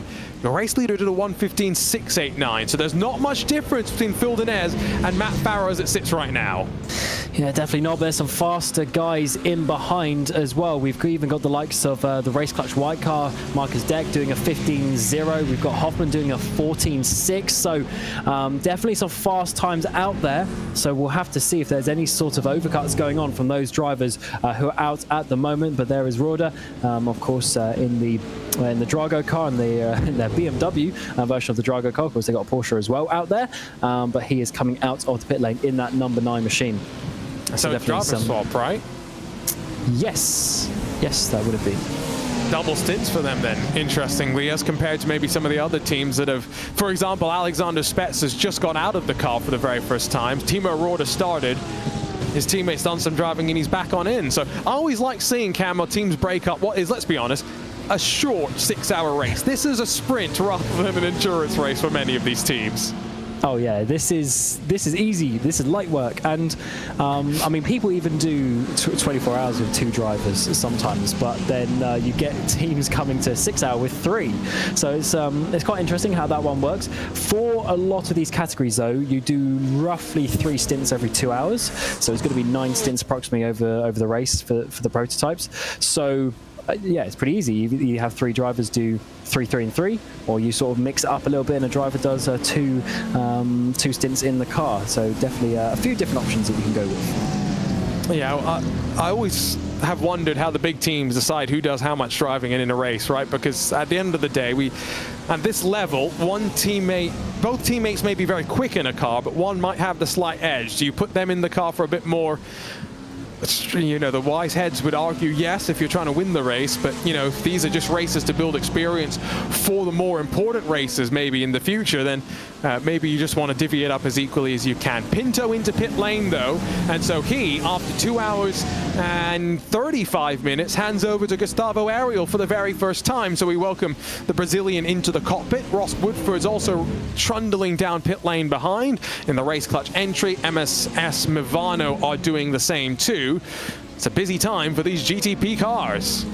Yeah, definitely pit stop time for those guys as they come down the pit road once again. So of course we'll see the cycle of the cars work their way through. We've got quite big disparity actually. So of course Matt Farrow, he's already been out there for 5 laps, yet we've got some cars who are still going to be out on the track for another 5 laps. There's going to be a big disparity already as that is getting very close. Can Steinbraten do anything as we work our way down towards turn 4? Can he get close enough to send it? No, not quite enough. But once again, the traffic almost working its way to helping a GT3 battle, but not enough this time around, and that is going to be very awkward. It's actually his teammate. Yes, it is. It's the red line GTP come through. You have to go way off track to not get involved. That'd be interesting to jump on board with Steinbraten and just listen, because I'm pretty sure you could see the front end pitch down for a second. I thought he lifted, but he slides his way to the inside, overcommits, but slows it down before he runs off the track. Bit of a block pass there, and it's a change for third. Red line once again with 2 cars on the podium. I think Ryan Barneveld might now have to make a decision. Does he continue the fight, or has Steinbraten saved enough fuel that he's now going to push for the remaining part of the stint, and it will benefit Barneveld to just sit and ride behind. Yeah, that was a long time, wasn't it? The 71 was sat there for a good 20 minutes or so, possibly more actually, for a long time, just getting that slipstream, as you say, saving fuel. So you can definitely push now, and I wonder if there's going to be a breakaway, because when you see a car sit behind another for so long, generally it means they are actually the faster one. They just can't quite find their way through. So now that the 10 is in behind, can Barneveld find that rhythm again, now that he's actually got to look on the back bumper of that Mercedes ahead of him and try and keep up? So only 20 minutes or so away from the halfway mark of this race. We have ticked off about 124 laps so far. I think we are going to be shy of about 290 laps at the end of this race, but it has been a relentless tempo that has been set by the majority of the field. We have started to see the separation build through all three classes as well. On board with the Marla racing car, there's only 2 drivers and 2 teams that are within a second of the car in front of them right now. And with 41 cars still left running out of the 47 that started, goes to show how separated out these drivers are right now. So let's turn down the sound of the voices if we can. Let's take another RaceSpot TV fan immersion and turn up the sound of the cars. Now, Cam, last time we listened to the Corvette we rode on board with Orbit Drop there. Is there anyone that you want to ride on board with now? I mean, it's always got to be a Porsche, to be honest. To get that flat 6 magic, yeah, can't be anything apart from that. Okay, so we got Porsches in both categories, but you want a flat 6. So I'm reading into your mind and saying GT3, there's a couple of Porsches running. VRS Kawanda, Team PGZ, they're relatively close to one another. So why don't we jump on? Okay, do you have a preference? Do you want to be the car in front or do you want to be the car behind? I'll let you pick this too. Oh, it's got to be the car behind in all circumstances. All right, here we go. Fans of Iron Gubens may be disappointed, but fans of Team PGZ will be loving it. Let's ride on board with Sam Ward in the 114 Porsche 911 GT3R here at the Indianapolis Motor Speedway for a couple of laps in some RaceSpot TV fan immersion.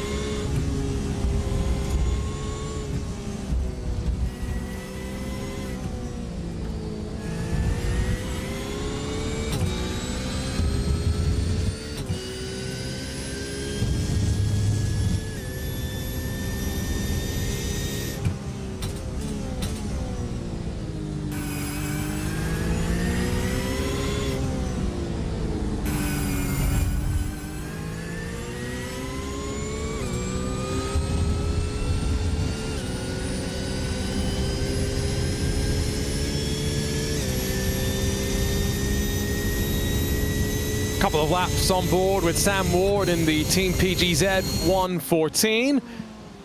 Here as we make our way closer to the midway point of the Indy 6 hours. Welcome along to the iRacing Esports Network to RaceSpot TV. Arjuna Kankipati alongside of the one and only Cam Roger as we settle into the heart of this race. Still waiting, of course, for the final GTP pit stops to cycle their way on through, but on the other side of a GTP pit window, we've got some changes, and it is a net new leader. BMW M Team BS Plus competition rocket themselves back to the net race lead, mainly courtesy of a very rapid pit stop. They had a 40-second time in the box, which means they've short-filled slightly. They have some compromise to give up later on in this race. Yeah, it's funny out there trying these sort of under-fueling strategies, and it was by a decent amount, to be honest. I mean, it's really 10 seconds, so it's got them back that track position that they would have wanted.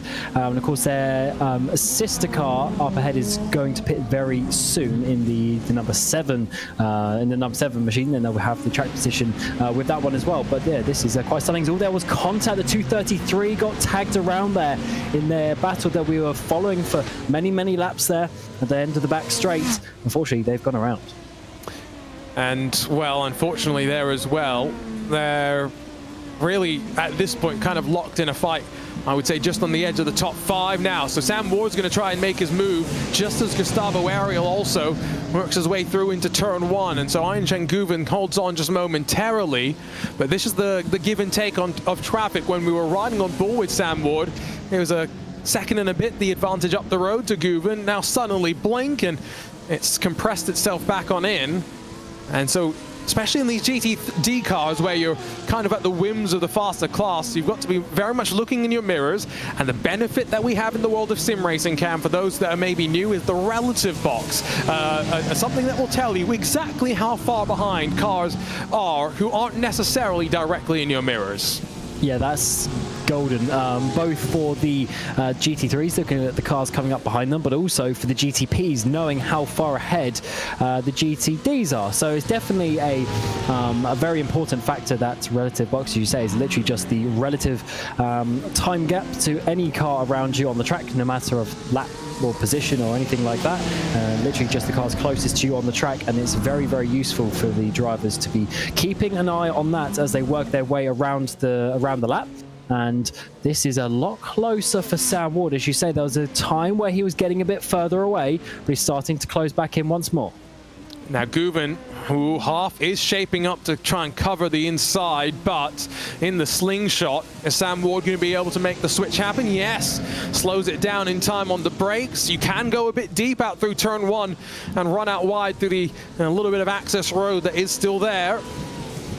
And so, as GTP car goes around the outside, Guven trying to now just set up a better run onto Holman Boulevard. Sam Ward in that Team PGZ 114, 30 laps into the stint. Only 3 seconds off the back of Carlos Fenolosa as well. So these two maybe saving fuel back and forth, much like we were talking about with Steinbratton and with Ryan Barneveld in that battle for third, slightly further up the road. There goes... big move up the inside from the second of the BS competition cars. Does still lead, which this is one thing that we do have to keep an eye on. The fact that the number 7 is going so long into this race, there's a chance they're trying to cut out a pit stop here. To put it in context, the Williams Esports Chill Blast car, they're almost 15 laps into their stint as finally Nicholas Boy brings the 7 into pit lane. Yes, a third of a stint they've already made up in basically half of the race, so that is a lot longer that they are going. And yeah, I mean, even if they aren't able to save a stop completely, they're going to have a much shorter stop at the end, and they'll gain seconds upon seconds on that. They are going to be quite a way back though of their sister car once they do come out, so that's not ideal necessarily for the track position. But if they can save that stop, I mean, obviously you're going to see them cycling to the front of this field is the 34. It's also down, that's the Nexus car, and then also the 137 LMP2 is also in the pit lane. Busy time for some of these teams, and not far away again from GTDs making their way down to pit lane. Sam Coitet, your race leader, by only 10.5 seconds. It's held relatively constant to the Williams Esports Racing Prodigy car ever since Alessandro Bico took over the driving responsibilities there. Of course, sharing the load with, just trying to pull up on my timing screen, Beckham Jasir, who has already done a couple of stints at the start of this race.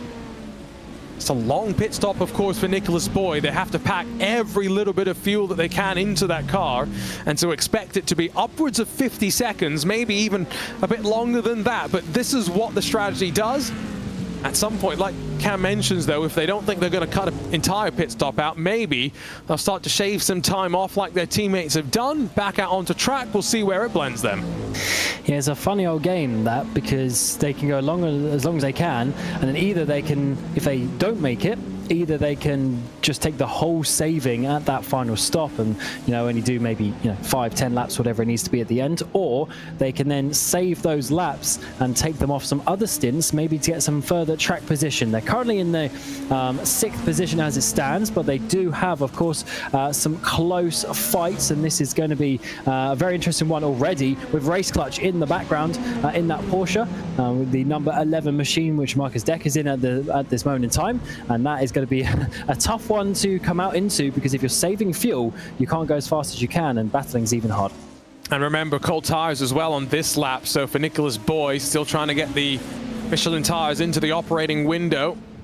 Should be pretty much, though, up to temperature by the end of this lap, and starting to get the best speed out of them. Behind, Marcus Deck's about to close the 10th lap of his stint as they navigate their way through traffic. But this is the thing with the LMP2 cars at times, even though they've been slowed down, sometimes they feel like they have more performance in certain ways than the GTPs. Remember, in what we've seen in some of the rain periods in the Sebring 12 hours, the Watkins Glen 6 hours, 2 of our VCO Grand Slams, Cam, the GTPs were having such a struggle putting the power down. Some of the LMP2s, rather, were faster than the GTPs.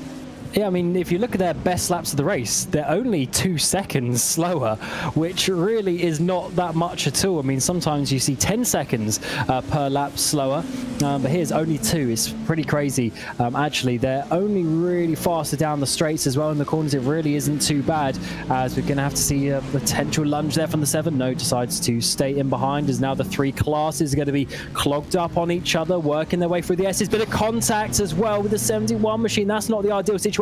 2 or 3 wide they go, even coming out to the X of the S's, and unfortunately Deck got completely just blocked off there on the outside. He probably thought he was going to make the pass, but unfortunately he has to sit behind. Got to make the right choice, right? And so when Nicholas Boy went to the inside, as much as you can understand why Marcus Deck wanted to go the long way around, especially with a GT3 car that tends to understeer out wide, it was always putting yourself in a rather precarious place. But sometimes you, in these GTP cars, have got to do something just based on the performance. At this level of competition, you can't afford to give up too much, as we often talk about. Miranda's M squad, by the way, into pit lane. Nathan Olsen hands over to Alec Bergstrom in what has been a monster first stint of the race, with Olsen doing 2 hours and 53 minutes, and my assumption is Alec Bergstrom getting ready to do 3 hours and 7 minutes. But I guess you make your schedules work around your teammate, and maybe just one driver change incoming for the number 66 crew. Yes, that's what, 4 stints that they've got, so they'll have 4 and a bit left, 4.5 left to the end of this race. So yeah, potentially just splitting the race in half, or at least as best in half that they can. And that, I mean, that's a lot. I mean, even I know sometimes we do see drivers do 5 stints in a row in some of the 24-hour races, but 3 hours is still quite a lot. And also with the prototypes, because you pit a bit more often and you end up doing sort of 4 stints in those 3 hours, in some ways that can actually feel a bit more draining, because you've sort of done the same thing 4 times rather than just 3. We're going to get a replay of some contact. I'm guessing it's one of the Ford Mustangs that's gone around. Racing Lab Esports, powered by Ford, and Glen Key. A little quick 360, gets it back pointed in the right direction. Just loses a couple of seconds, all things considered. Sorry, I got distracted from what I was going to talk about. I've just been doing some investigation, some sending some messages into the paddock, and BS Competition, that number 7 machine, Owen Carroll is being very, very hesitant to confirm, but they are definitely trying, I think, at this point to cut out a pit stop. So when did they come in? They've been out on track now for 3 laps, so they probably came in, what, 8 minutes shy of the top of the hour? Yeah. Does that mean they've got to find 8 more minutes, basically, of fuel saving to cut out and add to each one of the stints they've got left? I don't know how to do the math from here. I'm not a strategist, if you can't tell. Yeah, I was trying to do the maths quickly as you were saying it as well. But yes, I do believe, well, yeah, because ideally they would have pitted at the halfway mark, so potentially they are short of that. But then even then, as I say, if they have such a short final pit stop, if we see 50 seconds for some guys, if they can make that 15 seconds, then that is a huge saving, over 30 seconds of saving. No, absolutely, and it's a long pit lane as well. That's another thing, right? And it's a slow pit limiter, so the pit stop time is a good 40-50 seconds across all 3 of our classes, but you still, the GTP cars take 90 seconds from cone to cone. 40 seconds of that or so, 40 plus seconds, is the transit time. So, like you say, whatever you can do could be very, very valuable. I saw a question in chat, Ian Chinguven. That was the question. That was the entire question. Yes, he is in this race, currently down in 7th position for VRS Coanda. He's behind Sam Ward, of course. That's already made his move. There's a look. Now, that car, the number 8, was put on pole position. So the one thing that we do know, they've got speed, and that's the one thing that you get when you sign Tristan Iglesias, is a guaranteed Porsche up towards the front in qualifying. It's going to be interesting, though, moving forward, with Coanda doing more iRacing moving forward. Of course, Rogers, Warren, De Jong, and a handful of others going to be racing next Saturday in the first round of the Porsche Tag Core Esports Super Cup Contender Series. So future special events, are we going to see some more Coanda cars? Because I think one thing that we have kind of learned over the last 18 months, Cam, especially from Redline, is strength in numbers. The more cars you have, the more drivers you have, the better you tend to do. Oh, definitely. You can't really win consistently when you have just one car fighting up towards the front.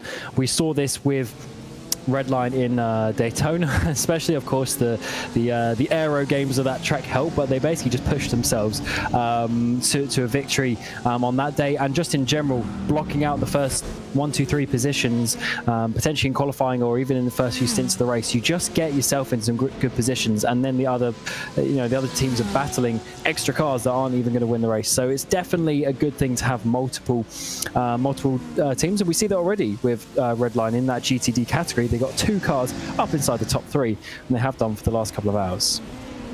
So 3 and a bit hours left to go. We're closing in again on that halfway mark. We're going to hit probably lap 140 by that 3-hour mark. So I think we'll get 280 laps or so, something like that. That would be a good number. Josh Ladd has taken 140 laps to work his way up into 4th position. They started down on pit lane, and in the Cadillac, first Jaden Munoz and now Ladd. They've made their way now past Drago Racing. It's been an impressive drive through the field. They're still 46 seconds behind the leader.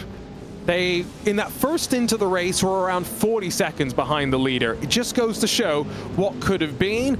Also, just got a note on my timing screen. Something's happened to Matt Farrow. That is not ideal. We're going to have to see a replay of that. There's contact, the 2 getting spun the wrong way at the penultimate corner, and that is it has cost them a little bit of time. Not crazy, but also potentially, hopefully, not some damage on the rear right of that car. But just showing you how you got to take that risk, but sometimes it doesn't pay off. That's unfortunate, and suddenly the gap up front's opened up even more, so keep that in mind. But we'll get back to GTP in a second.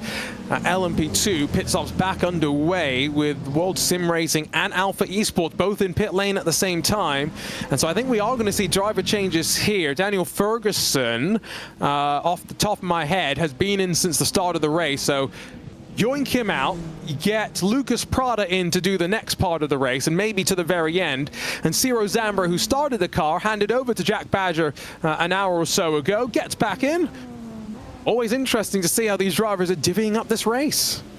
Yeah, that was, I believe that was a double stint there from Jack Badger, as he has got out of the car, as you say, Prada getting in as well. So definitely the teams switching it up a little bit. Some sort of doing 2 and 2, 2 and 2, 2 and 2. Some trying to do half and half in the race. And they basically get the identical pit stops there as the 23 comes. Actually, was Alpha not slightly ahead? When they came in there, I think they were the other way around. So they did swap around. It's only by maybe a second or so. Yeah, it was literally just a second on pit road, in the pit stops, I should say. But that was enough for WSR to take the lead of that battle. And so. Important as well, given how much they've been fighting. If you think you're faster, you very much want track position as you blend back into traffic. Mahler Racing and Ryan Barneveld giving just enough room so the cars slipping their way on through. It is now a red line 1 and 2, by the way. The running order has changed around at the front. We have started to see drivers down into pit lane as well, right on cue, because 5, 4, 3, 2, 1. 3 hours done, 3 hours left to go in the Indy 6 hours. The latest of our iRacing special events and the first here in this month of September. A busy period to come after this. It is BMW M Team BS Plus competition that leads. BS Plus Nexus, the leaders in LMP2. And Team Redline, yes, 1 and 2 in GTD, but we'll give you a bit of a rundown once the pit stop cycles have worked their way on through. And ooh, more contact at that final corner as a prototype tries to go up the inside of a GTD car. Yeah, I think that might be in the 71. Arne Steinbraten currently second place. That is, yeah, really just showing you the difficulties of this final corner. It's so wide, and he is kind of making the corner, but it's such a late apex because it was actually, that corner was actually kind of designed to be the other way around. It's such a weird shape, and a bumper went flying as well. So Steinbraten has actually come down pit road. So this could be a big factor in that top 3 battle if there is extra time, although the pit stop is pretty much on cue. Yeah, I think the pit stop itself on fuel numbers is right when we expected it. Remember, we said he had to try and get to the top of the hour this time around. We're just not so sure as, oh, that was a interesting little look there from Ciro Zambra up the inside of Lucas Prada, stacked up behind the Williams Gaming Club GTP car. But yeah, off and away, I can tell you, red line 41.4 seconds for Steinbraten. So a normal pit stop time for them. I think their 1 and 2 charge is still very much on. Oh, definitely. That is fortunate, though, for them that they didn't have an extended pit stop, more so than they would have needed, so they can continue on with that one. But yeah, that final, the penultimate corner, just causing a few issues in the last 5 minutes or so. 2 bits of major contact for cars at the top end of each category, just showing you it's not the guys down the bottom getting involved. It is the better teams and drivers as well. Very tricky part of the track there, as we're going to see Draga get past the car there of Zero Jamba, who's just unfortunately puts another car length or so in between his battle as he tries to get back past the World of Sim Racing car. I've sent a couple of messages off to try and get some interviews with some drivers, so we'll see if we can get that lined up in a few moments time with some of the respective competitors. Have just seen the 199 to focus on LMP2. Still wait for BS Plus Nexus to come into pit lane. They've been going long on strategy and long on fuel every single stint. Well, Marcus Solholm getting in to replace Danny Shivishabo in the 199.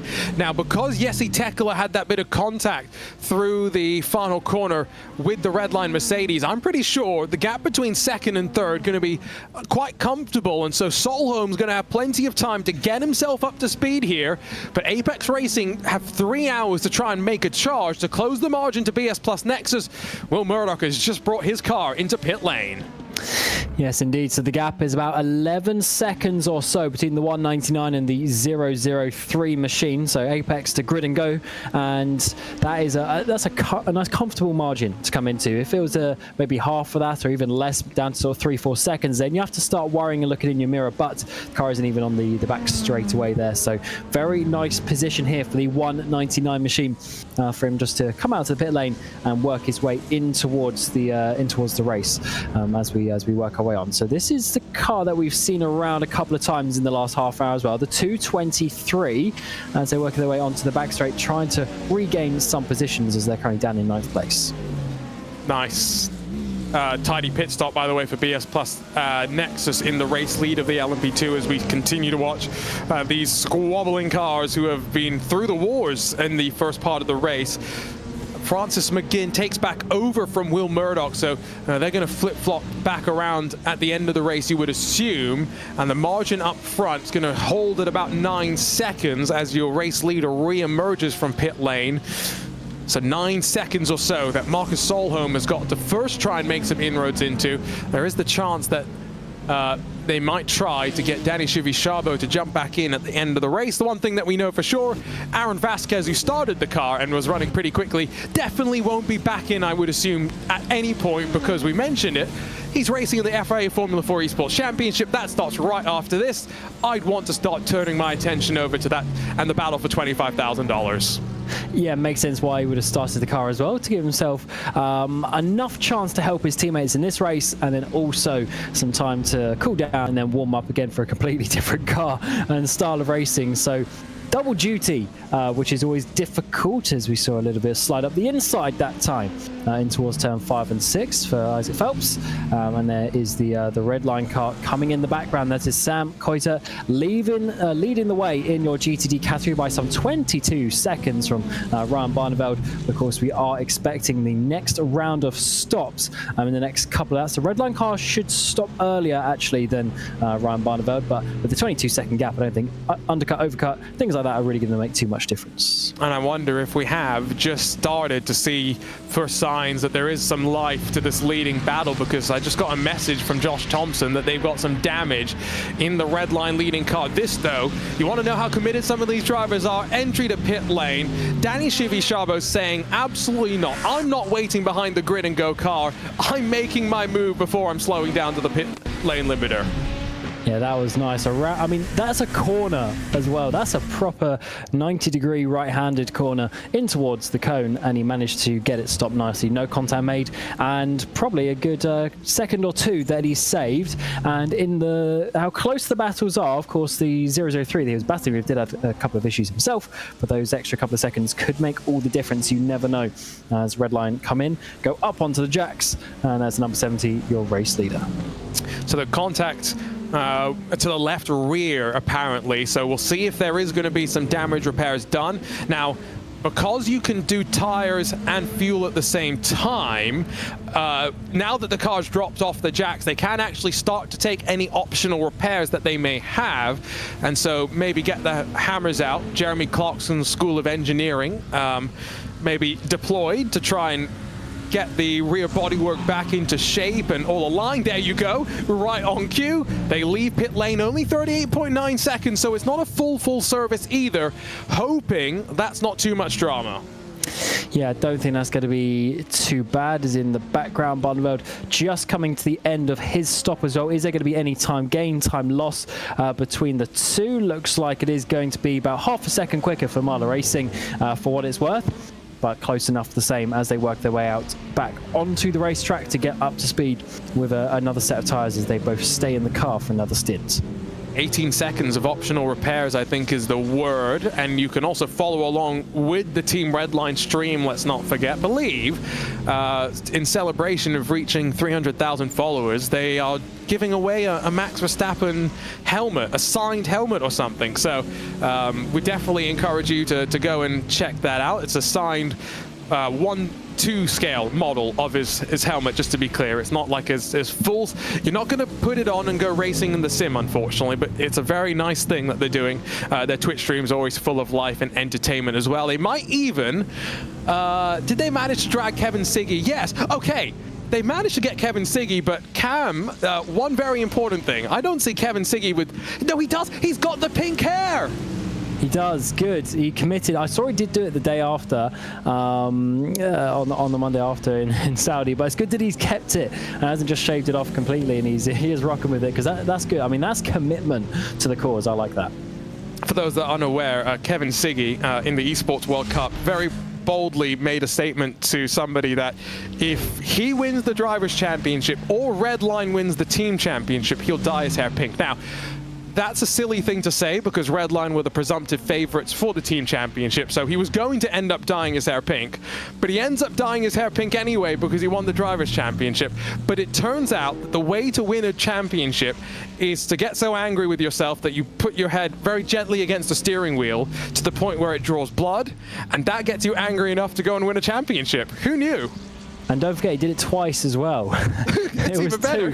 two headbutts on the wheel, and I never thought I'd really see someone get injured during esports. I guess with the way that we have the more modern force feedback wheel, there could be the opportunity for a broken thumb here and there. But in general, I didn't think facial bleeding was going to be the one, but he did that to himself.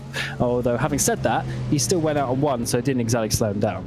No, exactly. That's the thing. Apparently the pain or whatever, it helped drive him through. It was quite hilarious. I was sitting in the venue behind him when we heard the commotion and we saw people running over, and you just saw him touching his forehead and looking a little bit bemused with himself. I am so glad that cameras were rolling and they caught it on the broadcast as well, because that would have been a big old disappointment if they hadn't. Anyway, focusing on this race once again, still waiting for a handful to cycle their way into pit lane in GTD, but the gap between first and net second on the track is starting to trend downward. So it's almost 9 seconds between Sam Coiter and Alessandro Bico for Redline and Williams Esports in GTD.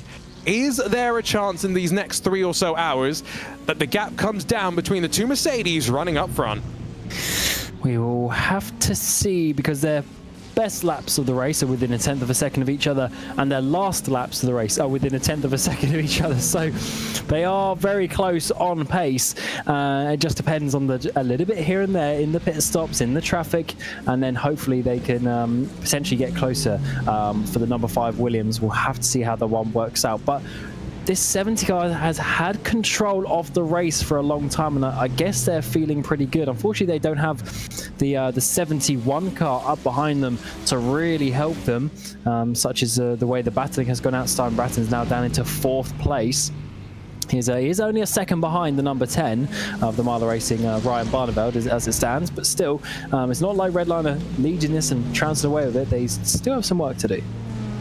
So I think because we do now have all the pit stop cycled through, let's do a rundown with 150 laps about to be complete here in the Indy 6 hours, and start with the GTP class, where BMW M Team BS Plus competition, they put it on pole. Yes, they haven't always been running up front, and right now Phil Denez has got an 18-second advantage over Williams Esports Chilblas and Matt Farrow. A slight slip up through traffic for the chasing Williams Esports car has cost them some time, but not cost them any speed. Still very much pushing the tempo. Team Redline and Gustavo Ariel sitting in 3rd position, rounding out the podium spots. And then the first of the Cadillacs. They started in pit lane, but the Williams Gaming Club have fought their way back on forward into 4th position. Drago Racing 5th, BS Plus, the second car, down in 6th, trying to potentially cut a pit stop out of this race.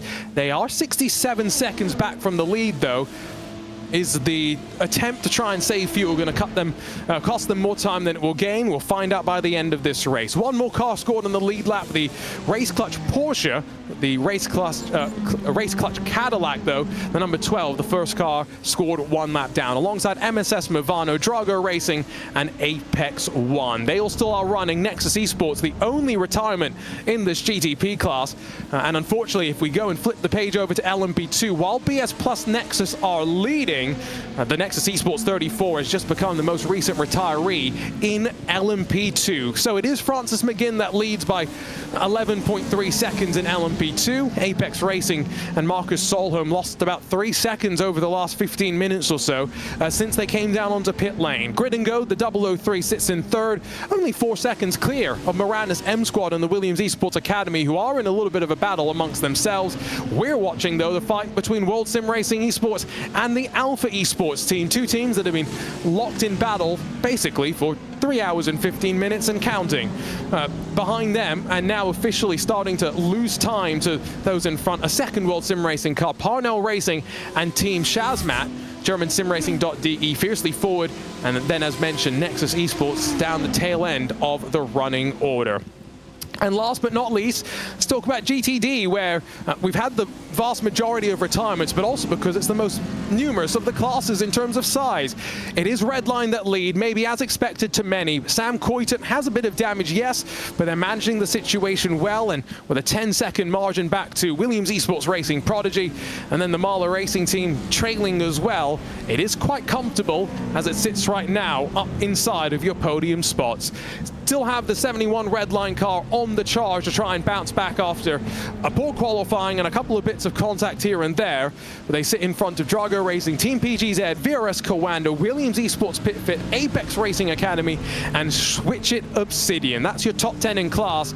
And then just one more car on the lead lap. It's gridandgo.com in the 002. We've been watching some good racing. Williams Esports Academy officially making their move on the Miranda's M Squad crew. But all through that, one driver has been sitting and waiting for a bit of a chat. Cam Rogers ready to catch up with the long-necked man himself, Josh Thompson, in the broadcast booth.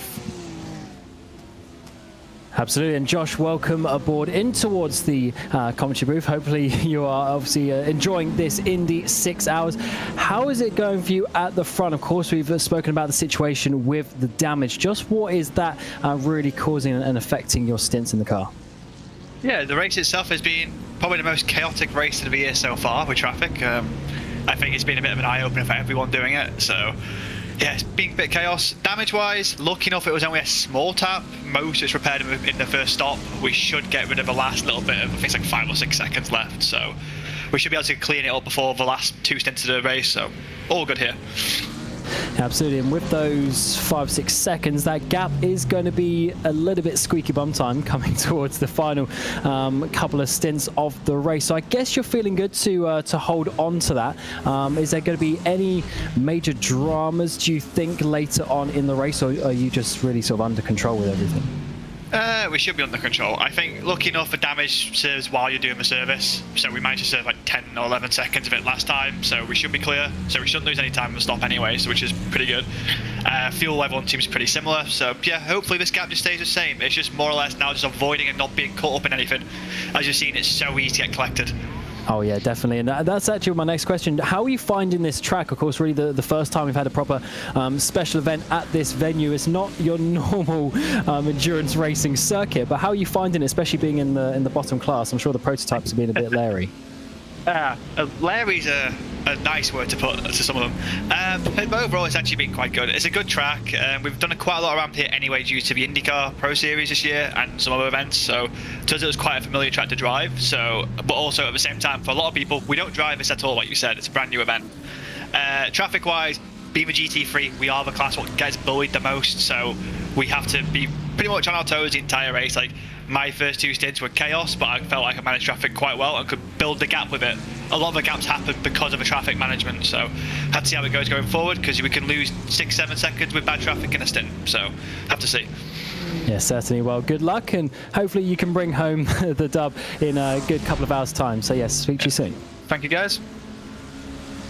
And Josh Thompson, who did put it on pole in a Ford Mustang, not a Mercedes, is what I meant to say earlier on today, against a lot of Mercedes cars in the Spa 24, and a bit of a marker that his form has turned around.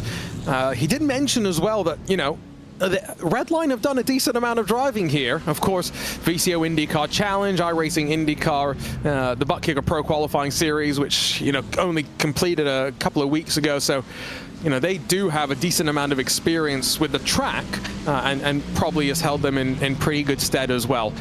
Quite crazy, though, to think, Cam, that 3 hours and 20 minutes are about to be complete, and we've got 2 hours and 40 minutes left to go, which is the length of the race that they held last year in the IMSA WeatherTech SportsCar Championship.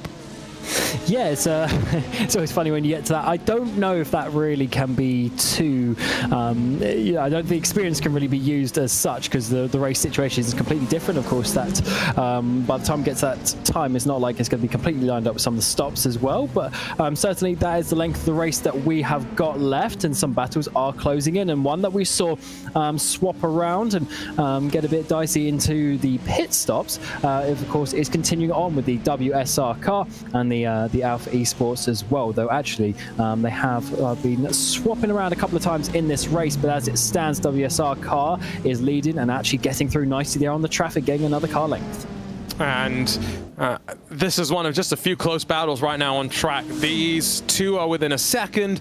Team PGZ are within a second of Drago Racing as well in the fight for 5th and 6th in GTD. But yeah, everyone else has very much stretched their way on out. And one thing that I wasn't sure if it was going to be a factor, but Drago Racing's number 9, Timo Rohde in the BMW, he's had to come and serve a drive-through penalty, I'm pretty sure, at some point.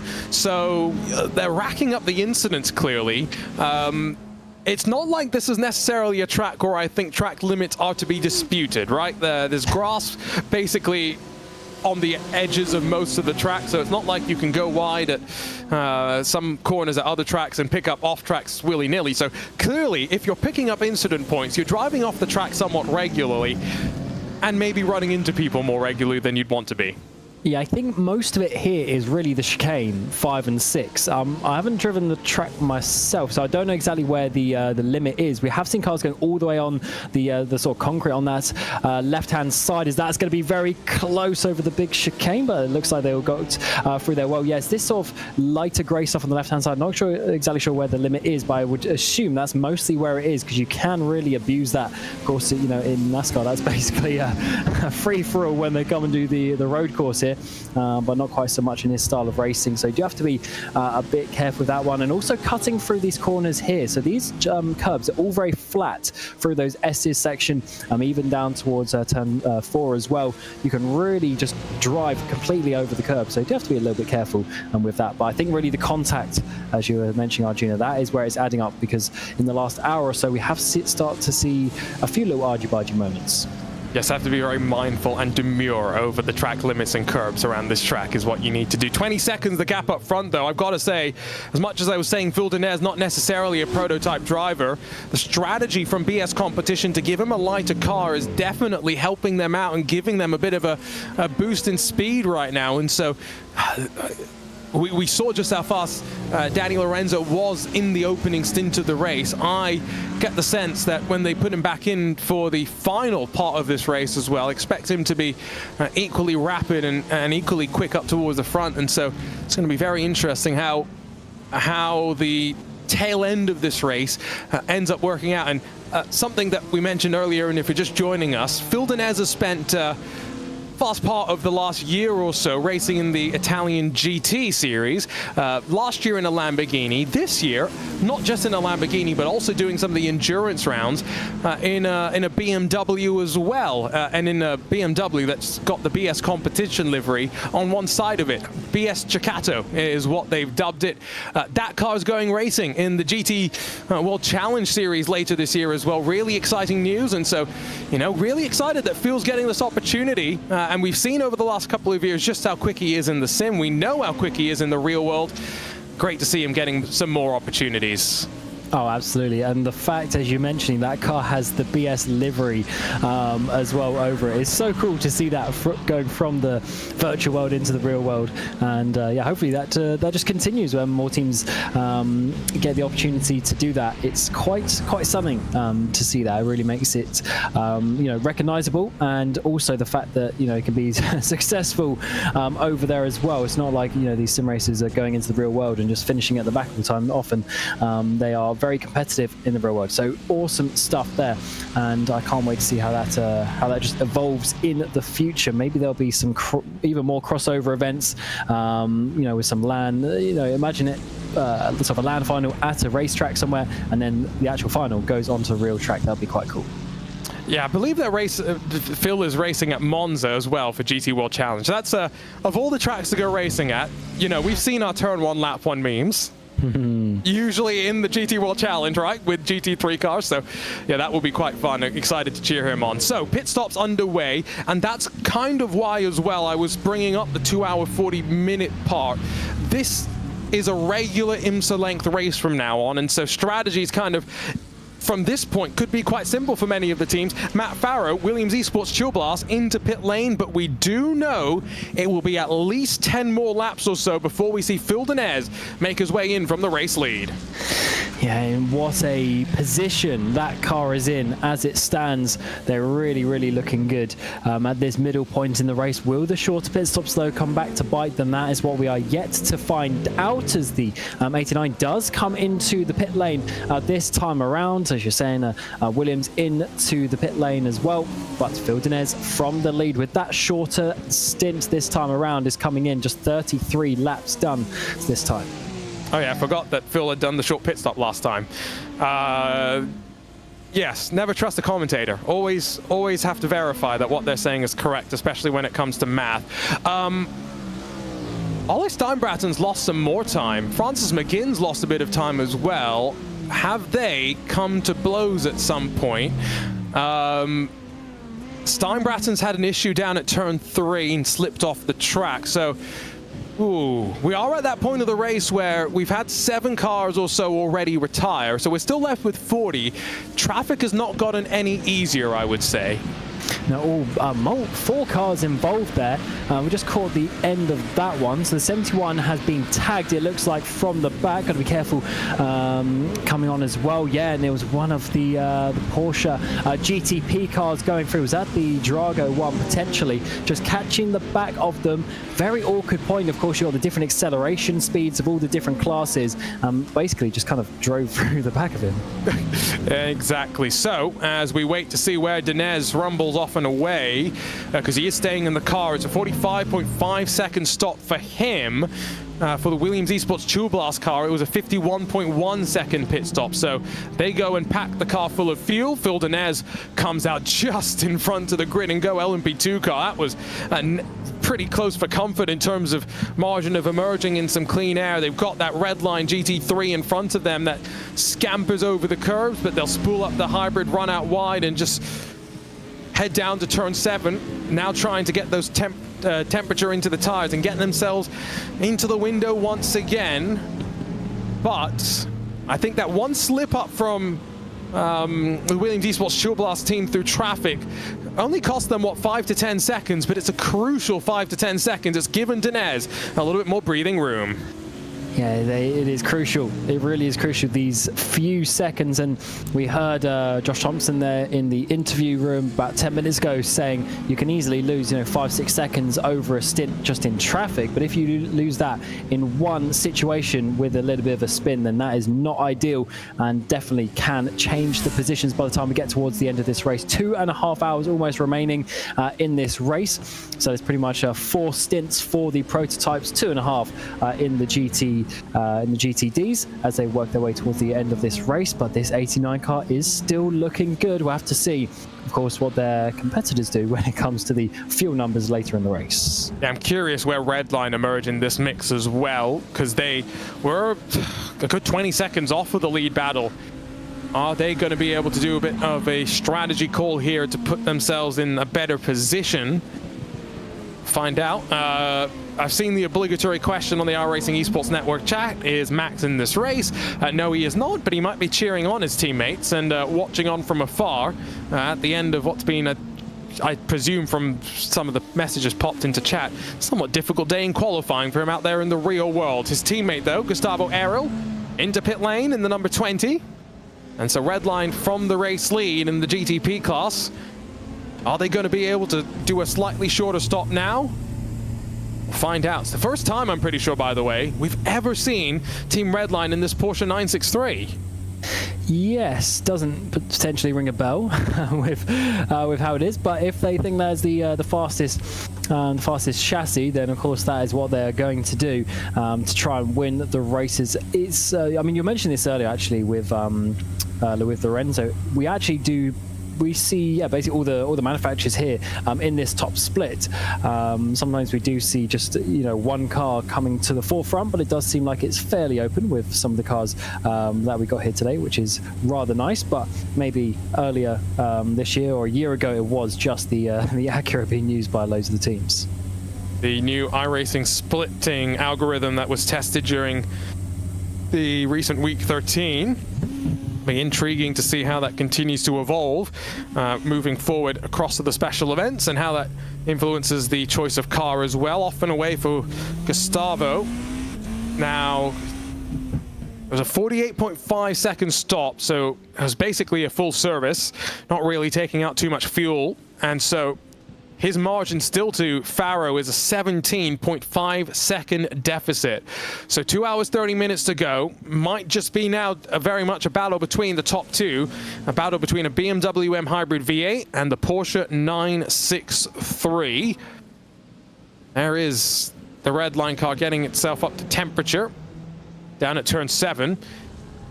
Meanwhile, in LMP2, you know how we were watching that fight between WSR Esports and Alpha Esports? It was all as the leader continues just to pull away. We mentioned that there was that one moment for McGinn where he ran wide when Steinbraten went into the gravel. He would have had a slowdown to serve there, but all things considered, 12.7 seconds, the margin up front, lap on lap. I'm pretty sure they're building the advantage.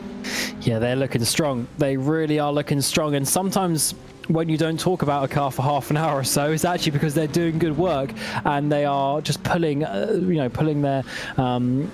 and pulling up the gaps behind them, and that is certainly working out very nicely indeed for that BS Plus Nexus car. 12.5 seconds as it stands, and they are looking very nice as we see the race clutch black car, the number 12 Cadillac, come down pit road, the only car there as it stands, as we go back on board with Zero Jamba as he works his way towards the back of the WSR car that he's been in battle with. We're alongside his teammate Jack Badger for a long time. Pass in GTD up towards the front of the field, where top 5 sees Drago Racing and Team PGZ squabbling. Now they are not due for a pit stop again for another 30 minutes at this point, and so as we continue to see the sun setting as well, are we going to get to that point of the race where maybe different cars, setups, show their different strengths? Not expecting the temperature to fall off, and of course, as we've talked about, there's no rain expected today. Whether you are happy about that or not, I think depends as to whether you are viewing or driving in this race. If you're viewing, you'd love the chaos. If you're driving, I'm not sure you'd necessarily want to add that extra element into the mix. Around the outside with Marla Racing just holding their line in the GTD class, Zero Zambra does the right thing and avoids causing any more chaos, but now as GTPs make their move on him as well, this is when 3 classes overlapping with one another becomes very, very fun for the drivers behind the wheel, trying to make the right decision at the right time. Yeah, tough battles here in all classes, and that was just a great example, as you're mentioning, coming through that chicane. He could have easily tried to send it around the outside there, firstly in turn 4, but then he would have been chopped off. So then he tried to do it instead in turn 5, but in the end just decided to lose that extra second, but keep both cars in the race, because some drivers may have just tried to risk around the outside, clobbered over the curb, and then who knows what would have happened. But it was getting a little bit close up ahead as well to get the 3 classes go side by side once more around that final corner. Just showing you the acceleration difference between those classes. It looks like all the GTPs have got past rather comfortably in the end. And the run through turn 1 does see them slingshot their way through. Yeah, for the Williams Esports Chill Blast car, the car behind is not full position, so that actually somewhat helps the both of them when they're working through traffic. They're not expecting either one to try and take advantage of anything, right? So they're probably just trying to lose as little time as possible. We still have 3 cars at the front of the GTP class yet to pit. I think we're about to see 2 of them make their way on in. Vlad Kimichev for Drago Racing, but also Race Clutch and Marcus Deck. It just leaves, guess what? The one car that's trying to do something that no one else is thinking is possible. Cut a pit stop out from this race. Nicholas Boy back to the lead in the BS competition, orange number 7. Yeah, so they still need to get, I believe, trying to do a bit of mental maths here, to about 2 hours 15 remaining. So they're about 12 minutes short of that. So I don't think they're going to be able to do that by looking at the lap count. They've already done 34 on this stint, so they might just be a bit short of that. It might be getting quite close actually, but it might just be a bit short of that. So it's one of those things they're going to have to stretch it. Have done some 44 lap stints. That brings them right up to the cusp of that, you know? That's, you know, if the fact that they are still committed to it tells us that it must be close and it must be somewhat possible. It's not saying that it's easy, because the other thing to remember is as the temperatures drop off on track, you spend more time on throttle, which means you consume more fuel. So hitting your fuel numbers becomes more difficult as you work through the race. It could just be like you were saying though, Cam, even if they can't cut the entire pit stop off, if they turn a 50-second pit stop into a 10-second splash and dash, don't even need to come in and change tires, that could very much propel them back up into a podium shout. Yeah, I hadn't even thought about the tyre point of it as well, and that is a very important one. Actually, they're going to be able to have such a shorter stop by the time we get to the end of this race. And actually, yeah, you're right, I forgot, because obviously they were going longer. If it is 44 laps that they can do, then that'll put them right on that bubble. So it's close. It is close, and I like that someone's trying it. And we don't know if it's going to work though, because their sister car is already 6 seconds behind, and effectively this car kind of owes us a pit stop, so they are almost a pit stop behind. Yeah, again, I think at this point it's clear that it's not a strategy that can give them a win, right? It is just about what can it give them that they couldn't have got otherwise.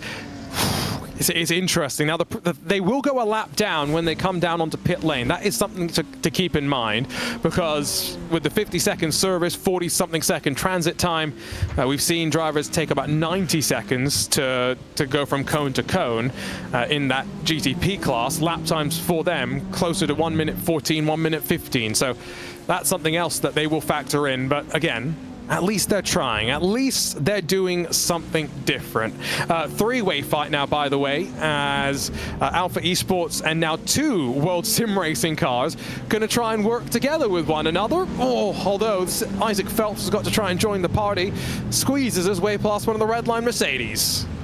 Yeah, this is it's quite crazy. So, Zambert has, of course, then therefore worked his way through. But this is all getting very tight indeed in this mid part of the LMP2 battle. In many ways, the LMP2 is still one of the more popular cars as such. Still very much populated, even though it's not used in WEC anymore. Still in IMSA, but we're still going at it on iRacing as well, and people do still come back for it. So it's great to see, and 3 cars bunching up and getting closer and closer as we are at this midpoint in the race. They are, of course, battling for what is currently 5th position, and that's still very respectable. But with the fact that they've swapped and then swapped and then swapped again, I think we're going to see it happen multiple times in the last 2.5 hours.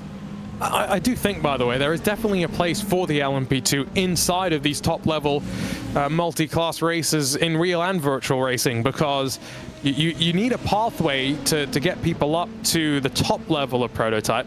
And also LMP2, let's be honest, one thing that has made it so cool and successful in the last couple of decades has been the fact that it's open to the amateur drivers as well. I mean, you look at some of the great drives that we've seen in the LMP2 cars from amateur drivers against some of the pros. So love seeing it, and definitely hope to continue seeing it find a place amongst the ranks of, for the most part, manufacturer-dominated sports car championships for the most part nowadays, which is great to see in the manufacturer involvement. But it's also cool just having race teams racing as hard as they can, and that's what we've, let's be honest, been seeing in this battle for going on 3 and a bit odd hours. That was not the best exit for young Ciro Zambra onto the back straightaway. Lucas Prada closes. They go down almost below the white line to the grass. I mean, there is blocking and then there's blocking. Lucas Prada Redhead makes a mistake, uncalculated there on the run into the braking zone, just avoids running into the back of the all-yellow McLaren, but loses a couple of spots as a result of that chaos. How is that car still going? They were getting very, very aggressive. Both Phelps and Zambra down the back straight there, going far left of the track, off onto that apron section, but they kept their foot in. Then the 23 came all the way back to the right-hand side to try and open up the corner, but then completely missed the braking zone compared to that GT3, and somehow was able to slow it down as well and get the turn to not go smashing off into the wall. That would have been very awkward indeed and thrown away a very good result. Now, I think we're all probably on the same page that what Lucas did was all of his own accord. I think the question also, to some degree, is how much weaving back and forth is okay, and was it proactive rather than reactive from Sierra? At the end of the day, they both were off the racing surface for quite a considerable amount of time. Because once you go below the white line, you're no longer on the racing track, unfortunately. Yeah, that was definitely Zambra saying, yeah, I'm definitely not losing this position, but I guess it worked out for him, but maybe, yes. But also in that case, he was so far to the left, the 23 would have had to then also go off the track to pass him, so yeah, neither were quite in the right in that situation. No, I think if you look at that replay from up above, you don't even need to probably slow it down, just look at it from up above.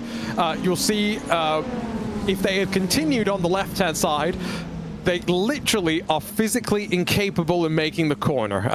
So yeah, I guess at least that's what we can look forward to in the remaining 2 hours and 20 as they fly their way through. The Corvette gets turned around, and Jewel just keeps it out of the wall. Yes, the Orbit Drop Bear 85, I believe, just got tagged by the back of one of the GTPs, which I don't know, did you recognize who that was? Because that kind of looked like the 89 to me from that distance, but I couldn't quite work it out. And if that was, it's not ideal from your net race leader. Give me a sec. Dialing up the numbers. It was the 89. Your eyes did not deceive you, Cam. That was quite very impressed. Eagle-eyed Cam Roger. Yeah, I've just got a little bit of sun on my screen at the moment, so I wasn't quite able to fully pick it out, but I'm glad I got that one. And that just shows you, even if you're leading the race, sometimes traffic can, you know, get in the way a little bit and get a little bit awkward. Obviously, he wouldn't have been trying to do anything too crazy, but you just slightly tag the rear of them because, as I mentioned earlier, your acceleration is quicker. So you just tag them when you're, oh, sorry, red line's in the grass. Coanda's in the middle, and they got the World Sim Racing car of Isaac Phelps around the outside. Now, Phelps got blocked by Iron Chan Guven into the penultimate corner. Guven saying, no, do not try and pass me here. It was probably the right thing to do. It led to a bit more chaos on the exit of the corner than anyone would have wanted. Guven, fortunately, still survives through all of that. No damage to his car. And again, the way that the three different classes overlap with one another, they all generate speed and brake and you know, shed off the speed in such different ways. You got to be careful on occasion about how aggressive you go, and running out wide past that Corvette, making sure to keep a wide berth, goes the 23. Yeah, that was almost like, I wasn't quite actually expecting the red line car to make that 3 wide, but let's have a look. I mean, yeah, they were already, Zambra was already completely on the left of the track. And then Prado goes all the way to the right-hand side and almost A, smashed into the back of the McLaren, and then B, goes off into the wall. So that was a very, very lucky moment. But, I mean, the track is pretty wide. He's probably gone a full 15 meters to the right there. We didn't quite see the start of it, so we weren't sure, can't quite say if it was reactive or proactive blocking from Zero to go all the way down. But yeah, that's one thing that in most, you know, racing leagues, you know, they often talk about track limits, and that would be one thing that would probably be talked about as, no, please don't do that for sanity of everybody. So these drivers, the pair of World Sim Racing drivers have got to close. Here we go. This will tell us a little bit more. Certainly will. So, all the way to the left, and then, so Zambra's already basically gone off the track, but the second little jink there, that is reactive, but he was already going to the left-hand side first. But, I mean, it is very aggressive already. So he's gone hard right off the apex of 6, then he's gone hard left, then he's done a second defensive line as well. So definitely a lot of movement there. Well, I guess the thing about the bit that was probably a bit reactive, at that point, Lucas can't make the move on the inside anyway. Like, it's just, they are too close to the corner for them both to then bring themselves back onto the right and brake and blah, blah, blah, blah. So I'm willing to, you know, say that one is not the issue. And so if everything else before that was proactive and done before, because I think that move over to the left-hand side was done before Lucas even tried anything, probably not something to worry too much more about. Just shows how aggressive they're being with one another, and they follow each other into the pit lane as well. Now, are they going to do driver changes? My suspicion would be you probably want to leave the driver in for one more stint. Zero, I think, has done a single stint. Lucas as well. Leave them in for one more, and then driver change next time by for the final time today. Yes, I would agree with that. Yeah, that idea of how they're going to play the race. We did see a change of the order between these two in the pit lane last time around. They came in this order, but the 23 left ahead off pit road. So is that going to be the same again? But Zambra did have a bit more of a gap this time around. It looks like they are staying in the cars. As you were saying, it was a 34-lap stint for the pair of them. And as they work their way back out onto the track, hopefully we'll see if Zambra can keep that lead, or if there's going to be any sort of gains with the pit stops. No, there's not, and he does keep his lead. Remember, it was a longer pit stop last time by for the Alpha Esports machine, identical this time around, so they'll leave as they were back out onto track. And once again, let's stay locked in this battle that's been keeping us entertained for quite a while. We're coming back up towards, though, another pit stop sequence for the GTD. So as these two head back out onto track and re-emerge, just quick update on where they all sit right now. It is still Redline and Koitit that lead. Remember, they still probably have around 8 seconds of optional repairs that will get finished in their next pit stop just naturally. Margin to Williams Esports Racing Prodigy, though, is here comes your race leader. 2 hours and 15 minutes. We'll focus on GTD in a sec. My word, Cam. That was perfect, almost to the second that he's going to be in his pit box, because that is, if my maths not correct, 45 minutes a stint. But of course, that final stint does depend exactly when the checkered flag drops and where you are compared to the leader. But still, I think it's at a point now where we can say the 7 can make it to the end, but of course, it's a stretch for 3 more stints. And we did see some cars go 50 minutes in the first stint, if I remember correctly.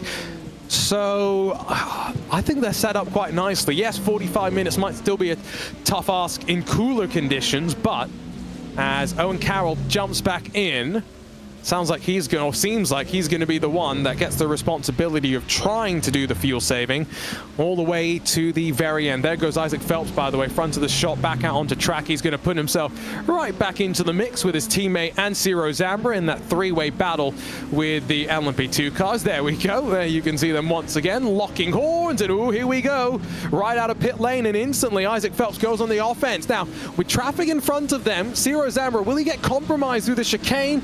Back on to Holman Boulevard, the run into turn 7. Zambra's going to tuck back into the draft of the Williams Esports Racing Prodigy car, sitting, of course, second on the track, and hold on to his position into the braking zone.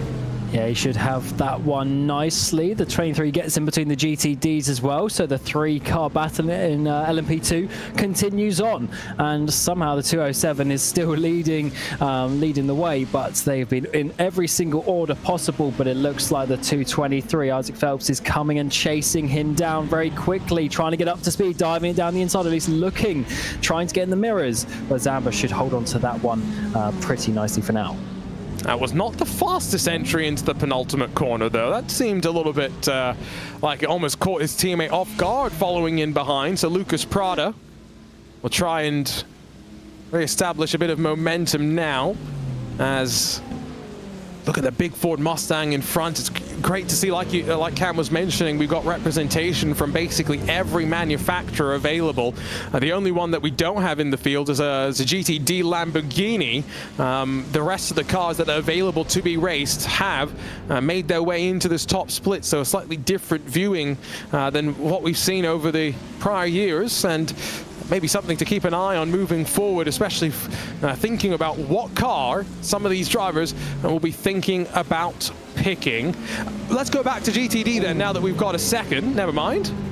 Well, just seeing, I mean, maybe just got out the corner of my eye, but the 223, I think, always ran into the back of the Cadillac there. But I think it was all good in the end, but just showing that they are definitely still pushing quite a lot. Yeah, no. And this is where we talked about LMP2 GTP. One might actually be better in the braking zone, and it might not be the one that you think, given that GTP is doing its regen and stuff. So yeah, that could have been, there have been a couple of close calls, I'm sure. Plenty that we haven't seen as well. Before we get to GTD, apparently we've got LMP2 pit stops to talk about. Second place has come on in the Apex Racing team, making their way to the box. Absolutely. So that is the 199 machine. Of course, you saw Solholm gets in that car, and it looks like he's going to be staying in it. So that's not too bad. And yes, from here, it should be 3 stints. And actually on that, I was doing the maths. Actually, I was forgetting, of course, the GTPs go a bit longer than that. So actually, if they do 44 lap stints, it's about 55 minutes. So they are going to be fine on the field for the 7 there. So much so, they might not even need a full tank for the final stint. So it's going to work. Just depend. Well, it's going to work in terms of them getting to the end physically, but is it going to work in terms of their track position compared to where they would have been otherwise? Well, so let's say it's probably hard to quantify how much time this is going to save them at the end of the day. But let's say, so they sit 70 seconds off the leader right now. They were able to stay on the lead lap as Apex Racing's 199 off and away. If they gain even 30 seconds here, they're on the podium. They're in third. If they gain 40 seconds, they have a chance of making it a BS 1 and 2. So that's quite cool. Also very cool that you see the Apex Racing team directly off of pit lane, and you'll see up the road in front of them, gridandgo.com. Marcus Solholm is emerged in third position. Grid and Go have leapfrogged them on the strategy window here. So we've got a battle brewing, second place, very much up for grabs. Oh, we certainly do. And not too far in the background as well is the red Miranda 66 car as well, and then also the 4 Williams car also. So really 4 cars still in with a shout for this second place in LMP2 as it stands. So this is looking really good, as also the leader, the 14, is in pit lane as well, as we're seeing once more this huge defense to the inside for Zambra. He was way onto the grey stuff once more, and he goes deep. At this point, it almost seems like a battle of the egos. Neither side wants to back down. Zambra got compromised on corner exit, and guess what? Phelps took advantage of that. Might have been a bit of contact, but the move made, and now we'll see if they can put the fighting aside for just a little bit and try and make some inroads into the 16-second advantage that they've got to try, and now battle up towards the top 5. You mentioned it though, Francis McGinn, your race leader, came into pit lane. Every one of these LMP2 cars inside of the top 8 has made their most recent trip down to pit lane. It's 14 seconds the lead up front, and then the fight for second well and truly on. This is good stuff. Really loving this LMP2 battle as this worked out over the course of the race. We're getting very close to 2 hours left remaining, so not too many stints, maybe just one final driver change coming in these cars. And it's really at that point where these drivers who are racing right now, they know they've only got a few laps left to show what they can do. And at the moment, actually, Phelps is really starting to pull away. So Zambra's dropped off. Of course, the 23 was off. Prada, he's dropped off a bit. So the 223, which was at the back of this 3-way battle, is now at the front and now trying to chase down the cars ahead. And I think there's going to be a swap around for 4th. Williams Esports Academy. Robin Galerum up the inside of Alec Bergstrom gets us stopped. And you mentioned that these two not far behind either. They could make themselves known in the fight for the podium. They're on a very different strategy to BS Plus Nexus and Apex Racing. More on a similar strategy to gridandgo.com. So when we get to the end of the race, BS Plus Nexus and Apex do have a bit of an advantage. Expect them to potentially be sat stationary for that little bit less time. Could prove very much crucial in terms of how things will end up playing out. Miranda's M Squad, though, and give them some credit as well. Not just good race pace, but there's a good fight back after qualifying down in 12th position. I'm not even sure if they set a qualifying time, if I remember correctly, but, you know, they've been consistently up here in the top 5, and still a long way to go in this race at the end of the day. We've still got 1/3 or so left to go. Yeah, they can still do some things from here and try and find their way forward. Sort of forward is fiercely forward. Seems they're coming down pit road in the 17 machine. As it stands, they are a lap down off the leads. This is getting very close for 66, dives up the inside of the 71 car, following the 4 through as well, being ultra aggressive to try and keep up in that battle. And they've been looking at, which is currently for 4th and 5th place in your LMP2s. And with the gap behind, again, relatively large to the battle pack of Phelps, Zambra, and Prada that we've been tracking throughout the majority of the mid part of the race. These cars can afford to fight a bit more than maybe they would have expected. Maybe not thinking about your race lead too much at this stage, given that, again, 13 seconds. Francis McGinn, Will Murdoch looking very, very comfortable. Gustavo Ariel slices his way through the LMP2 cars as we jump on board with Alec Bergstrom. Watch the hands here as well, because the one thing that you always want to try and do in any race car with downforce, be smooth. Don't try and overload it at any time, and that's what the best drivers and the prototypes are able to do. Yeah, you kind of have to, well, not really let it do its own thing, because you are still driving the car, but you just got to ease the car in certain situations. Of course, be aggressive to get the car in, but then especially through these longer corners here, you want one nice sweep in and then sweep out of each of the apexes, and that is some rather calm driving. But then, of course, as soon as you get on the power, you can feel the rear sort of starting to step out, trying to get around on you, but you just have to keep that car in control, especially the later you get into the stint with the more worn tyres. But now we have a bit of traffic up ahead, and this could slow things down in towards the final corner. Around the outside is going to have to be for the 4. Of course, the marble is way offline now, so that's absolutely fine, but that was a bit wide there as the 66 tried to come through as well, just losing a little bit of momentum.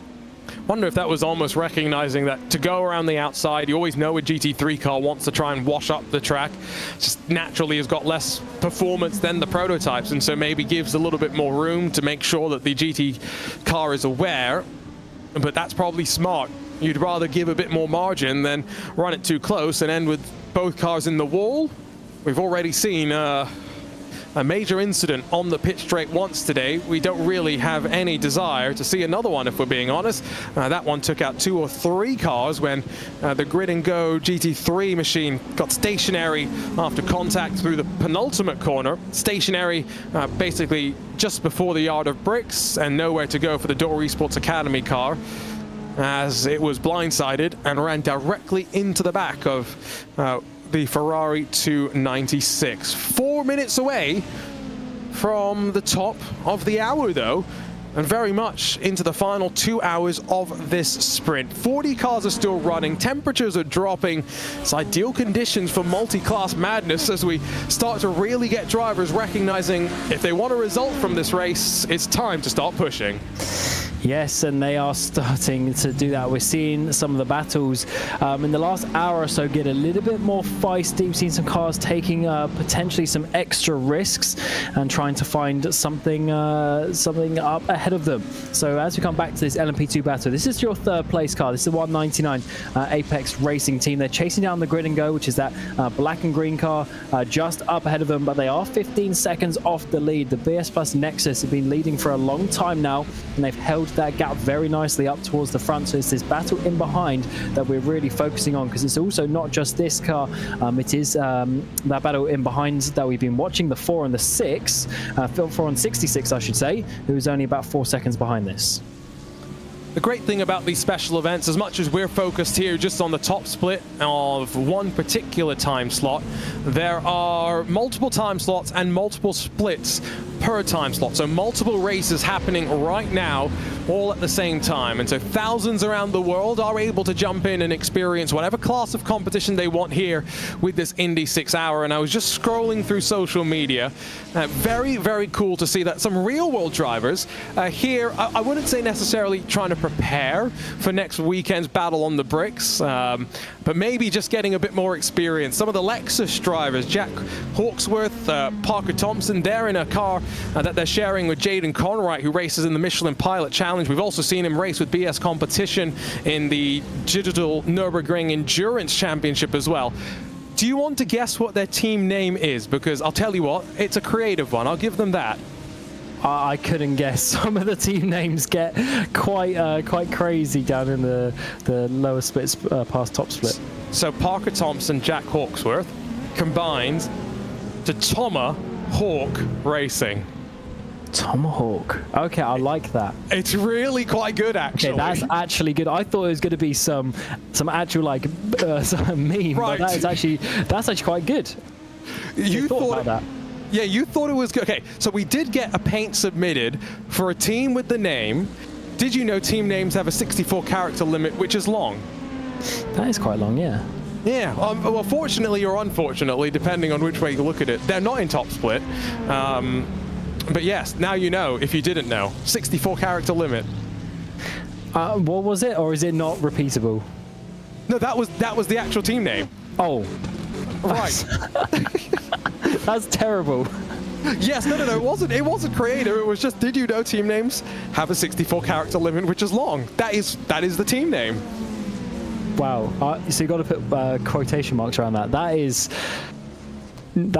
pretty terrible. But I guess at some point, when you have so many entries into it, you got to get, a little bit creative. I know we do see some of them, like Race Clutch. They're like Race Clutch White, Race Clutch Black. But yeah, I prefer that one actually.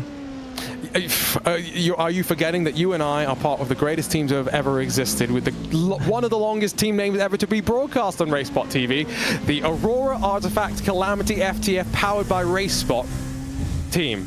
Yeah, that was good. We didn't finish the race though, did we?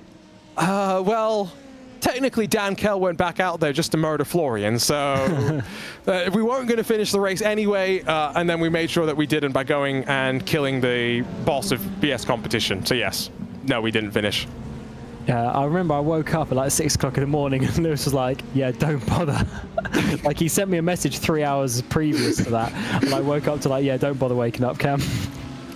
Yeah, it was not a smooth race, for which I could probably take my fair share of the blame. Although I used a couple of our fast repairs. I didn't use them all. I used one, I think. Lewis loves to tell us that he didn't use a fast repair, but that's just because all of his crashes were too small. So he did damage, but like he was the mean person that didn't do enough damage to like wreck the car enough that we could warrant getting a new car. So he had to suffer with a damaged car. Don't actually know if that's true, but I'm just throwing him under the bus because I can. Yeah, absolutely can. As we've just hit 2 hours to go in this race, so 2/3 done, 1/3 to go, and we are still seeing some close battles. So I'm loving that. But of course, talking of fast repairs, we don't quite have that here. But it seems like most of the drivers, at least up the front, are keeping it clean. Yep, no, that is a good point. No fast repairs for these drivers, and probably for the best, given that it really does encourage a bit more cleanliness in some of the multi-class traffic encounters. Do have some GTDs, though, right as that 2-hour window has been brought into the forefront, coming down to pit lane. And so Beckham Jasir, Williams Esports Racing prodigy, 41 seconds stationary for him. Off and away they go, and getting ready to go back out onto track after taking the car back over from Alessandro Bico. So as Drago Racing sits behind, let's see what the gap's going to be to some of the cars that Williams Esports Racing Prodigy will be hoping to try and avoid encountering on pit exit here. It was about 12 seconds their margin to the race leader just before they came into pit lane. Yeah, this is going to be I actually think by the time we have the pits, the damage repairs, I should say, for the 70 in the pit stop, I think it's actually going to be a fairly close battle in the last stint or so. So this could be still up for grabs, but you never know. The damage repairs will get served as part of the regular service, so it actually won't even be a... Yeah, it's one of those great things if you are redline, because the tires are done so quickly, you can get the hammers out early, and I still don't know what Beckham Jasir has between his teeth, but it's very much helping him keep relaxed. Yeah, what?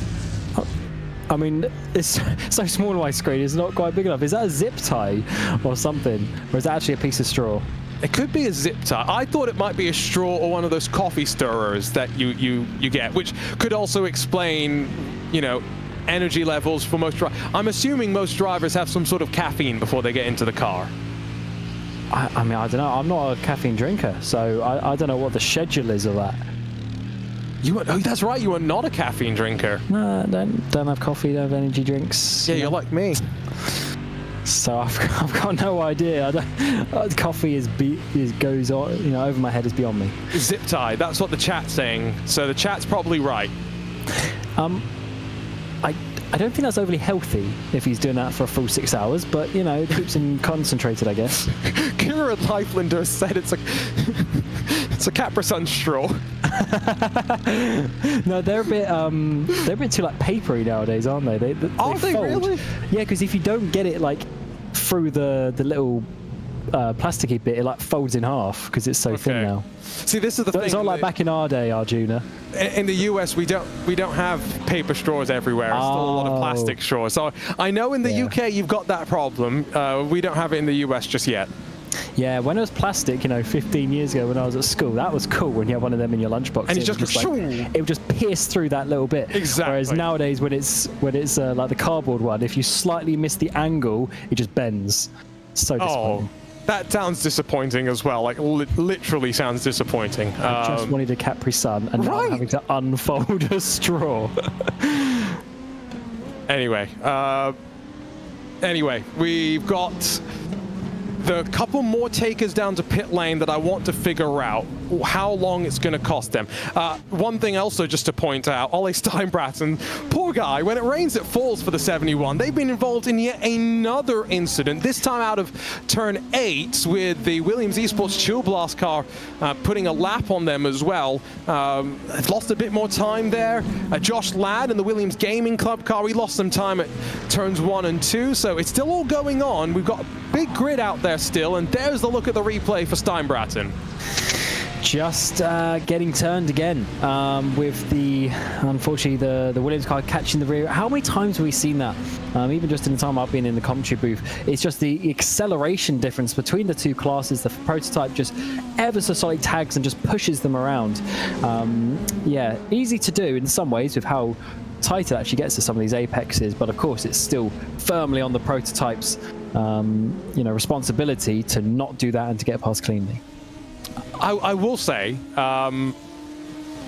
veteran viewers of the broadcasts, and maybe those that have raced in SCO and 24-hour/Neo, you may remember a race. It was the SCO, I think it was 8 Hours of Silverstone a couple of years ago, where we just had lots of really dumb stuff. There's no other way to say it. Like, we had crashes in qualifying because they were slowing down to try and cool off their tires, and there was a driver coming that was on a hot lap and no one got out of his way.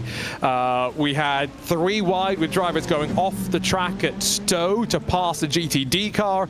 Like, we had silliness. For the most part, I feel like this year, Cam, and you can tell me I'm full of nonsense if you think I am. I feel like multi-class traffic and traffic in general, it's been better in the sim racing world. Yes, potentially. No, you might be right with that. I did miss a couple of special events this year, but for the ones that I've done, the ones I've seen, maybe you're right. Hopefully that means everyone is learning, of course, because if you go out and you start crashing, it's no fun for anyone involved, unfortunately. Right. So general driving standards improving is always a good thing. But yeah, maybe you're right, actually, because even from this race here, of course, we've had a couple of little incidents like that, but we've had no one doing anything really silly as such in terms of, you know, the big lunges down the inside and things like that that just take too much risk. Yeah, and the fact that we still got 40 cars running was the main thing that kind of prompted it. And I was thinking back to Sebring and Watkins Glen, where we did have rain, and most of the attrition that we had in those races wasn't with traffic. It was genuinely just with the rain, because it was a lot of really heavy rain, lots of aquaplaning, and when you have drivers like Josh Rogers, you know, losing it with relatively little notice, I think that tells you a lot about how difficult those conditions were. So it's been nice to see, and I'm hoping that with still an hour and 50 minutes to go, yes, that we'll finish this race with 40 drivers as well, and 40 teams that have all put in a good effort to the end of this race. In some cases, laps down. Apex Racing Academy, they're 7-8 laps down from the leaders. Altitude Esports, they're going on 20 laps off the leading car in class. So yeah, some drivers that are showing some good endurance racing spirit. Down on pit lane, by the way, red line, driver change. Florian Lebigra gets into the race leading number 70 with an hour and 52 minutes to take the car to victory. As Benito gets in the 71 as well, so both cars there. And of course, once again, the 71 sort of has a spin, like he did in the previous stint, I think it was, had a spin basically on the in-lap as such of the car as well. So not the racer 71 would have wanted, but the sister car is looking very nice indeed. And as we were mentioning, some optional repairs probably been taken as well, just inside that fuel number. So hopefully they should be okay to still hold on, but it's getting very close. VRS Coanda come in with Guven as well, as the back straight is a swarm of all the different categories. It is a very, very busy place to be. The curbs, by the way, was something that we've touched on a little bit here, but there are some curbs like there which are totally flat, and there are some curbs which are quite high and raised, and you've got to know which ones you can use and which ones to avoid. I haven't seen curbs be a problem so much today. Remember when NASCAR came here initially, they had some problems with the curb at the chicane and actually digging it up in effect. So, you know, it's again one of those things, learning and understanding the racetrack. Teams have done a decent job for the most part in figuring that out. Back over, by the way, to Benito, who has already charged through the field once so far today. He'll have to do it again. Now down in 9th position, Carlos Fenalosa behind. And by the way, VRS Coanda, they've just finished their pit stop as well. They'll be bleeding back out onto track, potentially right behind these two. This is going to be a fun battle inside the final couple of hours of this race. Potentially the final drivers in the car now, unless they want to just do a single and then give it to someone else. And yeah, I think that was just Coanda exiting the pit road. So they are going to be a few seconds behind, but still somewhat within reach if these two are going to have a few issues here and there. Looks like it's going to be about 7 seconds or so by the time they get back up to speed, as they chunk it over those curbs coming onto the back straight. Yes, curbs that no GT3 car is going to move, but a NASCAR stock car can very much move with the weight and mass that it shifts through the corner. So, like you say, I think for the most part, driver changes have been done and dusted for the GTDs. LMP2s might have another round of change to come in the next cycle of pit stop. Same to be said for the GTPs. Now, remember that they can go around 40 laps or so in the top class. They're going on to the 36th or so lap of the stint for many of the teams, so only 4 or 5 laps away from getting the swaps done and dusted probably. Expect Danny Lorenzo to get back into the number 89 to the number 2, given that Matt Farrow and Alexander Spetz have both done their respective drive time. Ate Kalpanen will be jumping in to take the car to the end of the race. So that's the story for the top 2. I'm sure there's still plenty more to talk about as pair of Porsches battling. It's Coffin Dancers versus Team PGZ. PGZ have already pitted. Coffin Dancers yet to pit for what would be the penultimate time. Yeah, and in the background, not too far behind, is that Red Line and Drago battle as well for the 71 and the 269. The 269 BMW was potentially having a look down in towards turn 1, but I think some traffic got in the way and stopped that in the background. And yeah, that is the battle between Zambra and Prada, as well as down the inside. It's going to be for the 114. And as all contact is made, he spun the wrong way, and the PGZ car goes off the track, having that inside line and actually making it towards the apex. Unfortunately, was turned in on and unfortunately went off the track. Don't know how smart that was, knowing that the Coffin Dancers due down to pit lane sooner rather than later. Here's another look at it. Maybe a look from above would show, you know, if the Coffin Dancers turns in early, does Team PGZ, and Lewis Wood slightly over. I mean, he does go deep, but he's made the corner, you'd have to argue. At the same time, Coffin Dancers are well turned into the corner by that point. Contact very much happening on exit, and it's the car that's already pitted that loses out in that situation. We've seen that a few too many times today. It's just this contact on the rear of a car, spinning them, more so than just some door banging. So they need to be very careful with those front to rear contacts, it seems. But of course, we continue on. Some time lost brings back into the battle the 71 and the 269 in the background as well. So that might be, well, it was already one free position for Redline and Drago, and maybe it's going to be another one if they can't get up to speed in that 15 car again. The track here, by the way, is starting to cool off a little bit more. It's popped back up to 29 degrees Celsius with just the way the cloud cover is working, but I think by the time we close this race out, track temperatures could be a couple more degrees cooler than it is right now. So balance of the car is going to continue to shift. Is the balance of the race about to shift? Because Phil Denez has just brought the number 89 BMW M Team BS Plus competition M Hybrid V8 to pit lane, and the expectation is Danny Lorenzo is on the wall and ready to go. It's a big move there from Team Redline and Enzo Benita to make the move on the coffin dancers, but there you go, Porsche down to pit lane as well, right as our race leaders hit their marks too. Yeah, pit stop time once more. Now 46 minutes remaining in the race. Does Phil get out of the car? Because he has been in there for a little while now. Yes, he is. Looks like he's going to get out. And who is going to jump in? It looks like it's going to be Lorenzo, who of course started the car. He's going to get back in for the final couple of stints in this race. So of course that means the number 2, Matt Farrow, has taken the lead for now, but they will owe us a stop. And so, given that we know that these cars can go as long as, 55 minutes. It should still end up being the penultimate stop, I believe. Might just take, though, a bit of fuel mileage gains on the run to the end of the race, knowing the conditions are still cooling off as it stands right now. You can see the run down the main straight, the pit straight, looks rather busy. Now, where is the number 89 going to feed? Is it going to be right into traffic? Yes, it is the answer to that.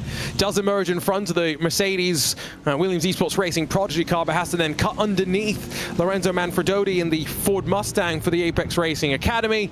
And now a little bit more clean air to visualize up front, get himself up to speed. He's got a charge to the end, 1 hour and 45 minutes to go. And after putting the car on pole position, assumption would be he is probably the fastest driver in that lineup and ready to take them to the checkered flag. So I'm just trying to do the quick mental maths in my head, because they're only 12 seconds behind the number 7 car. But for the 7 car to really make that work, they would also need to have 1 stop left, but I believe they have 2. So they are going to be, therefore, net behind, unfortunately, with how that's working out for the number 7. Owen Carroll is in that car as it stands, but I think they should still be able to gain some decent time from where they were and might get a half-decent result today. And this is that car that we are talking about, the number 7 machine, who are obviously continuing on and will probably, they will cycle to the front because the 4 cars ahead of them, of course, all need to stop in the next 5 to 10 laps, but we're still going to wait another 20 laps until this car comes in. They're 13 seconds in front of their teammates, so again goes to show it's not a strategy necessarily that's going to get them a win, but a strategy that's put them in contention at the very least. Definitely something that they have been working towards since the very start of this race. You can't fuel save at the very end. No, you've got to fuel save from the start and hope the strategy was the right one. Battle for 3rd here in the LMP2 class. It's been a slow couple of stints in some ways from Marcus Solholm, dropping back from the lead of the race. He's got Robin Glerham right on his case in the Williams Esports Academy car. Now, Glerham has, just looking at the drive times here, been in that car for quite a bit. But Kamil Grabowski did do about 3 hours straight, so I wouldn't be surprised if Glerham's going to be going to the end here. And he's fired up, he's charged up, he gets a great run out of the final corner. And is he going to have to try a lunge to the inside at turn 1? What does Solholm do with his rear view mirrors being filled? Yeah, this is probably going to be the move from the 4. He goes to that inside line. He had that momentum off the final corner. He's already ahead pretty much because there's no defense from the 199. Lifts off and lets the Williams car go through and up into 3rd place. The number 4 has been sat back off these top few places for a little while now, the last hour or so. They haven't been featuring so much, but they are back onto the podium, 7 seconds behind Grid and Go. So that is their next target to chase down. Looking at the 199, letting them through, I wouldn't be surprised if they're now just going to try and follow and not lose time as they try and chase down the Grid and Go machine as the current race leader, the number 2 Williams car, comes into the pit lane. I do wonder if there's some damage maybe for the 199 that we can't see, maybe to the floor or something, because this middle stint has not been, the middle part of the race, I should say, has not been moving them forward, and it's really establishing BS Plus Nexus up front and in control. So as not 1 but 2 Williams cars hit their marks, Williams Esports Chill Blast in from the lead of the race, and followed in by the Cadillac, Josh Ladd behind the wheel of the Williams Gaming Club entry. And so as Ate Kalpanen takes over for the number 2, that was as expected. Remember, he still got to get his drive time complete to the end of the race. Behind them, you can see Josh Ladd trundling into picture, just trying to hit and find his respective marks. But not be surprised if there is a driver change here as well to maybe put Jaden Munoz back into the number 3. Yeah, I think it's a final driver swap time, double stint to the end. Makes sense for these guys, as we're seeing Zuba there, for Race Clutch as it stands. Currently in that 7th place. They've already made up 3 positions from their qualifying in that number 11 machine, but they are in a little bit of no man's land with 12 ahead, 21 behind, as we're seeing the Williams car now jump back out onto the track, and let's see exactly where they're going to come out. No traffic, it would seem, with the exception of the Ferrari that they'll be able to make the move on before they get to the next braking zone. Robin Glera makes the move on the Racing Lab 4, trying to put a bit more breathing room between him and Marcus Solholm. But as they come back onto the banking, Team Redline into pit lane in the number 20 from the lead of the race. A busy time for GTPs. Now, Robin Glaram's 30 laps into his stint, so he's probably not too far away from his own pit stop as well. Maybe that's where we're seeing a bit more of the aggression and the intent from some of these drivers. Gustavo hits the mark. Should see him stay into the end of this race based on how he and his teammate Diogo Pinto have broken this race up. Behind, might see driver changes for Drago Racing and for Race Clutch, and indeed Ross Woodford going to get out. Jeri Lehtinen in for Race Clutch. For Drago Racing, Timo Roda out. Ricardo Rico in. Final driver changes of the day. Yeah, Pinto getting in for the number 20 machine as well. Absolutely stacked lineup as ever for Redline as they continue their race in this number 20 machine. But they do have some chasing down to do if they want to get a race victory. Realistically, on pace, they are going to need have some issues. They are going to need some issues for the cars ahead, which of course is currently the number 89 machine. Realistically, that is going to be leading the way. Yeah, full stop. As you would expect for Pinto, 49 seconds as they continue their way on now. They are going to come out in around 6th position or so with a decent gap, about 20 odd seconds up ahead to the number 2 of Kalpanen that we just seen in the pit lane. Yep, no change in the last stint between 2nd and 3rd on track on strategy. It is still very much now just down to whether BMW M Team BS Competition can avoid any slip-ups because they've got Williams Esports Shield Blast at arm's reach. Pit stop though for Robin Glaram, as mentioned. Maybe part of the reason for the aggression was knowing that he was due down to the box sometime soon. Now this though does mean that he'll come back into pit lane with around 60 minutes left in this race. He'll have a splash and dash still left to serve with 20 minutes left to go. Replay, by the way, something's happened to that Race Clutch Cadillac. Yeah, let's see. We'll just lock in the rears.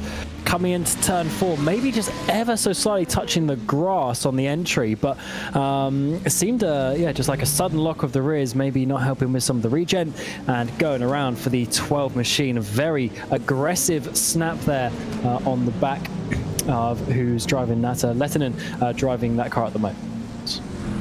Maybe as well just struggling to get back up to speed with the car, and maybe change of the conditions since the last time they had driven. It's gotten potentially a little bit cooler, and maybe the sight lines changing just a little bit and the references that drivers are using. There is your LMP2 leader, by the way, as Jesse Tekela brings the Grid and Go 003 back down to pit lane for yet another service. BS Plus Nexus, they could still be as many as 8 laps away from coming back down to pit lane. Will Murdoch expected to jump back into the car as Marla Racing Team jumping all over the curbs directly behind them. It's been a sterling day for BS Plus Nexus. They weren't even sure if they would make it into top split, Cam, but make it they did, and what a performance so far. Yeah, it's always funny when you see stories like that.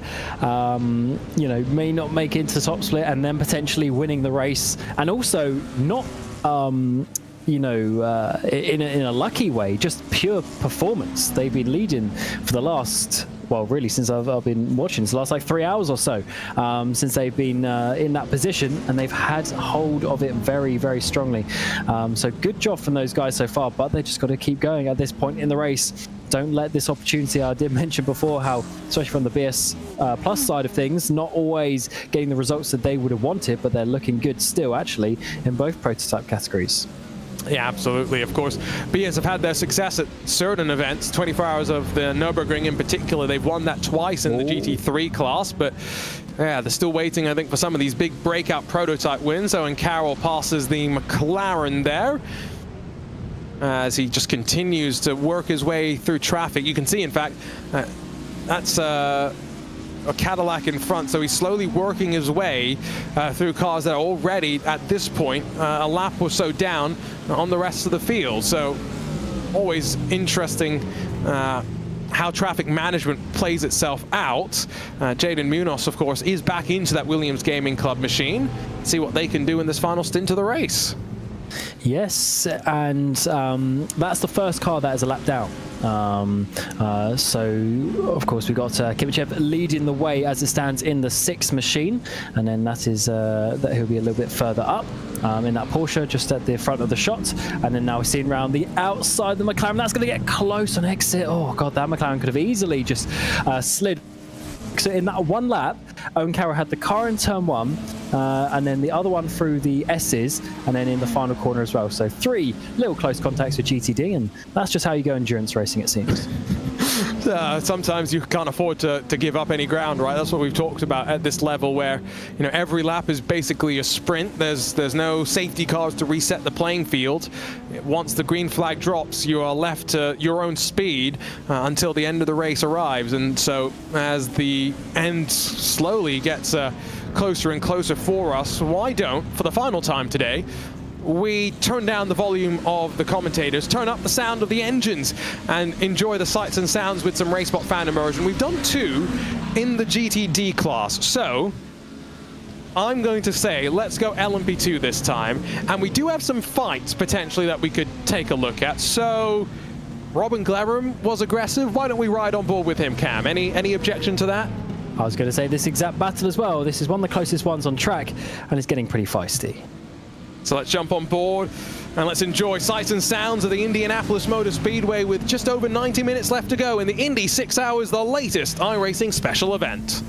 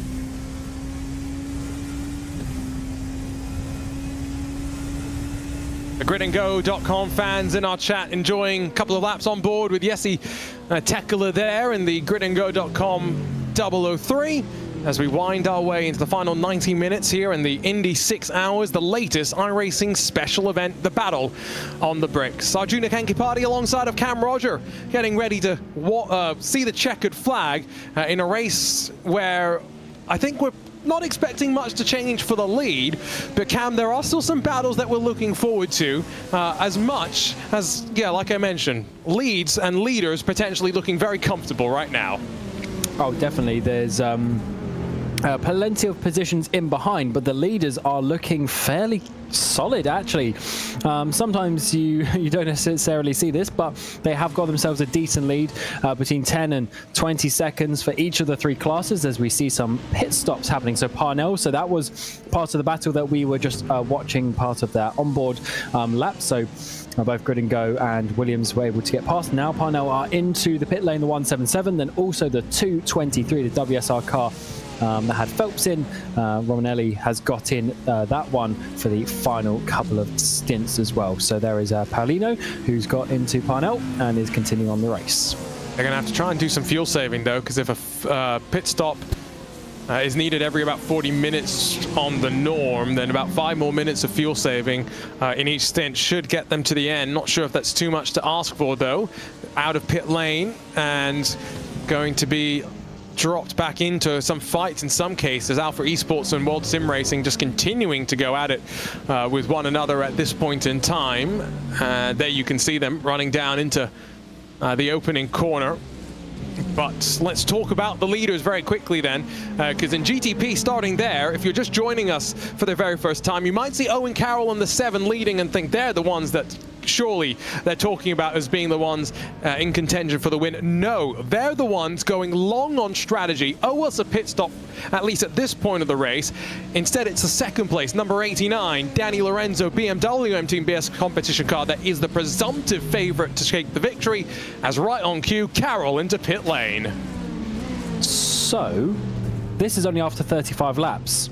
So they are going for the shorter stops rather than going for the saving the extra stop in that case, if I am not mistaken. So or they're sort of using up some laps. So here they're going a little bit early, but then they will need an extra stop like everyone else. So they are going to save quite a bit of time by doing this, having gone longer in plenty of the other stints previously.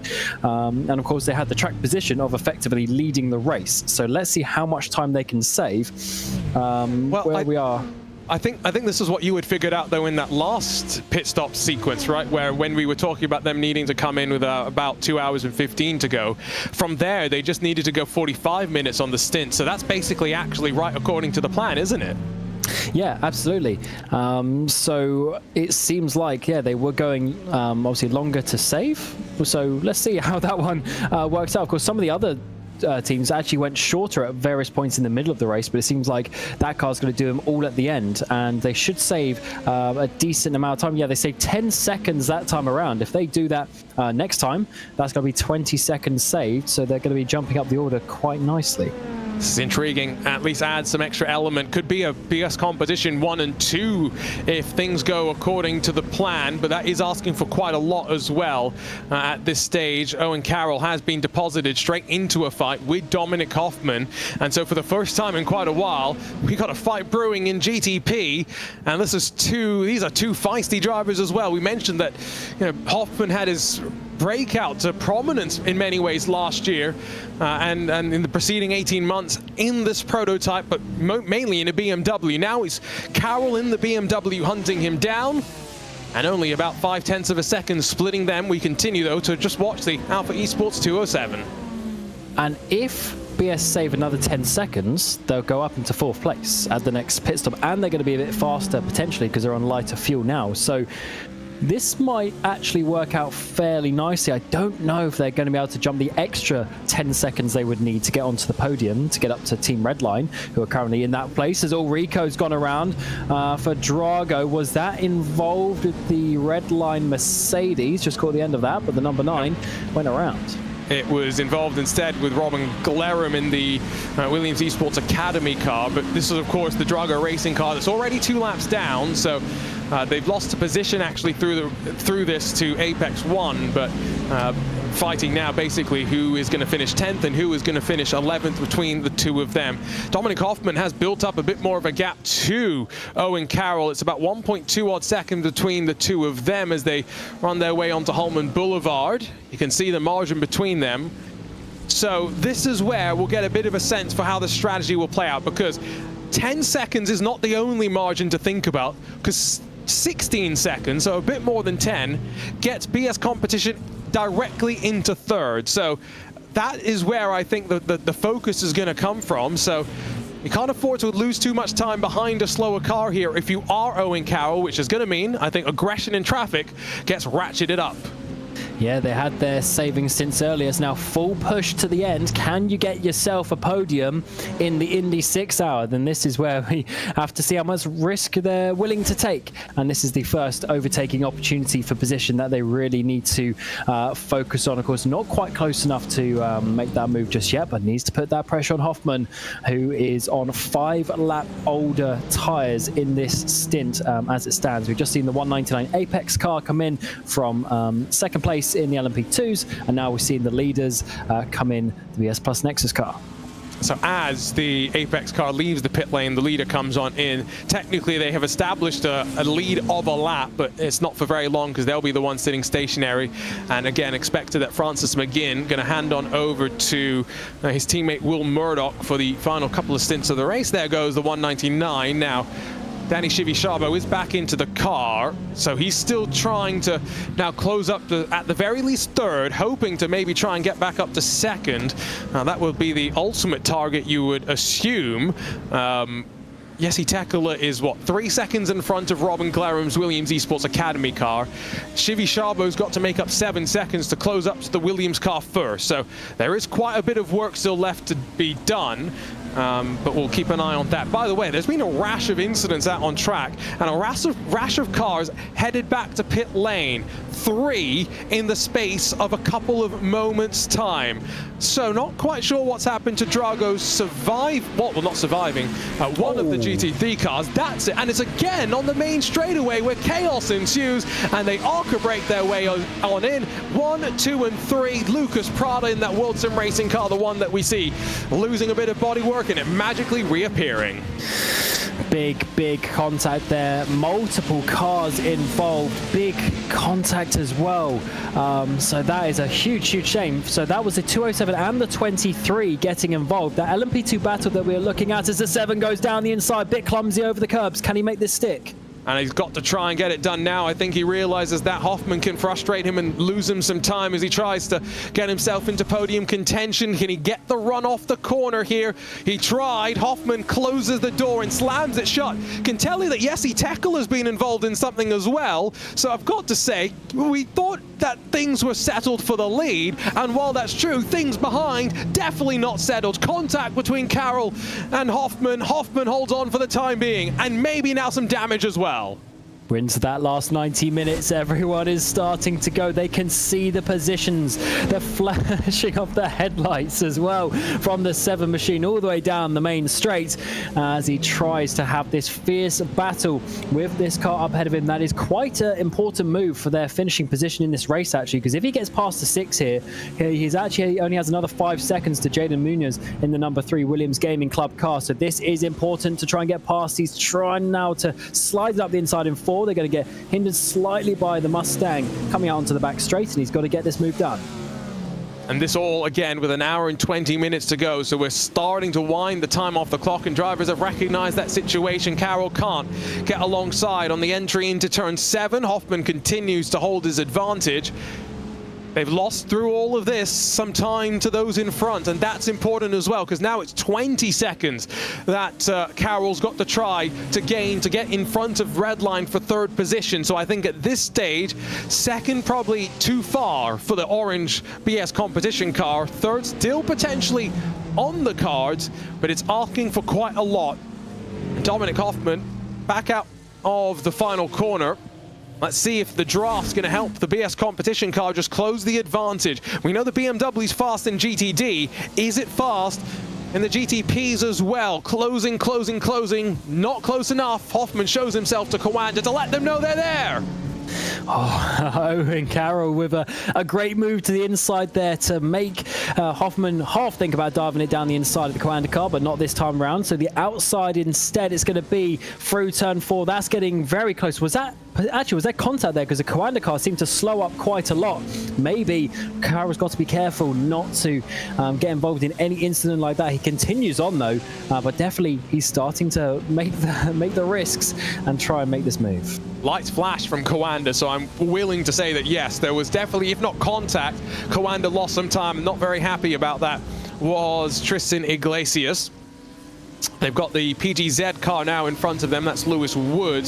Jesse Tekkel is down to 5th. So we do now have Williams Esports Academy 2nd, Apex Racing Team in 3rd. And again, 8 seconds between them in the battle for 2nd position. Keep an eye on that margin to the end of the race. Danny Chivisciabo is going to be pushing and pushing hard. Meanwhile, Owen Carroll loses some time through all of the traffic. Dominic Hoffman, about a second now clear, back across the yard of bricks. So funny how one lap can be so different in terms of your position in endurance racing. He was having a bit of a send, half send at least, down the inside of turn 1 last time. This time, not even close enough to do that, as we did end up with a few cars in the pit lane, as you would expect after that incident on the front straight. The 137, the 23, and the 207 all in the pit lane for LMP2, unfortunately, down to the back of the field, and they're not going to be able to get any sort of top positions as we work our way to the 66. This is the Maradnes number 66 car, currently in that 4th position. He's got the grid and go coming up very quickly behind, and they're only 2 seconds behind Apex up ahead. I think the grid and go car does have some damage. We'll see. Yeah, look at the right side of the front, whatever you want to call it, splitter. It's definitely crumpled on in.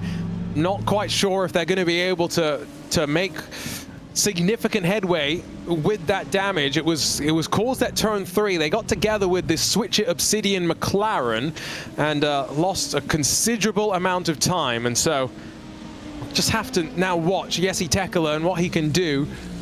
A grid and go car had been sitting in 2nd for so long, and so one moment with traffic, that's all it takes, and that's what the leaders will be thinking as well. It's now 9.5 between the GTD leaders. We're 20 minutes away from our final pit stops for the class.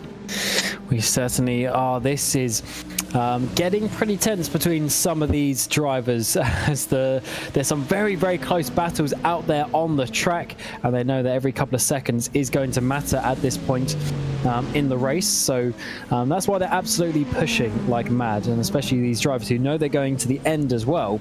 It kind of just changes the mindset a little bit. When you're in the middle of the race, you still know there's more drivers, more pit stops to come, whereas now it is all just thinking about how you're going to get to the end of the race in the fastest way possible. And as it stands, the grid and go car not quite close enough to make a move just yet, and of course that damage is probably hindering them a little bit, so we have to take that into account, that there might be a couple of tenths of a second lost in that car. I mentioned we head up to the yard of bricks every single lap. At the start-finish line, they still have a sliver of the original bricks that are used to pave the entire racing surface. One thing that I've been told, now I was hoping to go and see the Indy 500 qualifying weekend this past year, but didn't get the chance to. But what I've been told is that when there is just one car running around the track in qualifying, you can tell when they're on the bricks, because it sounds audibly different than when they're driving around the rest of the track. It's just one of those things that you don't necessarily think about, right? It's just cool. I love that we've got the yard of bricks still there, even if we're going in across it in the wrong direction in this layout. Yeah, still a big significant moment, or monument I should say, in the world of racing, because we don't really have anything like this at other circuits as such, and it just shows the history and the heritage of the race. And I think it's cool actually that we've still got that there. And as you say, I guess I haven't heard it myself in real life obviously, but I guess it kind of sounds like when you hear a car go over the rumble strip, and it's almost like the slapping of the tire against the very uneven surface. And imagine if we still had the bricks there. That was quite an interesting way to think about paving it. Can you imagine trying to go 220 miles an hour just to cross brick? You're braver than I. Now, that was some smoke. Yeah. Where there's smoke, there's usually fire. Anders Myers, I've been told, is off the track. Oh, that's not pretty. That's a very much crabbing Ford Mustang. Oh, Williams Esports Chill Blast! Oh my goodness! Ate Kalpanen gets tangled up with traffic, and that Porsche's going nowhere. Back to pit lane, and if you're BS Competition, sigh of relief. Podium very much up for grabs for the second car. Victory all but theirs if Danny Lorenzo stays out of trouble. Yeah, way too late. Just way too late. Was not in any way far enough ahead to make that move. Of course, you got to take the risk, and the Mustang was quite far to his left, probably in his blind spot a little bit as he went in there, but just too far behind. And that is the risk versus reward. If he stayed behind, would have lost a second, but he would have still been in the race. Wow, we saw some aggressive moves in the first part. I mean, if you're the GT3 car, you always get told run your line. What else are you meant to do through that corner? I don't know. And especially there, through that chicane, you can't go anywhere. You literally cannot go anywhere. It's so narrow, it's one line, and there's no space to the left anyway. The tarmac opens up on the right. On the left, it's still the grass, so he couldn't exactly get, do anything going to the left there. So yeah, just unfortunately way too much risk, and Kalpanen putting that second place opportunity down the drain with 1 hour and 15 minutes to go. And as you were mentioning earlier, that leaves the 89 with a very nice advantage, 45 seconds to Team Redline. And in just 1 hour and 14 minutes, they could be taking victory. I mean, they could cruise from here, but I wouldn't recommend doing that. No, definitely don't cruise. Don't take your eye off the ball as well. That's when the mistakes tend to start. Now, I've just looked at it one more time, and from Ate Kalpanen's perspective, and from his perspective, I kind of think the same thing that I did when I watched it from the Mustang's perspective, which is, what else are you meant to do? It wasn't like he was barely alongside the Mustang at the time of turning. He was well alongside at that point and going considerably faster. So, like, I'm glad I'm not a steward trying to figure out who's to blame for that one. The only thing that I know for sure is I think both their races are done. Here's the look from the Williams Esports onboard. Yeah, let's have a look. I mean, yeah, to be fair, I'm not being funny. Right. If I was driving that car, I would have done the same. Like, you could actually, from that was a great camera as well, because you could see through the door that you had pulled alongside. Like, at that point, yeah, I don't really know what I think about that. I really do. Racing incident, probably. Like, that's what I would lean towards. I guess you do always fall back on the fact, excuse me, that it's always the responsibility of the faster class, though, to get past. And there was a lot of risk knowing the type of corner that 5 and 6 is. But he's probably done that move 50 times already this race. So exactly. It's a bit of a difficult one, and it just wasn't quite the right timing, that one.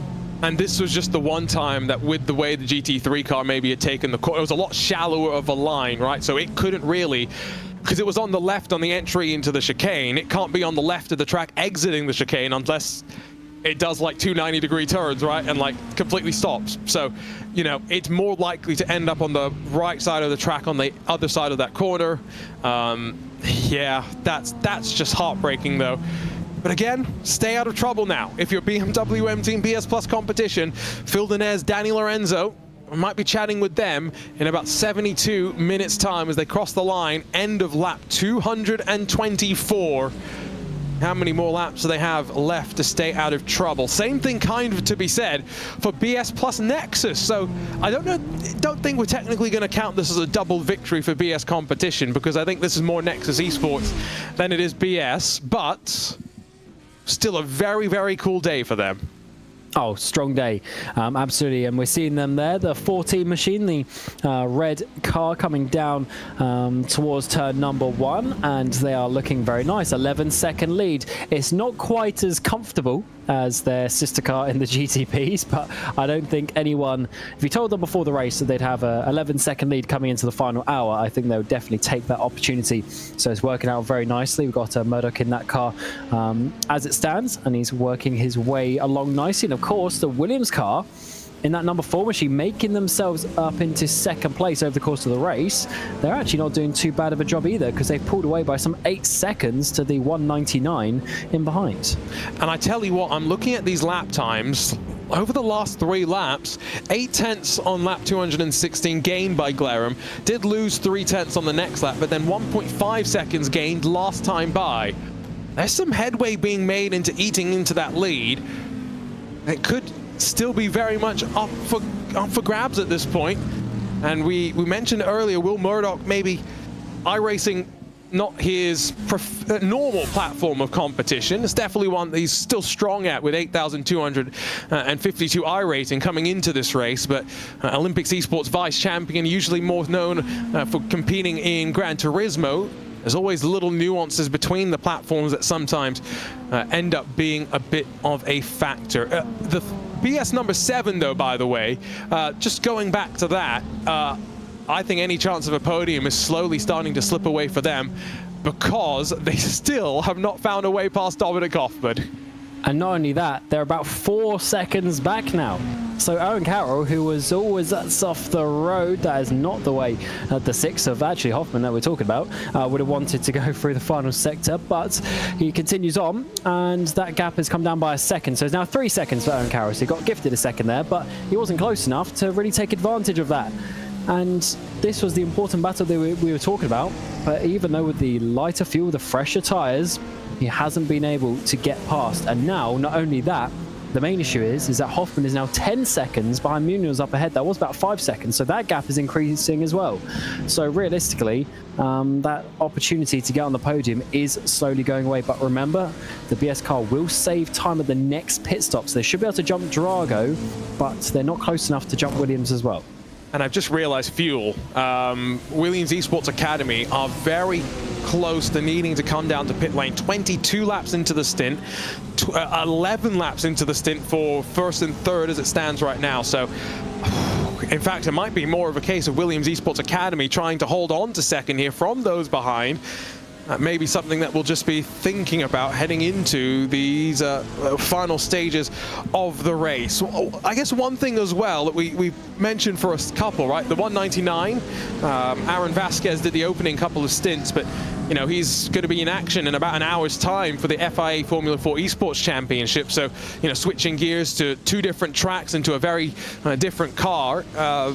Same thing that some of these other drivers are going through as well. I look at, you know, Jaden Munoz, the pair in the Redline GTP car, Diogo Pinto, Gustavo Ariel, all going to be competing on Thursday in the opening round of the IndyCar Butt Kicker iRacing Pro Series. And then there's some of these drivers that on Saturday next week will be competing in the Porsche Esports Super Cup Contender Series. So we're getting back into that busy period, you know, Cam, where the summer sometimes people, you know, step outside, go touch some grass, as you will. But then in the winter, that's when the serious sim racing starts to roll back around. And so there's some really big things that these drivers have got circled on their calendars coming up. Yeah, I mean, I guess it's different for you because you're over in a completely different time zone to a lot of the European stuff. But here, there's something about some cold nights in the winter and just doing some sim racing. It is very fun indeed, and hopefully we have some. Oh, it's in the background, the Acura go off up into the wall. That is not the way that they would have wanted. That is the Movano car, I believe. Marcus Hamilton. That was, yeah, more than a little scrape trying to go around the outside of some traffic. Yeah, and I think he was just so committed that it wasn't even necessarily anything with the traffic itself. He was just pushing and pushed himself up into the wall. And again, just a reminder, these drivers will push all the way to the very end of this race. That's definitely something just to keep in mind. And again, I mean, Robin Glerham's down to within 9 seconds of the lead. Will Murdoch's, I don't know if he's just being careful with traffic, maybe just trying to ensure that he doesn't get involved in anything, but the lights flash from the 199. The gap is starting to shrink slightly between the 14 and the 199 from what I can see. Yes, it is, but it's still Yeah, still a decent margin. That's the issue. So 19 seconds it is between Zivijavo and Murdoch. So realistically, in an hour and a bit, that is going to be difficult to chase down. But you never know. We've seen some little spins just creep into the racecraft of everyone out on the track at the moment.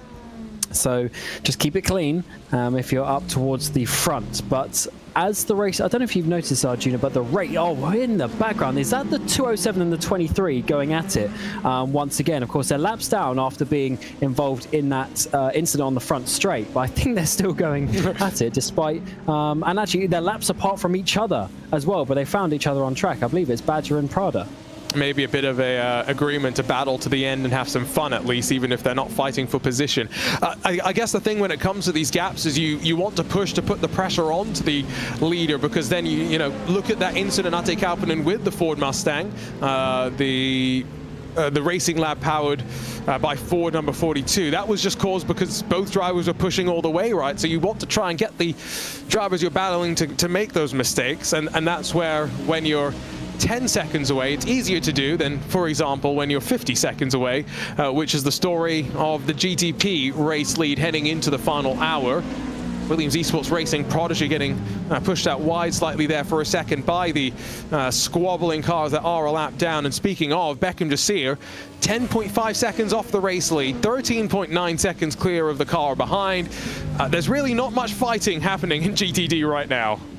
No, especially not. That is probably the most spread out category, which is quite interesting because we did have some nice battles earlier on, but there's definitely been some awkward moments for some of these drivers. So it is the 70 leading the way by that 10-second margin very nicely indeed. And I think Red Line will be ruin the fact that the 71 has had a bit of an unlucky day and hasn't been able to really get involved in a 1-2 finish, which I'm sure that they would have wanted, although they were 1-3 for quite a while earlier, so it wasn't exactly like they already had that 1-2, but still a few spins for that car. But this is the number 70 machine that is leading the way, although they do just have a green number plate, but we won't talk about their paint scheme with that one, because they are continuing on very nice indeed. The pace is looking good as well, very strong, although actually the pace is pretty consistent throughout the GTD field, and I guess that's why the gaps are where they are. No one's really chasing or catching down anyone. Yeah, settled in at this stage. No one really having to push to gain much more. Redline, at least they got their livery submitted correctly. The only problem was, numbers are probably being put up in a slightly different place to where they should be. But the two identical red line cars as well, the 70 and the 71. There's no difference between them. You know how that drives commentators crazy. Ooh, this is going to be a bit interesting for the race leader. Again, cars not all on the same lap, still fighting in and amongst themselves. And behind, Grin and Go as well, just wildly lunging one way then the other. Speaking of LMP2, by the way, let's focus on the fight up front. Guess who's just come into pit lane with 63 minutes left to go? Williams Esports Academy in trouble. Yes, so that is early. So extra pit stop time? Yeah, 20 minutes as well worth of it. Have we just missed something?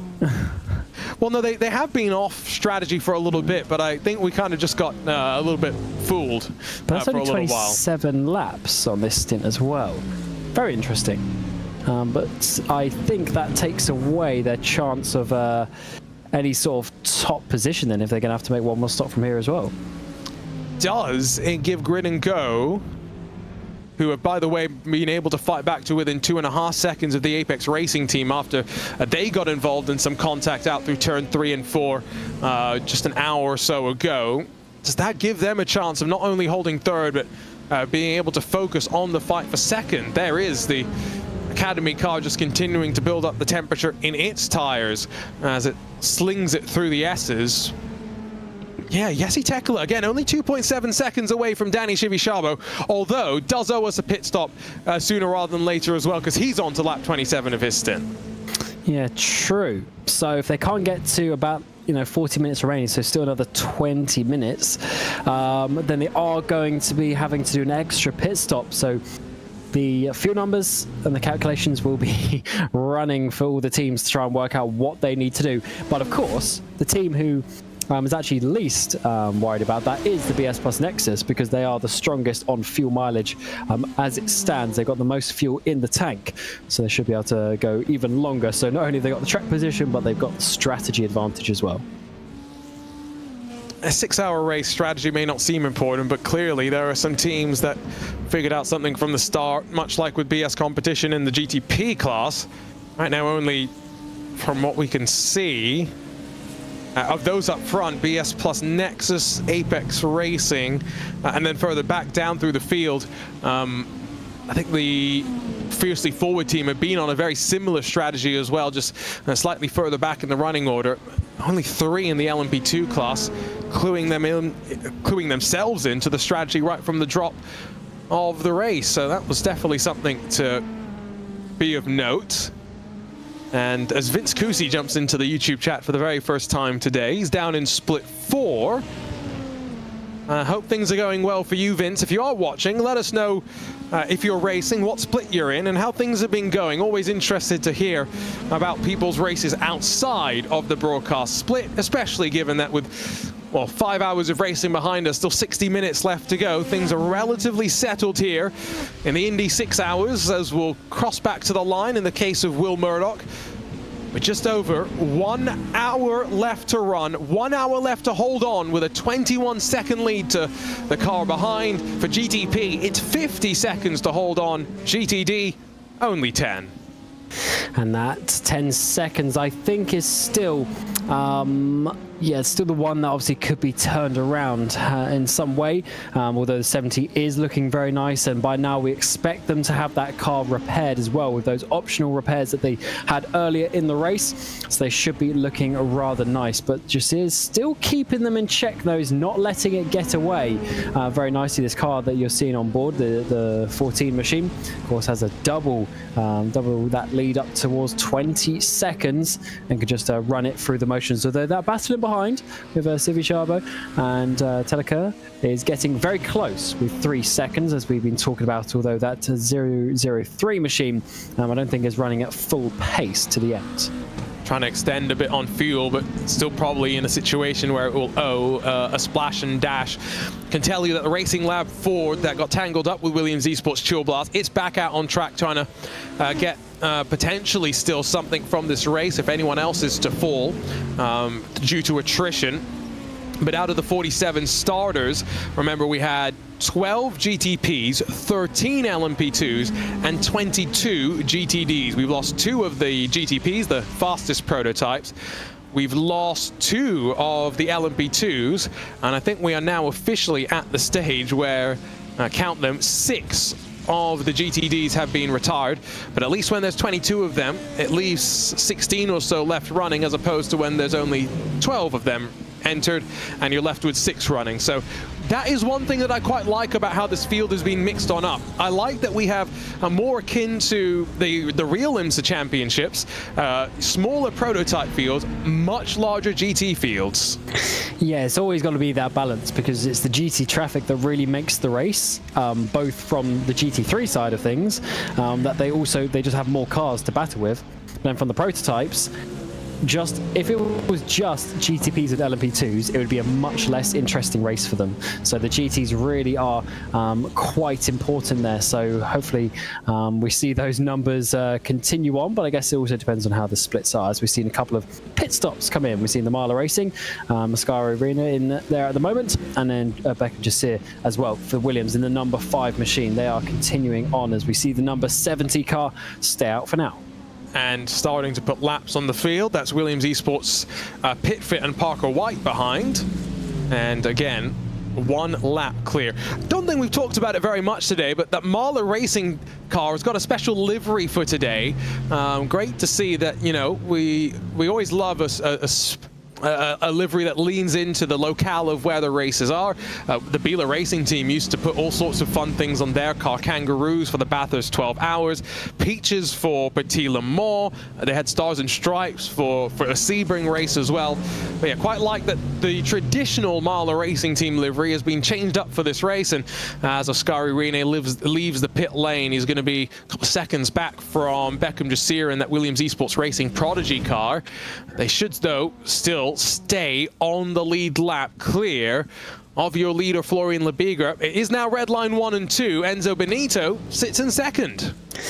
Yes, certainly does for now, but of course the pit stops are still needed, so it's the top 3, including the number 8 Coanda car, and Glacius at the wheel of that one, that owe us some pit stops and a couple in behind as well. So of course they will file back just a little bit, but that's a little bit, I guess, what we would have expected is a P1 and P2 from the 70 and 71, but not quite. 71's got a lot of work to get back to that stage, but we are now well within this final hour of racing.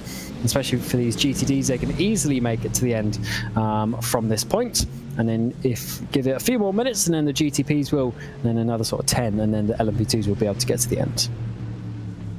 Exactly. It's all been about working to this point, working backwards to this point in many ways on strategy for engineers behind the scenes. Not sure how many of the teams have been going wild, because Diogo Pinto did say that he was helping with engineering. So, you know, slightly smaller red line effort, just the one GTP, the 2 GTDs as well, as there goes Parker White off to pit lane for what will be the final time today.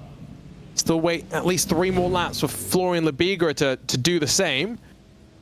And you can see the margin that he's built up right now. Second place, net on track, is the Williams Esports Racing Prodigy car, which is just in front. With the amount of time that it takes to come down pit lane, hit your box, do a full service, and come back out, it almost puts you down a full lap, even in this GTD class. When it comes to redline, though, I mean, let's be honest, at the end of the day, Cam, there's a reason why many will say, and many are right to probably claim, at this point, redline, if not the best team in sim racing. Absolutely, they just have so much talent. Their talent is so broad. It's rather remarkable, actually. I guess obviously by virtue of being known as the best team, you're going to end up signing with the best drivers, but they really have this group right now across multiple platforms as well that just really, really works. And I guess it's the teamwork off the track and the preparation that also gets them to that level. So hopefully, you know, for those guys, of their fans, that continues on. But definitely, I mean, they are the biggest name in sim racing, aren't they? If you ask people who are sort of half in the loop of sim racing, name a team, that's going to be the first one that they say. Yes, and Max Verstappen is not here because relatively short race. If it was a 24-hour race, we might end up seeing him, but has some other priorities this weekend with a certain Grand Prix to try and get some points from, and his bid for his World Championship and for Red Bull's World Championship as well. So at this point, you are stretching it, but GTP cars could probably come in and see the end of the race. There are a couple of cars getting up towards the fuel limit, and that includes your race leader, the number 89, the BMW M Team BS Plus competition car. It's now onto the 42nd lap of its stint. Yeah, we did see 44 laps, and I think I worked out that was about 55 minutes. So they've probably got about 42 laps again left. So they're pretty much on target, I would say, fuel number wise. So they've controlled that one very well. So they're probably going to be in the pit in the next, so this time by or the one after. And then we will see them go to the end, and of course holding on to that 50-second lead, because the number 20 of Diogo Pinto hasn't really been able to close down too much of the gap in the 37 laps that he's been in there. He'll stay out an extra maybe 5 laps, depending on if you know, they want to underfuel in any sort of way. So he will be ever so slightly faster, but yeah, nothing you can do about 50 seconds. And also around here, that's getting dangerously close to a lap. Enzo Benito has come into pit lane, by the way, in the 71 machine. So final trip to pit lane for them. Still waiting for Coanda to box as well, but I think we're about to get a pretty good sense for what's going to happen in the battle for maybe the final step of the podium. Is there any chance that Enzo Benito can close in this final stage? He's going to end up probably around 10 seconds back from Ascari Rene at the very least, which I'd argue probably a bridge too far to be crossed. Red line at best, looking at a top 4 finish here today. Yes, and for the leaders though, the 89 into the pit lane right on cue. 43 laps this stint, and looking nicely to go to the end once more with the time that we have remaining. So it'll probably be a full tank again just to make sure they got enough for the in-lap, and, or let's do the in-lap, but you know what I mean. Just some time to make sure that there's no stretching that they need to do, and they'll be absolutely fine to go to the end. And of course, Lorenzo will stay in that car, having got in just one stint to go. Then we've got McLaren in behind of the Switch Obsidian car. Yeah, no livery for them, but they've been able to keep it clean for the most part. Yes, involved in some incidents here and there, but car looking very, very good as they try and hold on to a top 10 finish at the end of the day. Team Redline stay out, but we know that Pinto will be in at some point. There is going to have to be a degree of fuel saving here, but 50 seconds of margin. There's plenty of room to work with if you are the driver behind the wheel trying to balance need for speed versus need to save a little bit of fuel here and there. Should need, though, a full service, and that means topping the car off with as much fuel as they can pack in. 50 seconds later, off and away they go, and they're going to be just behind their sister car. So the Clementine Cruiser, the Plumpkin Plow, has just slid out in front. And this might actually be interesting, given that we've been thinking about where does Owen Carroll end up at the end of this race. Yeah, he still needs to come in. So Carroll's on 29 laps, so he still has a good few laps to go, and I wouldn't be surprised if we see not much of a defense, getting well out of the way. So the 89 gets that position and will get past the inside the Imala car as well. So very nicely indeed, that pit stop sequence between those cars. I did see just in the background one of the shots, we are getting very close between the 66 Maradness M Squad and the Grid and Go 003 machine, which is currently for 6th place in LMP2. That is quite a fierce battle as well. So still with 50 minutes to go, we're seeing some battles, of course. So the next pit stops are Williams Gaming Club, Jaden Munoz from currently 2nd place, and what will eventually probably be 3rd.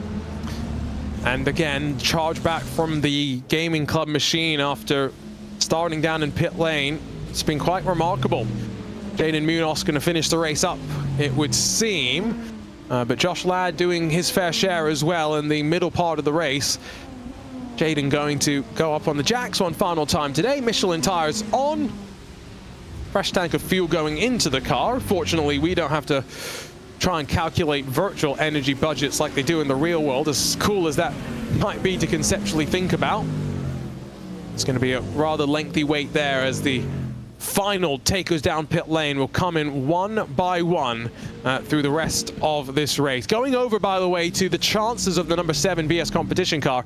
They've lost 10 seconds to Dominic Hoffman, so I think at this point, even if they have a slightly shorter pit stop, at the most they're going to be thinking of a charge to try and grab 4th. Anything beyond that might end up being a slight bridge too far.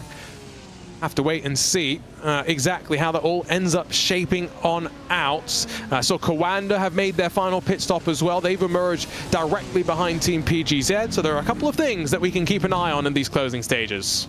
Yeah, 30 pit stop time. Loads of people in the pit lanes. We've got Redline with Pinto, got Drago with Hoffman as well, as Mavano are in, Race Clash Black are in. So GTP final pit stops. About 50 minutes remaining as we come straight into this battle between Maradness M Squad and the Grid and Go 003. So that's a bit of an awkward one there. But yeah, for Owen Carroll, I just think he hasn't quite had the speed. I don't know if there's going to be damage on that car as well to lose that much time, but he just clearly has not had the speed that he would have wanted, and especially being on the less fuel in this stint, well, the last 2 stints he's going to be. I thought he was going to gain some time, but clearly not. Yeah, maybe it was also the case of once he struggled to pass Dominic Hoffman, and at that point probably started to think about the chances slipping away. Didn't think it was worth the risk of pushing too hard.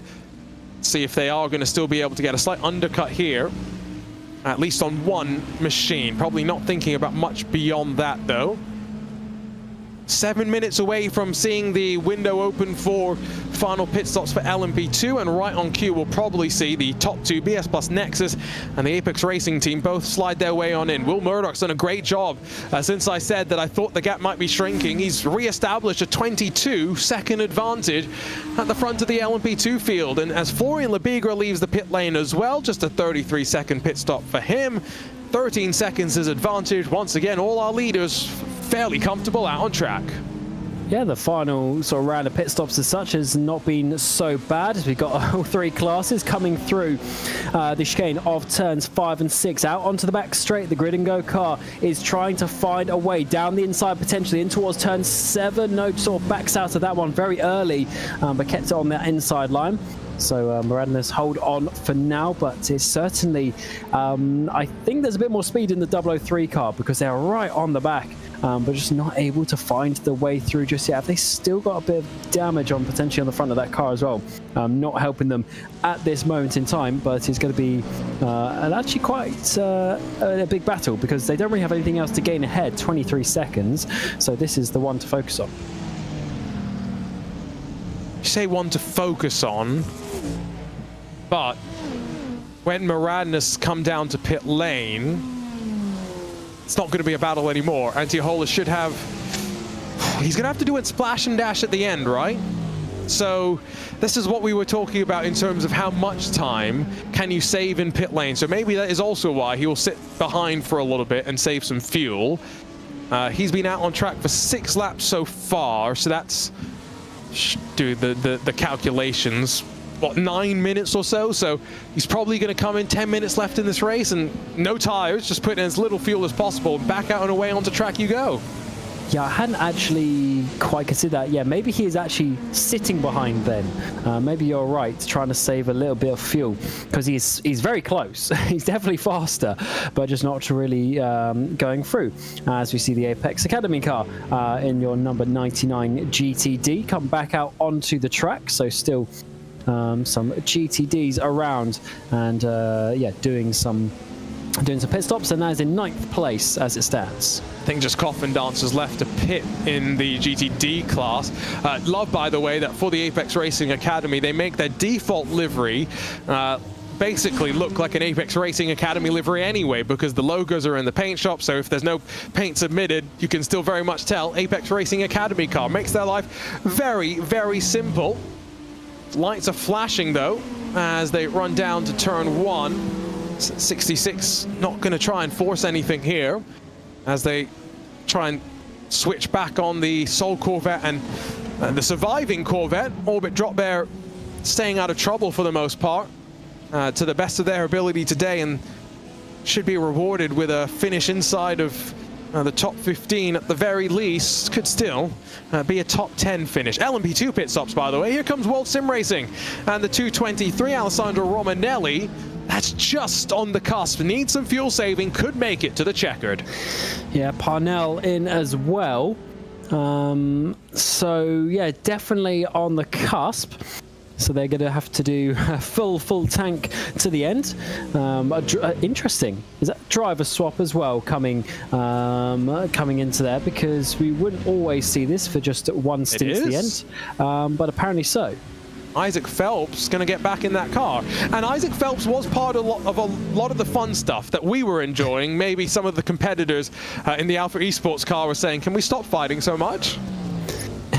Yeah, the LMP2s went a bit crazy in hour 5 of this race, but into hour 6, let's see how they go with their final stops. I would say Isaac Phelps taking it back out, of course, is going to be actually, by the time he comes out onto the track, probably going to be about 15 plus seconds to the Grid and Go car, so he's a little bit far behind. Yeah, maybe even 20 seconds by the time he gets up to speed. So yeah, he's got a lot of work to do in that regard, and maybe he's the fastest driver or the driver most motivated to go and just push and see what happens. So back out onto track, clean air as well for the time being. What can they do to the very end of this race now? Just put in as many good laps as you can, and that's basically all that you can do. Back over, by the way, in GTD, battle between the Porsches. VRS Kawanda fighting with Team PGZ. Got Sam Ward up against Tristan Iglesias. feels like they did this once before. They get to do it all the way to the very end now with both cars having made their final pit stops, both fighting to be the best of the Porsches in GTD. Absolutely, and it's always good when you see a battle like this get close towards the end of the race. No mistakes can be made if you want to be holding on to this. And a top 5 is always a respectable result as well. The number 8 was looking to be on the podium today, but it hasn't worked out. So a top 5 is what they need to focus on. They got 15-16 seconds to the car ahead. So now is just this battle. We have seen these cars in the reversed positions, I believe, earlier on in the race, but let's see how Ward can do. He's got a decent run, but he does need to be just a few meters closer coming out of that final corner to really get the proper slipstream, as they're now going to get caught up behind the Corvettes.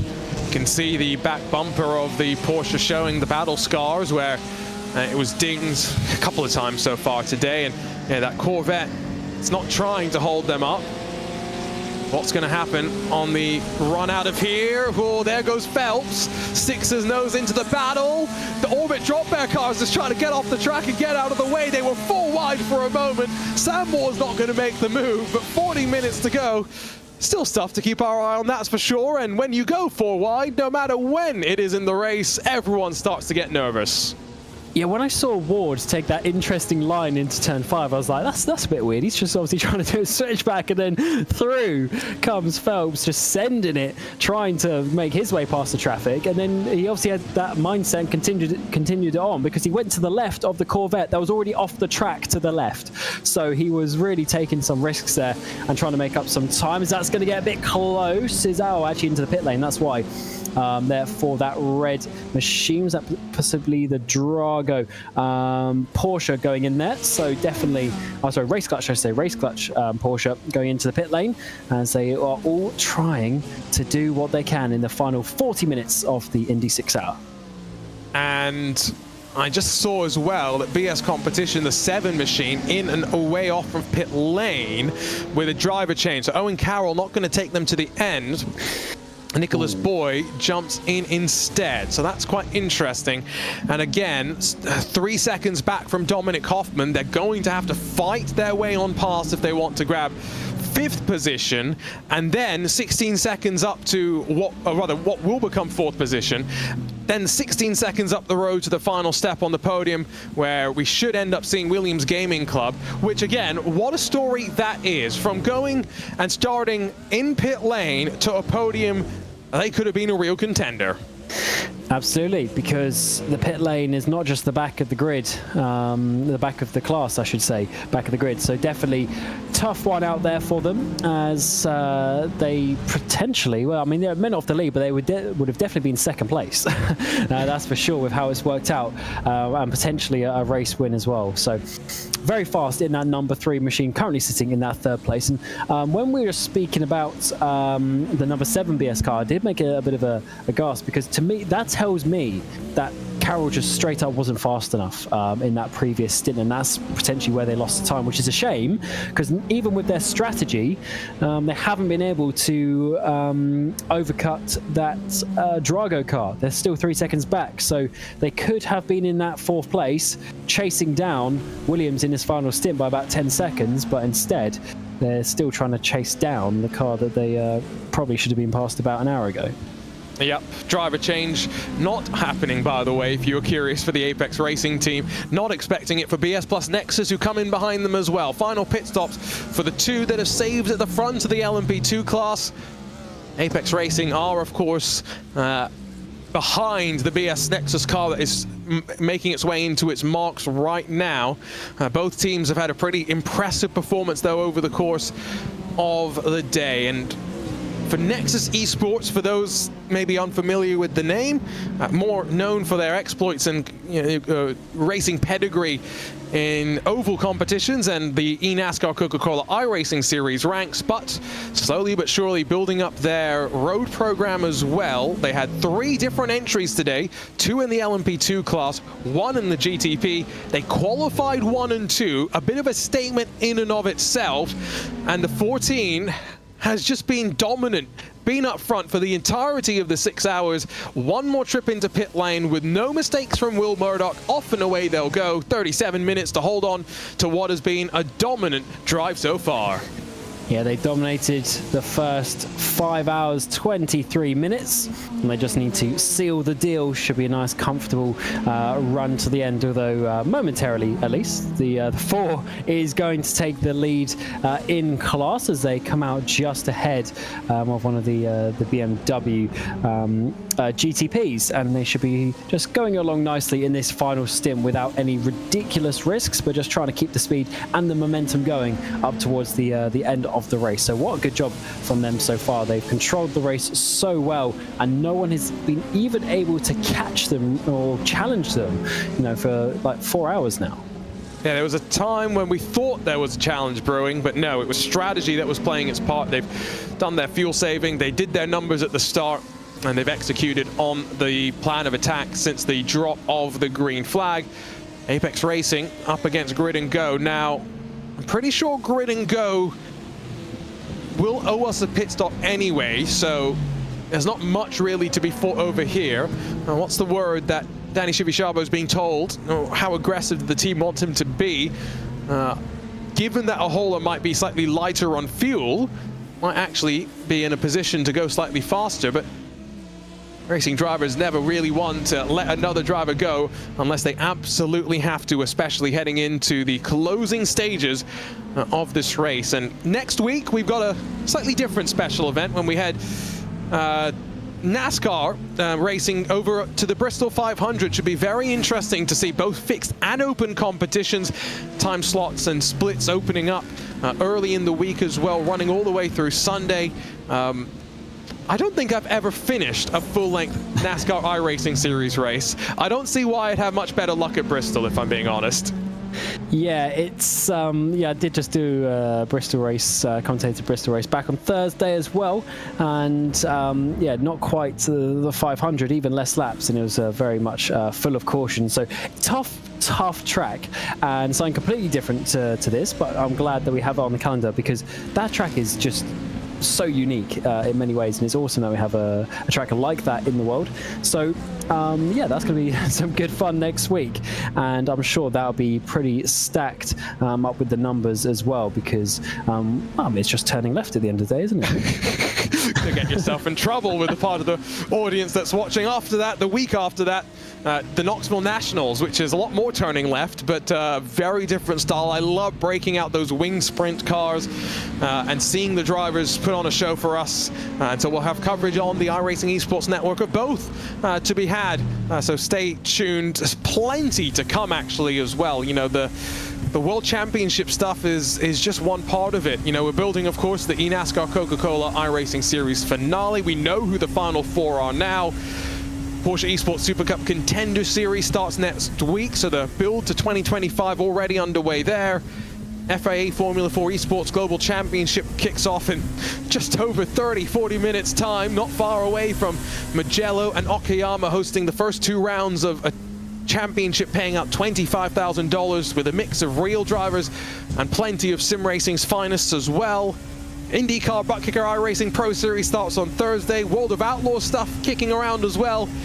Oh, so much happening behind the scenes, and so much being worked on as well. So we have a slightly unusual season coming up this to end this year off. A leap season where it's not the traditional 12 weeks plus 1 free week at the end, week 13. Instead, now it's 13 weeks plus 1. That'll be interesting to see what fun tracks some of the different official series add to their schedules as a result of that. I already know the IndyCar guys, they're going to the Nordschleifer again. Oh my lord. That's one of the most crazy combinations that you can get, but yeah, that's good, and hopefully it should be a fun sort of autumn winter as well, just in the world of sim racing. As you say, loads of stuff starting up, so plenty of action to be had, and so many different categories as well. It's not just one type of car, one type of racing, it's all sorts of different disciplines, just showing you the versatility of this platform. So really great to see, and hopefully some of the different drivers actually will go over to the different platforms and not just stay in their own bubbles. That is what I've been saying for so long, and it's been really cool to have, you know, the IndyCar Pro Series get like Redline, they've got 4 or 5 drivers qualified for that. So it's been cool to see Redline do more of the IndyCar, dive into the setup a little bit more. But yeah, it would be great to have a Redline entry in the Knoxville Nationals, for example. You know, Altus Esports used to have Tim Ryan as part of their crew, so you know there were some big teams that had big endurance teams, I should say, who had presence on some of the other disciplines. But yeah, for the most part, you know, Dirt Oval, the Swindell Speed Labs, you know, Alex Bergeron, of course, and some of the other teams that you have there. Short course racing, you have the Nitro Circus Sim Racing team, Team Rogue, Team Gold, but yeah, it would be very cool to have a bit more of that crossover. And here's an idea. You know how they do the Race of Champions at the end of every year? Mm-hmm. Yeah. Yeah, we need the iRacing Race of Champions, where we don't take, maybe we take like the top 5 from every World Championship as final pit stop for Maradness. Take the top 5 and we do 1 dirt oval race, 1 dirt road, 1 road, 1 oval race. Whoever has the most points, iRacing race. Well, you have to come up with a different name for it, I'm sure. But you know what I'm saying here. Just the champion of iRacing in general, I guess it would be at that point. That would be, yeah, that would be quite interesting, because I'm sure there'd be some guys who were, let's say, like top 5 in every category because they're just pretty consistent. But then there'll be some guy who's like first and then 15th because he just wouldn't be good on the dirt, maybe. Yeah, so I guess how many top-level pro World Championship Series does iRacing have? eNASCAR, Porsche Esports Super Cup, IndyCar. Man, my memory is struggling right now. You can tell we've been on broadcast for 5 and a bit odd hours. Well, the Formula 4 Championship as well now. You know, if you add World of Outlaws, that's 5 or 6 technically if you do late models and sprint cars. So let's take those. So already you've got enough drivers. If you take the top 5, you have 35 competitors in our Champion of iRacing competition. And I would definitely be up for getting involved in that. So maybe that is a plan for 2025. Someone get that on the drawing board. 2025. That'll take a little bit of organising, but yeah, we got time to do it at the end of this year. We've got a whole extra week in the iRacing calendar. They made one up for us. Yeah, that's true. Because is that because we were having we already had like week 1 of 24 in December this year? Yes. So every 4 years you need to slightly offset 1 week so that the calendar goes back into its normal rotation, which, to be fair, I think is kind of also sensible because it lines stuff up with you know, holidays and stuff quite nicely as well when you think about it. So yeah. 13-week season plus week 14 at the end of this season rather, and then a new iRacing build with who knows what fun toys for us to go and explore. Well, I'm sure some people know. I don't. No, to be clear, I've got no secrets known here. The things that we do, well, the iRacing development update came out recently, so that's what I was more alluding to. Let me see if I can go pull up the information. They talked about all sorts of stuff, you know, that they would... 1 second, though, because Grid and Go have finally got past the 199. They've sat there for a long, long time, and they've worked their way up into 2nd place. 28 seconds off Will Murdoch, and of course they owe us the stoppers we've been mentioning, but now is the time that they've pulled the trigger. I guess they've saved enough fuel, and now they just need to go a bit faster than what Danny Chivisciabo is doing. Here's 28 seconds now off the back of Murdoch, so that gap's extended by 10 seconds since both drivers got into the car. So Murdoch flying at the front of the field. Let's see what Antiola is going to be able to do. Good shout, Cam. Move made. Absolutely. He sat behind so many times. I wasn't necessarily expecting him to go for that move down the front straightaway, but this time around he decided that was the opportunity for him. 28 minutes remain in the race. We are really getting to the crunch time now, but as we said, this car does owe us the stop, so the strategy hasn't worked out. You will not be seeing this car finishing in 2nd place if all is equal to the end, which is a shame because they have had some good pace today. And they're definitely not they're not slow by any means, but just hasn't quite worked out. They're on a 20-lap stint, Apex on 8 going to the end. So 27 minutes to go. We're expecting 10 minutes within the last 10 minutes, they will owe us the splash and dash. Does not mean they are bound to come in during that window. They could decide for track positioning reasons there's a better place to slide themselves in. So will be definitely something just to keep in mind. Yeah, Apex looking solidly in second, and I can't quite believe that this is how it's all going to play on out. But so is Williams Esports Academy still in with a chance of grabbing a podium spot through all of this? Because the car that will inherit third when Grid and Go pits, they are 12 laps into their stint. The leader is 8 laps into their stint. So is Apex Racing, of course, as well. So that's 4 extra laps. That's asking for a lot of fuel saving from Isaac Phelps in the 223. Yeah, that's a good point as well. And he was pushing quite a lot when we saw earlier.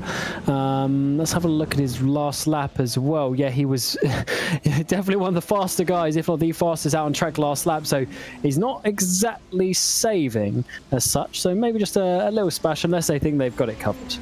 Yeah, they may actually be good and think, let's push a little bit more and see what we can do to put some pressure onto a mistake from behind, because Robin Glaron will be only doing one thing from now, because I'm pretty sure they took 4 tires in the pit stop alongside adding fuel to get to the end, and it is now just going to be pedal to the metal. Go, go, go. Speak of go, go, go. Nicholas Boyes closed up to the back of Dominic Hoffman. We saw Owen Carroll get frustrated, get stuck behind this Porsche. There's no chance at this point of grabbing third. 20 seconds the margin between third and fourth position. The only thing these two are going to do is squabble over fourth.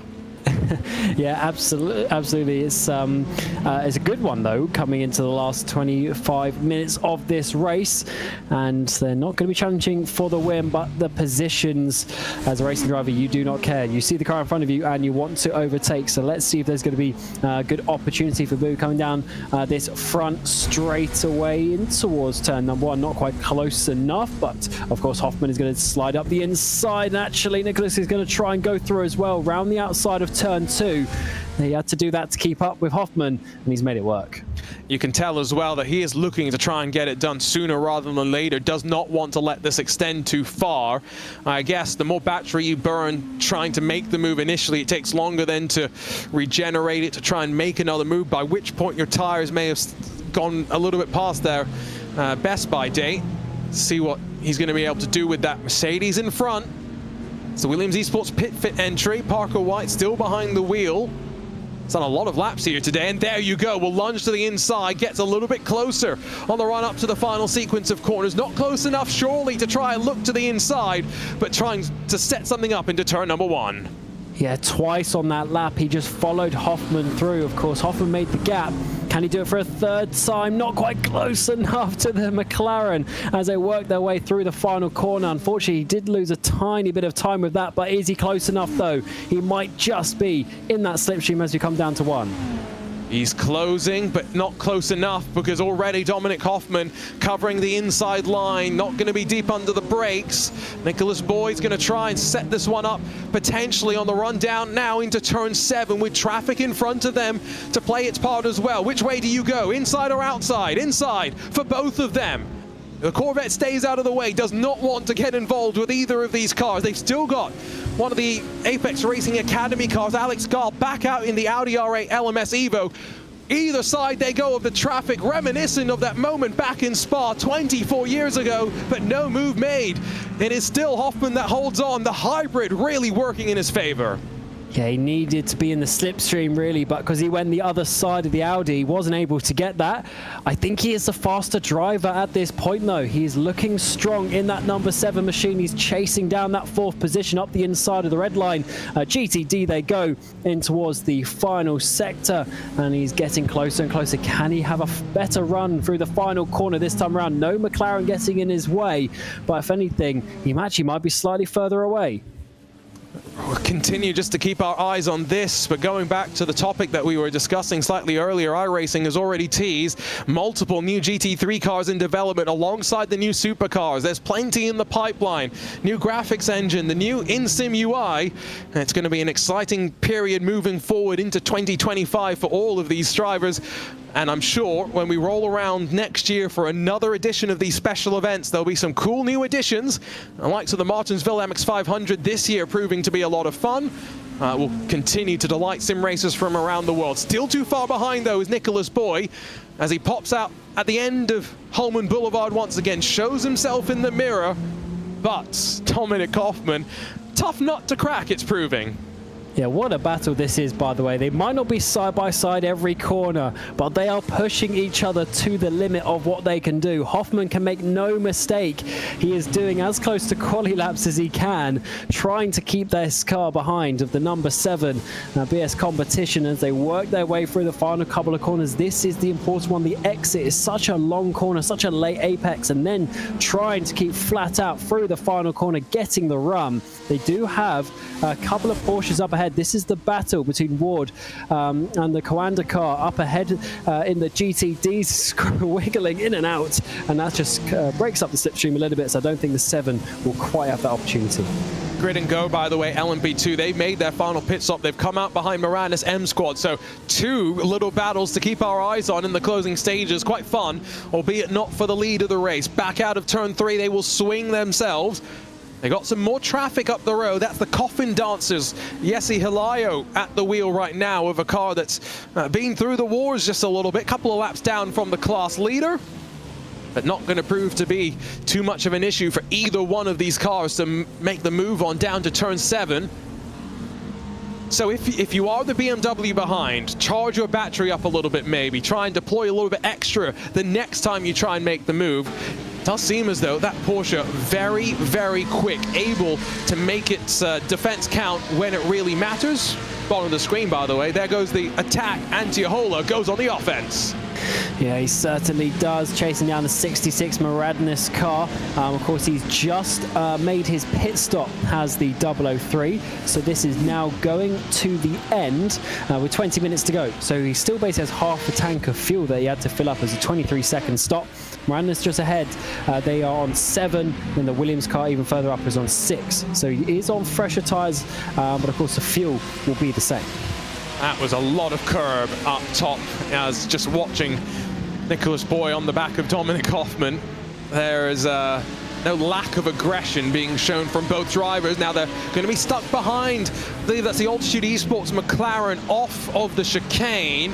Has compromised Hoffman. This is the closest BS Competition has been. Will look to the outside, but not close enough into the braking zone. Tries the switchback, tries to get the drive off the corner, but Hoffman still resolute in the defense. Oh, that was a good effort, doing a switchback at turns 7 and 8, but not quite enough. Can he get the run off 10 though? Through 11 in towards the heavy braking zone. It's quite a tight corner to the outside. He's going to go. We've seen this in LMP2. Can he make it stick in GTP? Not this time though.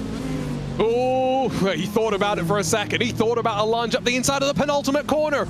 Pit stop here. Now, I'm not quite sure. I thought Dominic Hoffman was going to be surely good on. Is this an incident limit penalty? Is this a drive-through that we're going to see for the Drago number 6? Yeah, must be 21 laps of the stint. He should have plenty of fuel to the end. Basically half a tank with half of a stint left to go in terms of time as well. And this is a costly drive-through if it is, because it's such a long pit lane. It's so slow around here. You're doing the speed limiter and everyone's flying past you at 300 Ks. We said, what, 40 plus seconds, just the transit time in pit lane. Confirmed, it is a drive-through penalty for hitting the incident limit. Close to the end, it's only 35 incident points as well.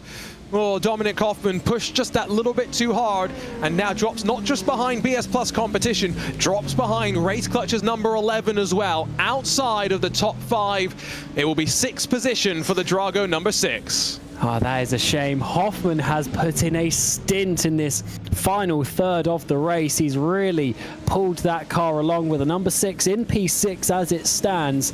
And realistically, they've got 15 ahead, 19 behind. So that's probably going to be their final finishing position. Such a shame, but maybe that means some other teams as well are getting close. We've got to be careful. We have seen a few too many door contacts today. And of course, the odd track limit, add that in as well. You can easily get to the 35. I think Drago's other car had a second drive-through penalty, by the way, so it goes to show that maybe pushing a bit too far. 35 incidents for the initial drive-through penalty, 20 incidents after that for every subsequent drive-through. So it gets a little bit more stern after, and harsh, I should say, after the first one. Right, anyway, that aside, like you say, how many teams are still close to the limit? And, you know, I was looking at Dominic Hoffman. He's done 180 laps. His teammate has only done 80. So I hope most of those incident points have been accumulated by Dominic Hoffman and not by his teammate, because we always bring up the story when Max Verstappen was paired up with Gianni Vecchio for a 2-hour BMW Sim GT Cup race, and that had a 25 limit, incident disqualification limit. As soon as you hit 25, bang, you're out of the race. 1 hour done, Max hands over to Gianni, 24 incident points. Poor Gianni didn't really have much of a chance, if we're being honest. Oh my lord, that's quite funny actually. I was expecting you to say it the other way around. Can you imagine Johnny handing over to Max the radio transmissions? Yeah, exactly. That's what I thought you were going to say. That is quite remarkable.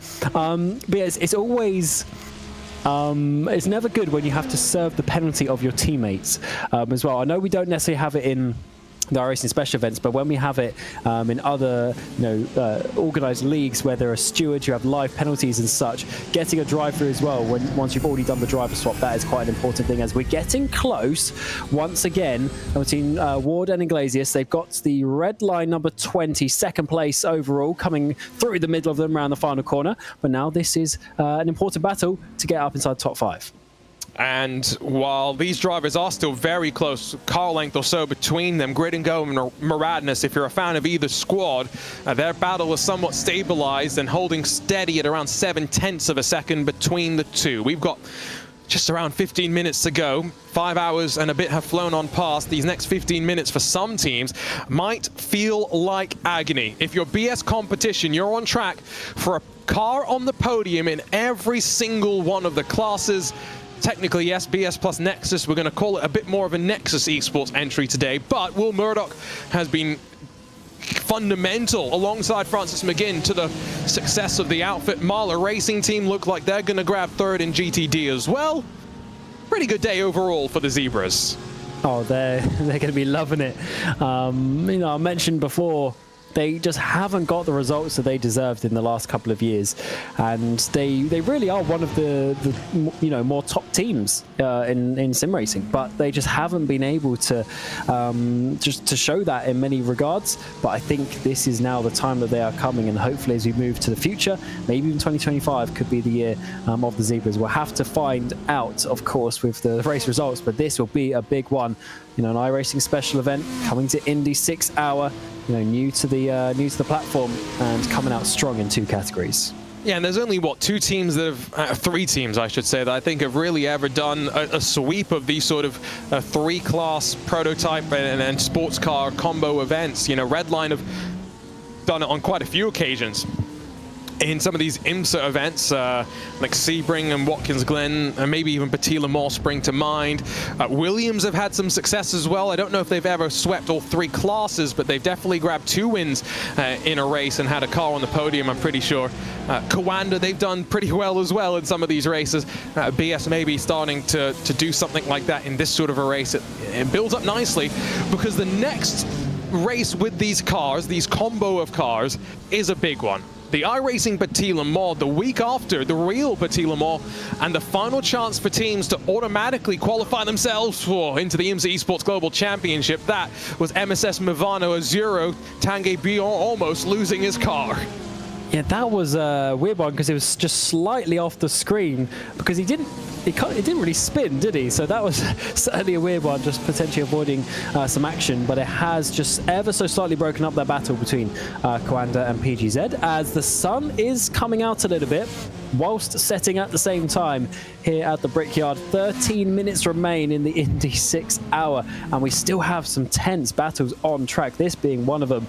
Top 5 it is currently for Kawanda, but PGZ, who have been ahead in this battle previously, they want to get back past. I would like to, but I'm not sure if they've got the... unless they get assistance from traffic, don't know if they're going to get a chance. Tristan Iglesias has been pretty consistent through the course of his stint. The only times when things have gone wrong was when he lost the lead, got pushed wide slightly by a LMP2 car, if I remember right. And then also a bit of contact later on with the second red line car, the number 71. And again, don't think you could really pin any of the blame on him. Not much really he could have done to mitigate the situation either. So put the car on pole position. Yes, slid back in the running order during the race itself, but still a good sign, and a really good signing for Coanda, I think, Tristan Iglesias. When he was with Simufy over the last year, 18 months, he was always the driver who would put the Porsche towards the front in qualifying. We know Coanda and their partnership with Porsche. You might as well have someone who's pretty handy in a Porsche join your outfit. Oh, definitely.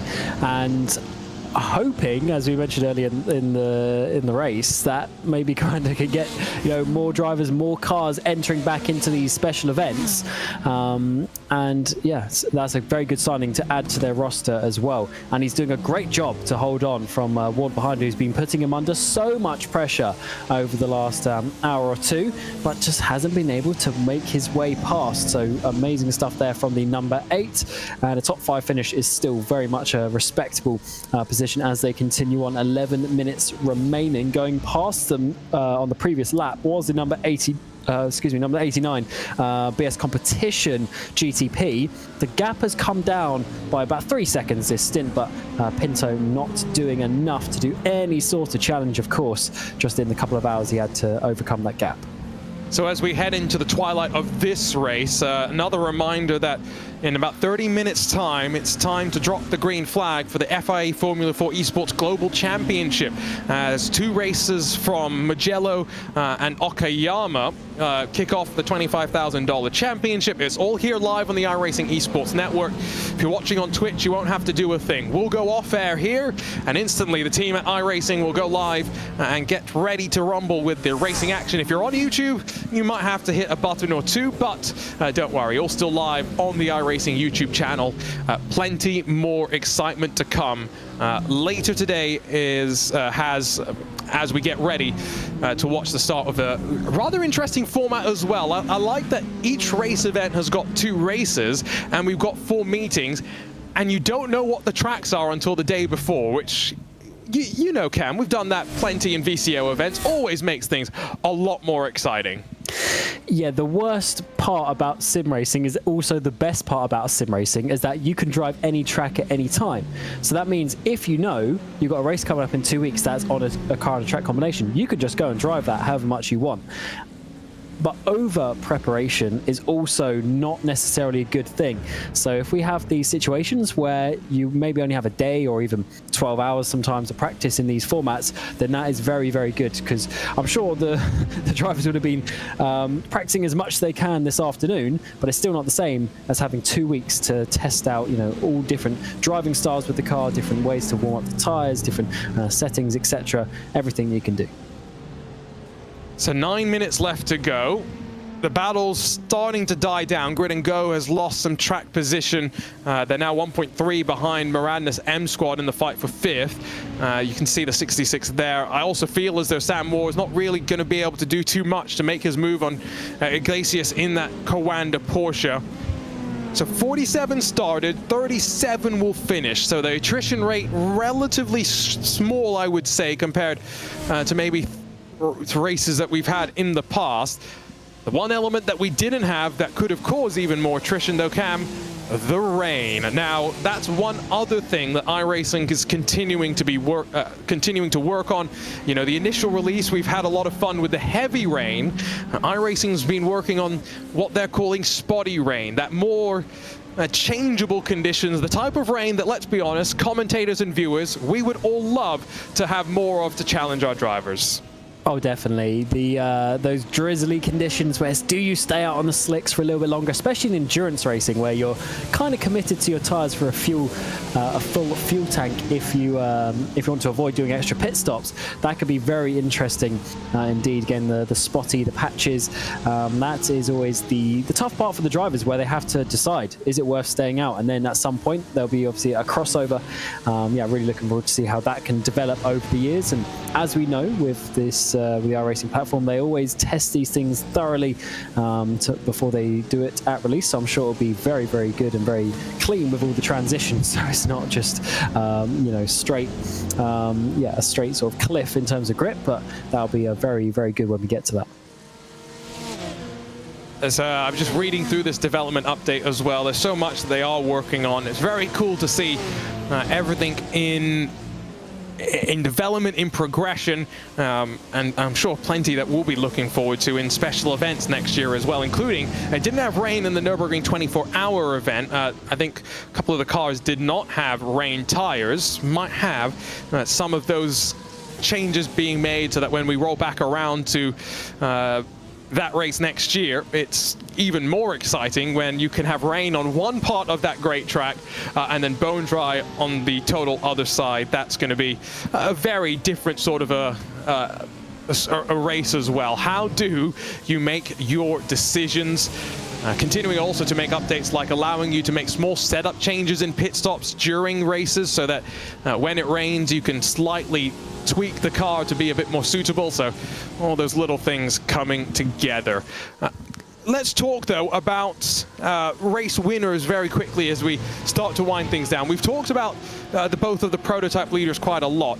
Team Redline, though, that number 70, haven't really talked too much about them, and probably in a good way. Outside of the opening hour when Josh Thompson had to charge his way to the lead of the race, they've just quietly been ticking away, pulling the gap out to those behind, and getting ready to grab yet another special event win. Yeah.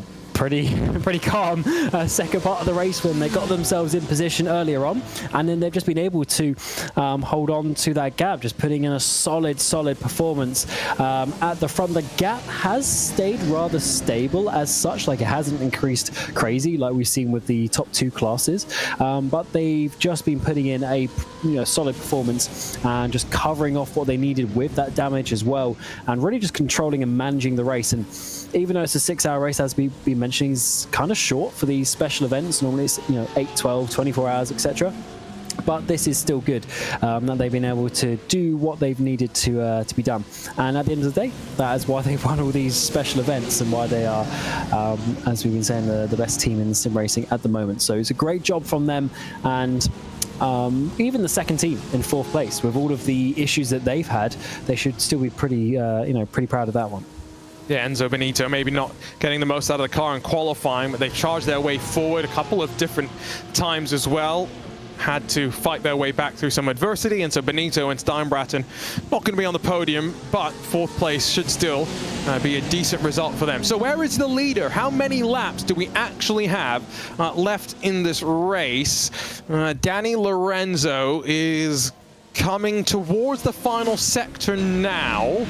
So he's going to probably cross the line with 4 minutes, 20-odd seconds left to go, something like that, maybe a little bit less.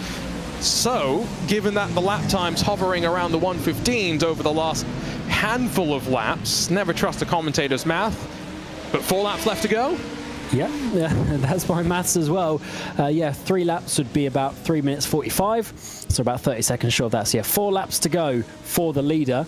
And of course, depending on exactly how many cars he laps in that time, depends, of course, where some of these battles may finish. They may get cut short. They may just have an extra lap, which could be important with how close some of these battles are. Namely, this one we've been watching for quite a while now with Ward, trying to get past Iglesias, but he hasn't been able to find a way through, and he continues to be that 2-3 car lengths back, not able to do too much. You know what? I think these two might get lapped by the leader. There is a chance. Leader's just coming towards the S's right now. It's going to be tight, but you may very well be right that this battle could get cut a lap short if the BMW in the lead of the race in the GTP class continues just to push as hard as it can. Let's be real though, it is the only fight that's happening right now between the Coanda and Team PGZ car, and everyone else very much looking to just finish this race without issues. LMP2, I was wondering if World Sim Racing had enough fuel to hold on to the podium spot, and quite remarkably, I think that 2:23 is not going to just make the end, but Williams Esports Academy about 7 seconds behind, not getting close enough to put the pressure on. Yeah, it's been a great second part of this race. They really worked their way through. Remember, there was that huge battle with the 23, their sister car, and the 207 Alpha Esports as well. Of course, eventually those two got caught up in a battle, but either way, that car, the 223, got ahead of both of those, and then just slowly but surely worked their way past the cars. Then huge dive down the inside from Ward. Can he get it stopped? No, he can't, and going to go back through. And so that's what I think we'll expect. If there is going to be a dive, it's going to have to be executed a bit better than that, because Tristan Iglesias will see it coming. Heads up driving on both accounts there to avoid any sort of contact. And now with traffic splitting them up just a little bit more, you've got the race leader coming up behind them as well. So I do think indeed this is going to get cut a lap shorter than maybe Sam Ward would have liked. And maybe that's why the desperation was there as well. Out through the penultimate corner, leader right there, right in the camera shot now, as they work back towards the yard of bricks. So 2 laps left to go in this fight between Kawanda and Team PGZ. Sam Ward feels the pressure. Yeah, definitely will be lapped about 10 seconds lap quicker, and he's only about 3 seconds behind them. So this is going to be a cut short battle. I'm sure Ward would have wanted another lap. He probably would have wanted another stint, to be honest, with how long it's taken him to get this opportunity. But as the leader comes past, he's only going to have another opportunity. So, race leader out wide. Now this will compromise Iglesias just a little bit, maybe. No, he's going to get a slipstream as well. Behind, you got one of the race clutch cars, I think that was. The Cadillac race clutch entry that's going to stay off the racing surface just to stay out of the way as well. Ward not close enough this time by. He'll get one more chance, one more lap after this to try and get the move done. But as we cycle onto this final lap, your leaders all very comfortable. Cam starting to wind to the end of this race. Of course, our viewers on Twitch going to be cut over to the FIA Formula 4 Esports Global Championship as well. Some closing thoughts. The last 4 hours, they've really flown on past. Oh, they have. It's been an exciting race. The strategies in all 3 classes as well have been quite interesting. We've seen some unfortunate incidents, but in general, the racing has been very solid here today. Not the easiest track. And as 30 seconds remain, we start the final lap, and it's going to be comfortable wins in all 3 classes. A race, though, that none of these winners necessarily obvious, even though in many cases in all 3 cases, I should say, they started on the front row. A race where it could have gone in so many different ways, but strategy played its part. Staying out of trouble played its part as well. And so 1 more lap to go. And that fight between PGZ and Kawanda might just have died down through all of the traffic. Will Sam Ward get his chance to make a surprise on this final lap? It's the only bit of action that we can really think about, Cam. Yeah, I've been following on the live time. He's about half a second back, though. I don't think he's going to be quite close enough, unfortunately, as has been the way for about an hour or 2 hours that he's sat behind that number 8 machine. And unfortunately, I think it's going to be P6 for them. But for this number 89 and BS competition, what a race that they've done. They are going to dominate the victory here in GTPs. The sun sets in the racing capital of the world, and a dominant display from BMW M Team BS Plus competition. From pole to victory, but the drive between anything but easy. They'll win here at the racing capital of the world. It's the iRacing 6 Hours, the 2024 Indy 6 Hours, going the way of the Zebras. And what a drive from Danny Lorenzo and from Phil Denez to make sure the BMW M Hybrid V8 out front by a 40-plus second margin.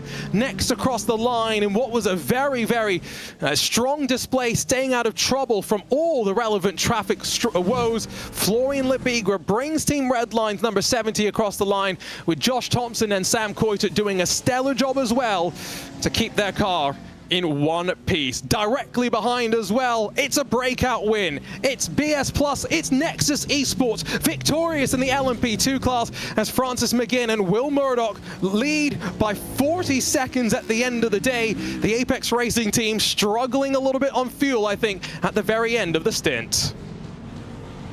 Absolutely, and what a race it was for those guys. And just coming to the end of the Indy 6 Hours, but it was a great inaugural race here. I can't wait to see it come back in the future. For those watching on Twitch, thanks so much for your company. Don't go anywhere. We'll be right back here on the iRacing Esports Network with the start of the FIA Formula 4 Esports Global Championship.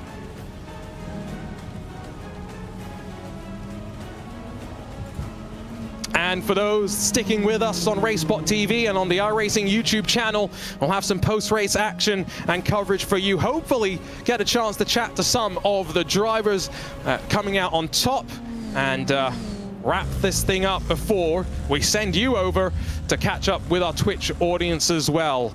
BS competition not grabbing a double podium in the GTP class, but both the blue and the orange machine, very, very strong efforts.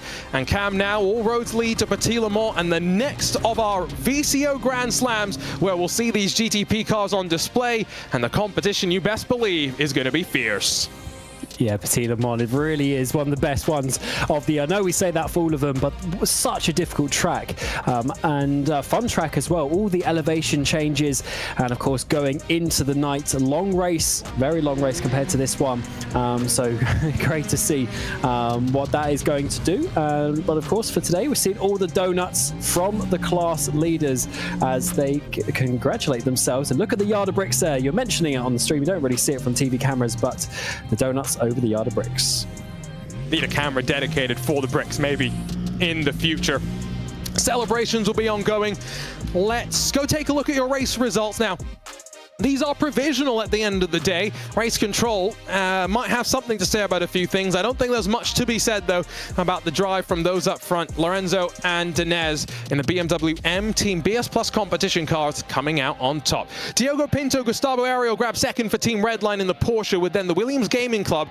What a story for them. Started down in pit lane. They were already 40 seconds adrift before the race even saw the green flag, fought their way back into a podium spot. Jaden Munoz alongside of Josh Ladd. They'll take a lot from this. Nicholas Boy, Marcus Deck, Dominic Hoffman, Tanguy Billon for BS Plus, for Race Clutch, Drago and MSS Movano scored 1 lap down, 2 laps down for the likes of Race Clutch, Apex One and Drago Racing. Ate Kalpin for the Williams Esports Chill Blast team then. Unfortunate issue for him through traffic, was contending for a podium spot. Hamilton Akabawizi didn't even get to jump into the Nexus Esports number 32. Joseph Burden Harris with an issue in the early stages. Great drive from Will Murdoch alongside Francis McGinn for BS Plus Nexus Esports, gapping Danny Chivichabo in the closing stages. I think fuel a little bit marginal there for the Apex Racing Team machine. Scored on the lead lap at least, everyone else at least 1 lap down, with World Sim Racing third after they won, of course, in class at Daytona. Williams Esports Academy, they're in fourth. Fuel strategy cost them a little bit, all things considered, with Miranda's M Squad, and then gridandgo.com, final car scored on the lead lap. Parnell Racing 2 laps down, fiercely forward 2 laps down as well with GermanSimRacing.de, and then the Alpha Esports team rounding out the top 10. Plenty of these drivers showing some good endurance racing spirit and sticking out there till the end, including World Sim Racing's other car, the 23 and 11th team, Shazmat, one of our late retirements in the race, and then Luis Nunez in that Nexus car that qualified second, didn't get very far, unfortunately, into the race. GTD, last but not least, Florian Lebiger and Team Redline, a 14-second advantage over Beckham Jasir and Alessandro Bico in the Williams Esports Racing Prodigy number 5. Marla Racing Team make it all 3 classes with a BS car on the podium, with Enzo Benito down in 4th, and then Viras Kawanda and Team PGZ. No change between them in the battle of the Porsches, 5th and 6th. Williams Esports Pitfit and Parker White 7th, with Apex Racing Academy chasing them down. David Bosger for gridandgo.com is 9th, with Switcher Obsidian making it into the top 10 in their McLaren. 11th for Coffin Dancers, 12th for the Orbit Drop Bear Chevy, and they'll be delighted to have not only seen the end, but a pretty good finish, all things considered, with Fiercely Forwards number 16 behind them. Racing Labs, Apex Racing Academy, Altitude Esports, and then those that did not see the end. Drago Racing's pair of BMW M4s, Falcon Sim Racing down in 19th, and then World Sim Racing and a handful of others technically not seeing the end by virtue of not meeting the fair share. Door Esports Academy and Grid and Go. So that was a look top to bottom at the results. Let's see if we can catch up with your race winners in the number 89. Standing by now, Phil Dinez and Danny Lorenzo. Guys, congratulations on a dominant drive. Danny, let's start with you. Started the car and ended the race as well. Talk us through how you felt. Put it on pole. Very, very strong up front.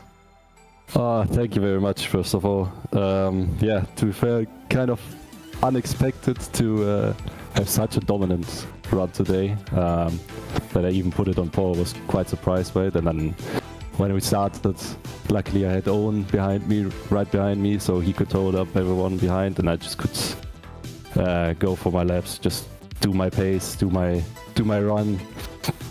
Gave it over to Phil. I mean, he did a superb job considering he never drove a multi-class session even on this track. So yeah, at the end was only the first 2-3 hours that was really exciting for us, and then from then on it was just hoping for the best and hoping that it will end soon. And Phil, from your perspective, I know you've done a few races in this prototype, but definitely seen you more in the GT3 car, where you've been spending some time racing in the real world as well. How was it for you getting up to speed with this car? You got a pretty good teammate to learn from at the end of the day. Yeah, it's a bit tricky getting up to speed for sure.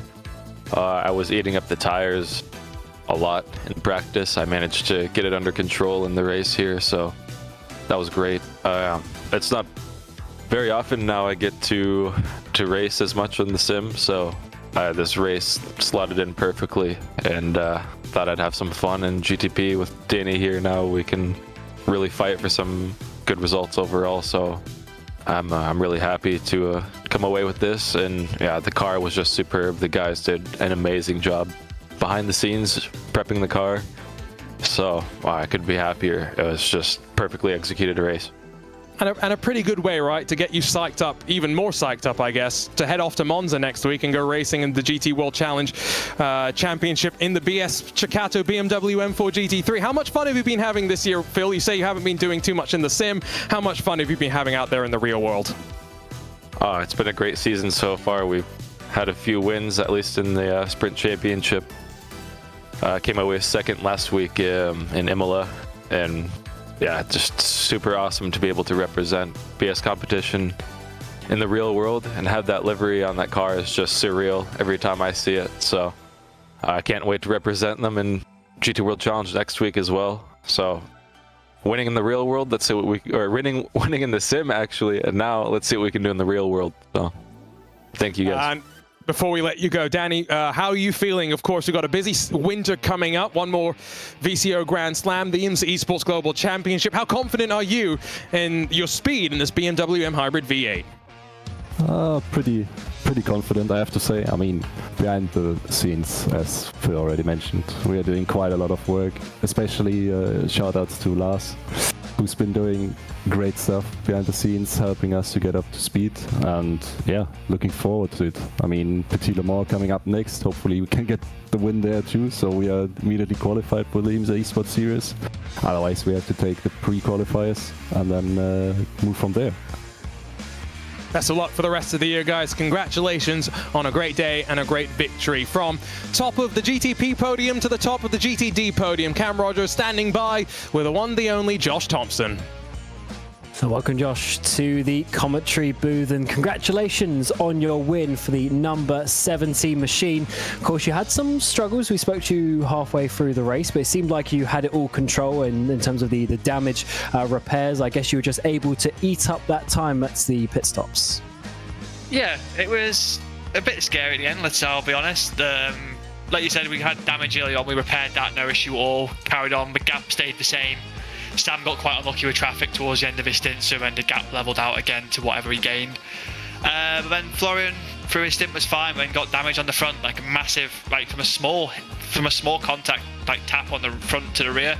Yeah, like absolutely destroyed the left side of the car, and yeah, we were kind of worried at one point because Florian started saying the car was really hard to drive and the pace dropped a little bit. So yeah, we just had to hang in there, lucky enough we got repaired, and we knew we had the strategy in the bag anyway with the fuel once we saw Williams pit so early. So yeah, just once we had that, we just bring it home. Yeah, absolutely. You had not necessarily some challenge, but you did have some pressure towards the end because the gap stayed around that sort of 13-14 seconds for a long time. Were you really looking in your mirrors though? Did you ever actually have a worry for the race win? To be honest, once that gap was so large at the start, we just knew we had to keep it around like same area. We knew that the pace would swing back and forth depending on the fuel loads and how much people underfilled at the stops and stuff like that. So for us, it was just focus. We never really worried at all, to be honest. And in general, how was your sort of preparation for this race? Of course, a new special event this year, a track that I guess as we were mentioning earlier, we do know from other types of things. But in this GTD, how did you really get up to speed with that? To be honest, I struggled quite a bit. The first week of practice, I struggled a little bit with just tyre management. It's quite a sensitive track due to like turn 3, then obviously coming back onto the banking, it always puts a lot of load through the tyre. So I had to fine tune that a lot through the week.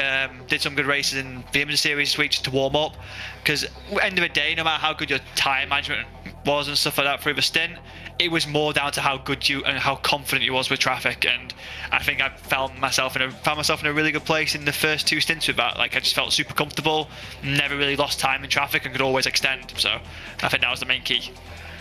Yeah, perfect. And obviously looking towards Petit Le Mans in the short, not too distant future, are you still going to be sticking to the GTD for that, or are you going to be stepping up a class at all? I'll see. It depends. I've had a few thoughts about doing it in GTP, but last time that happened, it didn't go particularly well. And at the moment, like, my form in the GT3s has like come back. I had a bit of a slump at the start of the year, so the last 2 or 3 races have been really good for me. So I think I'll probably stay in the comfort zone for now and just try and keep improving and get back to where I should be. Yeah, good stuff. Well, you're certainly on a good roll at the moment, so congratulations on your win, and I'm sure we'll speak to you soon. Thank you, guys. And last but not least, let's see if we can catch up with one of the winners in the LMP2 class. Can I wind you off? Oh, we've got Will Murdoch here. Will, welcome to the broadcast booth, and congratulations on a great drive, a dominant drive from you and Francis McGinn. I know you were saying on social media that you were hoping to get into top split and show exactly how strong you were. How confident were you coming into the race? Well, I don't really know what to expect, to be honest. This was kind of a last-minute thing. I came back from holiday midway through this week, and I had no plans to kind of do this. And then I kind of hopped on yesterday, and the pace was absolutely mega.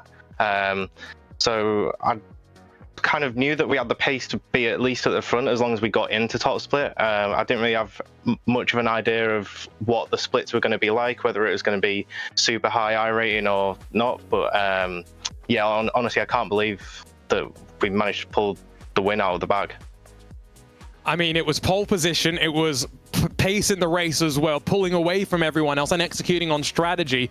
Does this give you confidence? We talked about it a little bit. Your main experience comes from other platforms, but you're by no means a slouch on iRacing with 8,000 iRating. Does it help build the confidence that you can get the result in a race like this with a grid like this as well? Oh yeah, 100%. I feel like, you know, we've got Petit Le Mans in the next few weeks. We'll probably start preparing for that over the next couple of weeks, and then I mean, I don't really see why there's no reason why we can't win, whether I do it in LMP2 or in GTP with the main guys at BS. But I'm just very privileged to be able to represent such a big team, and, you know, feel like I'm involved in such a big family as well.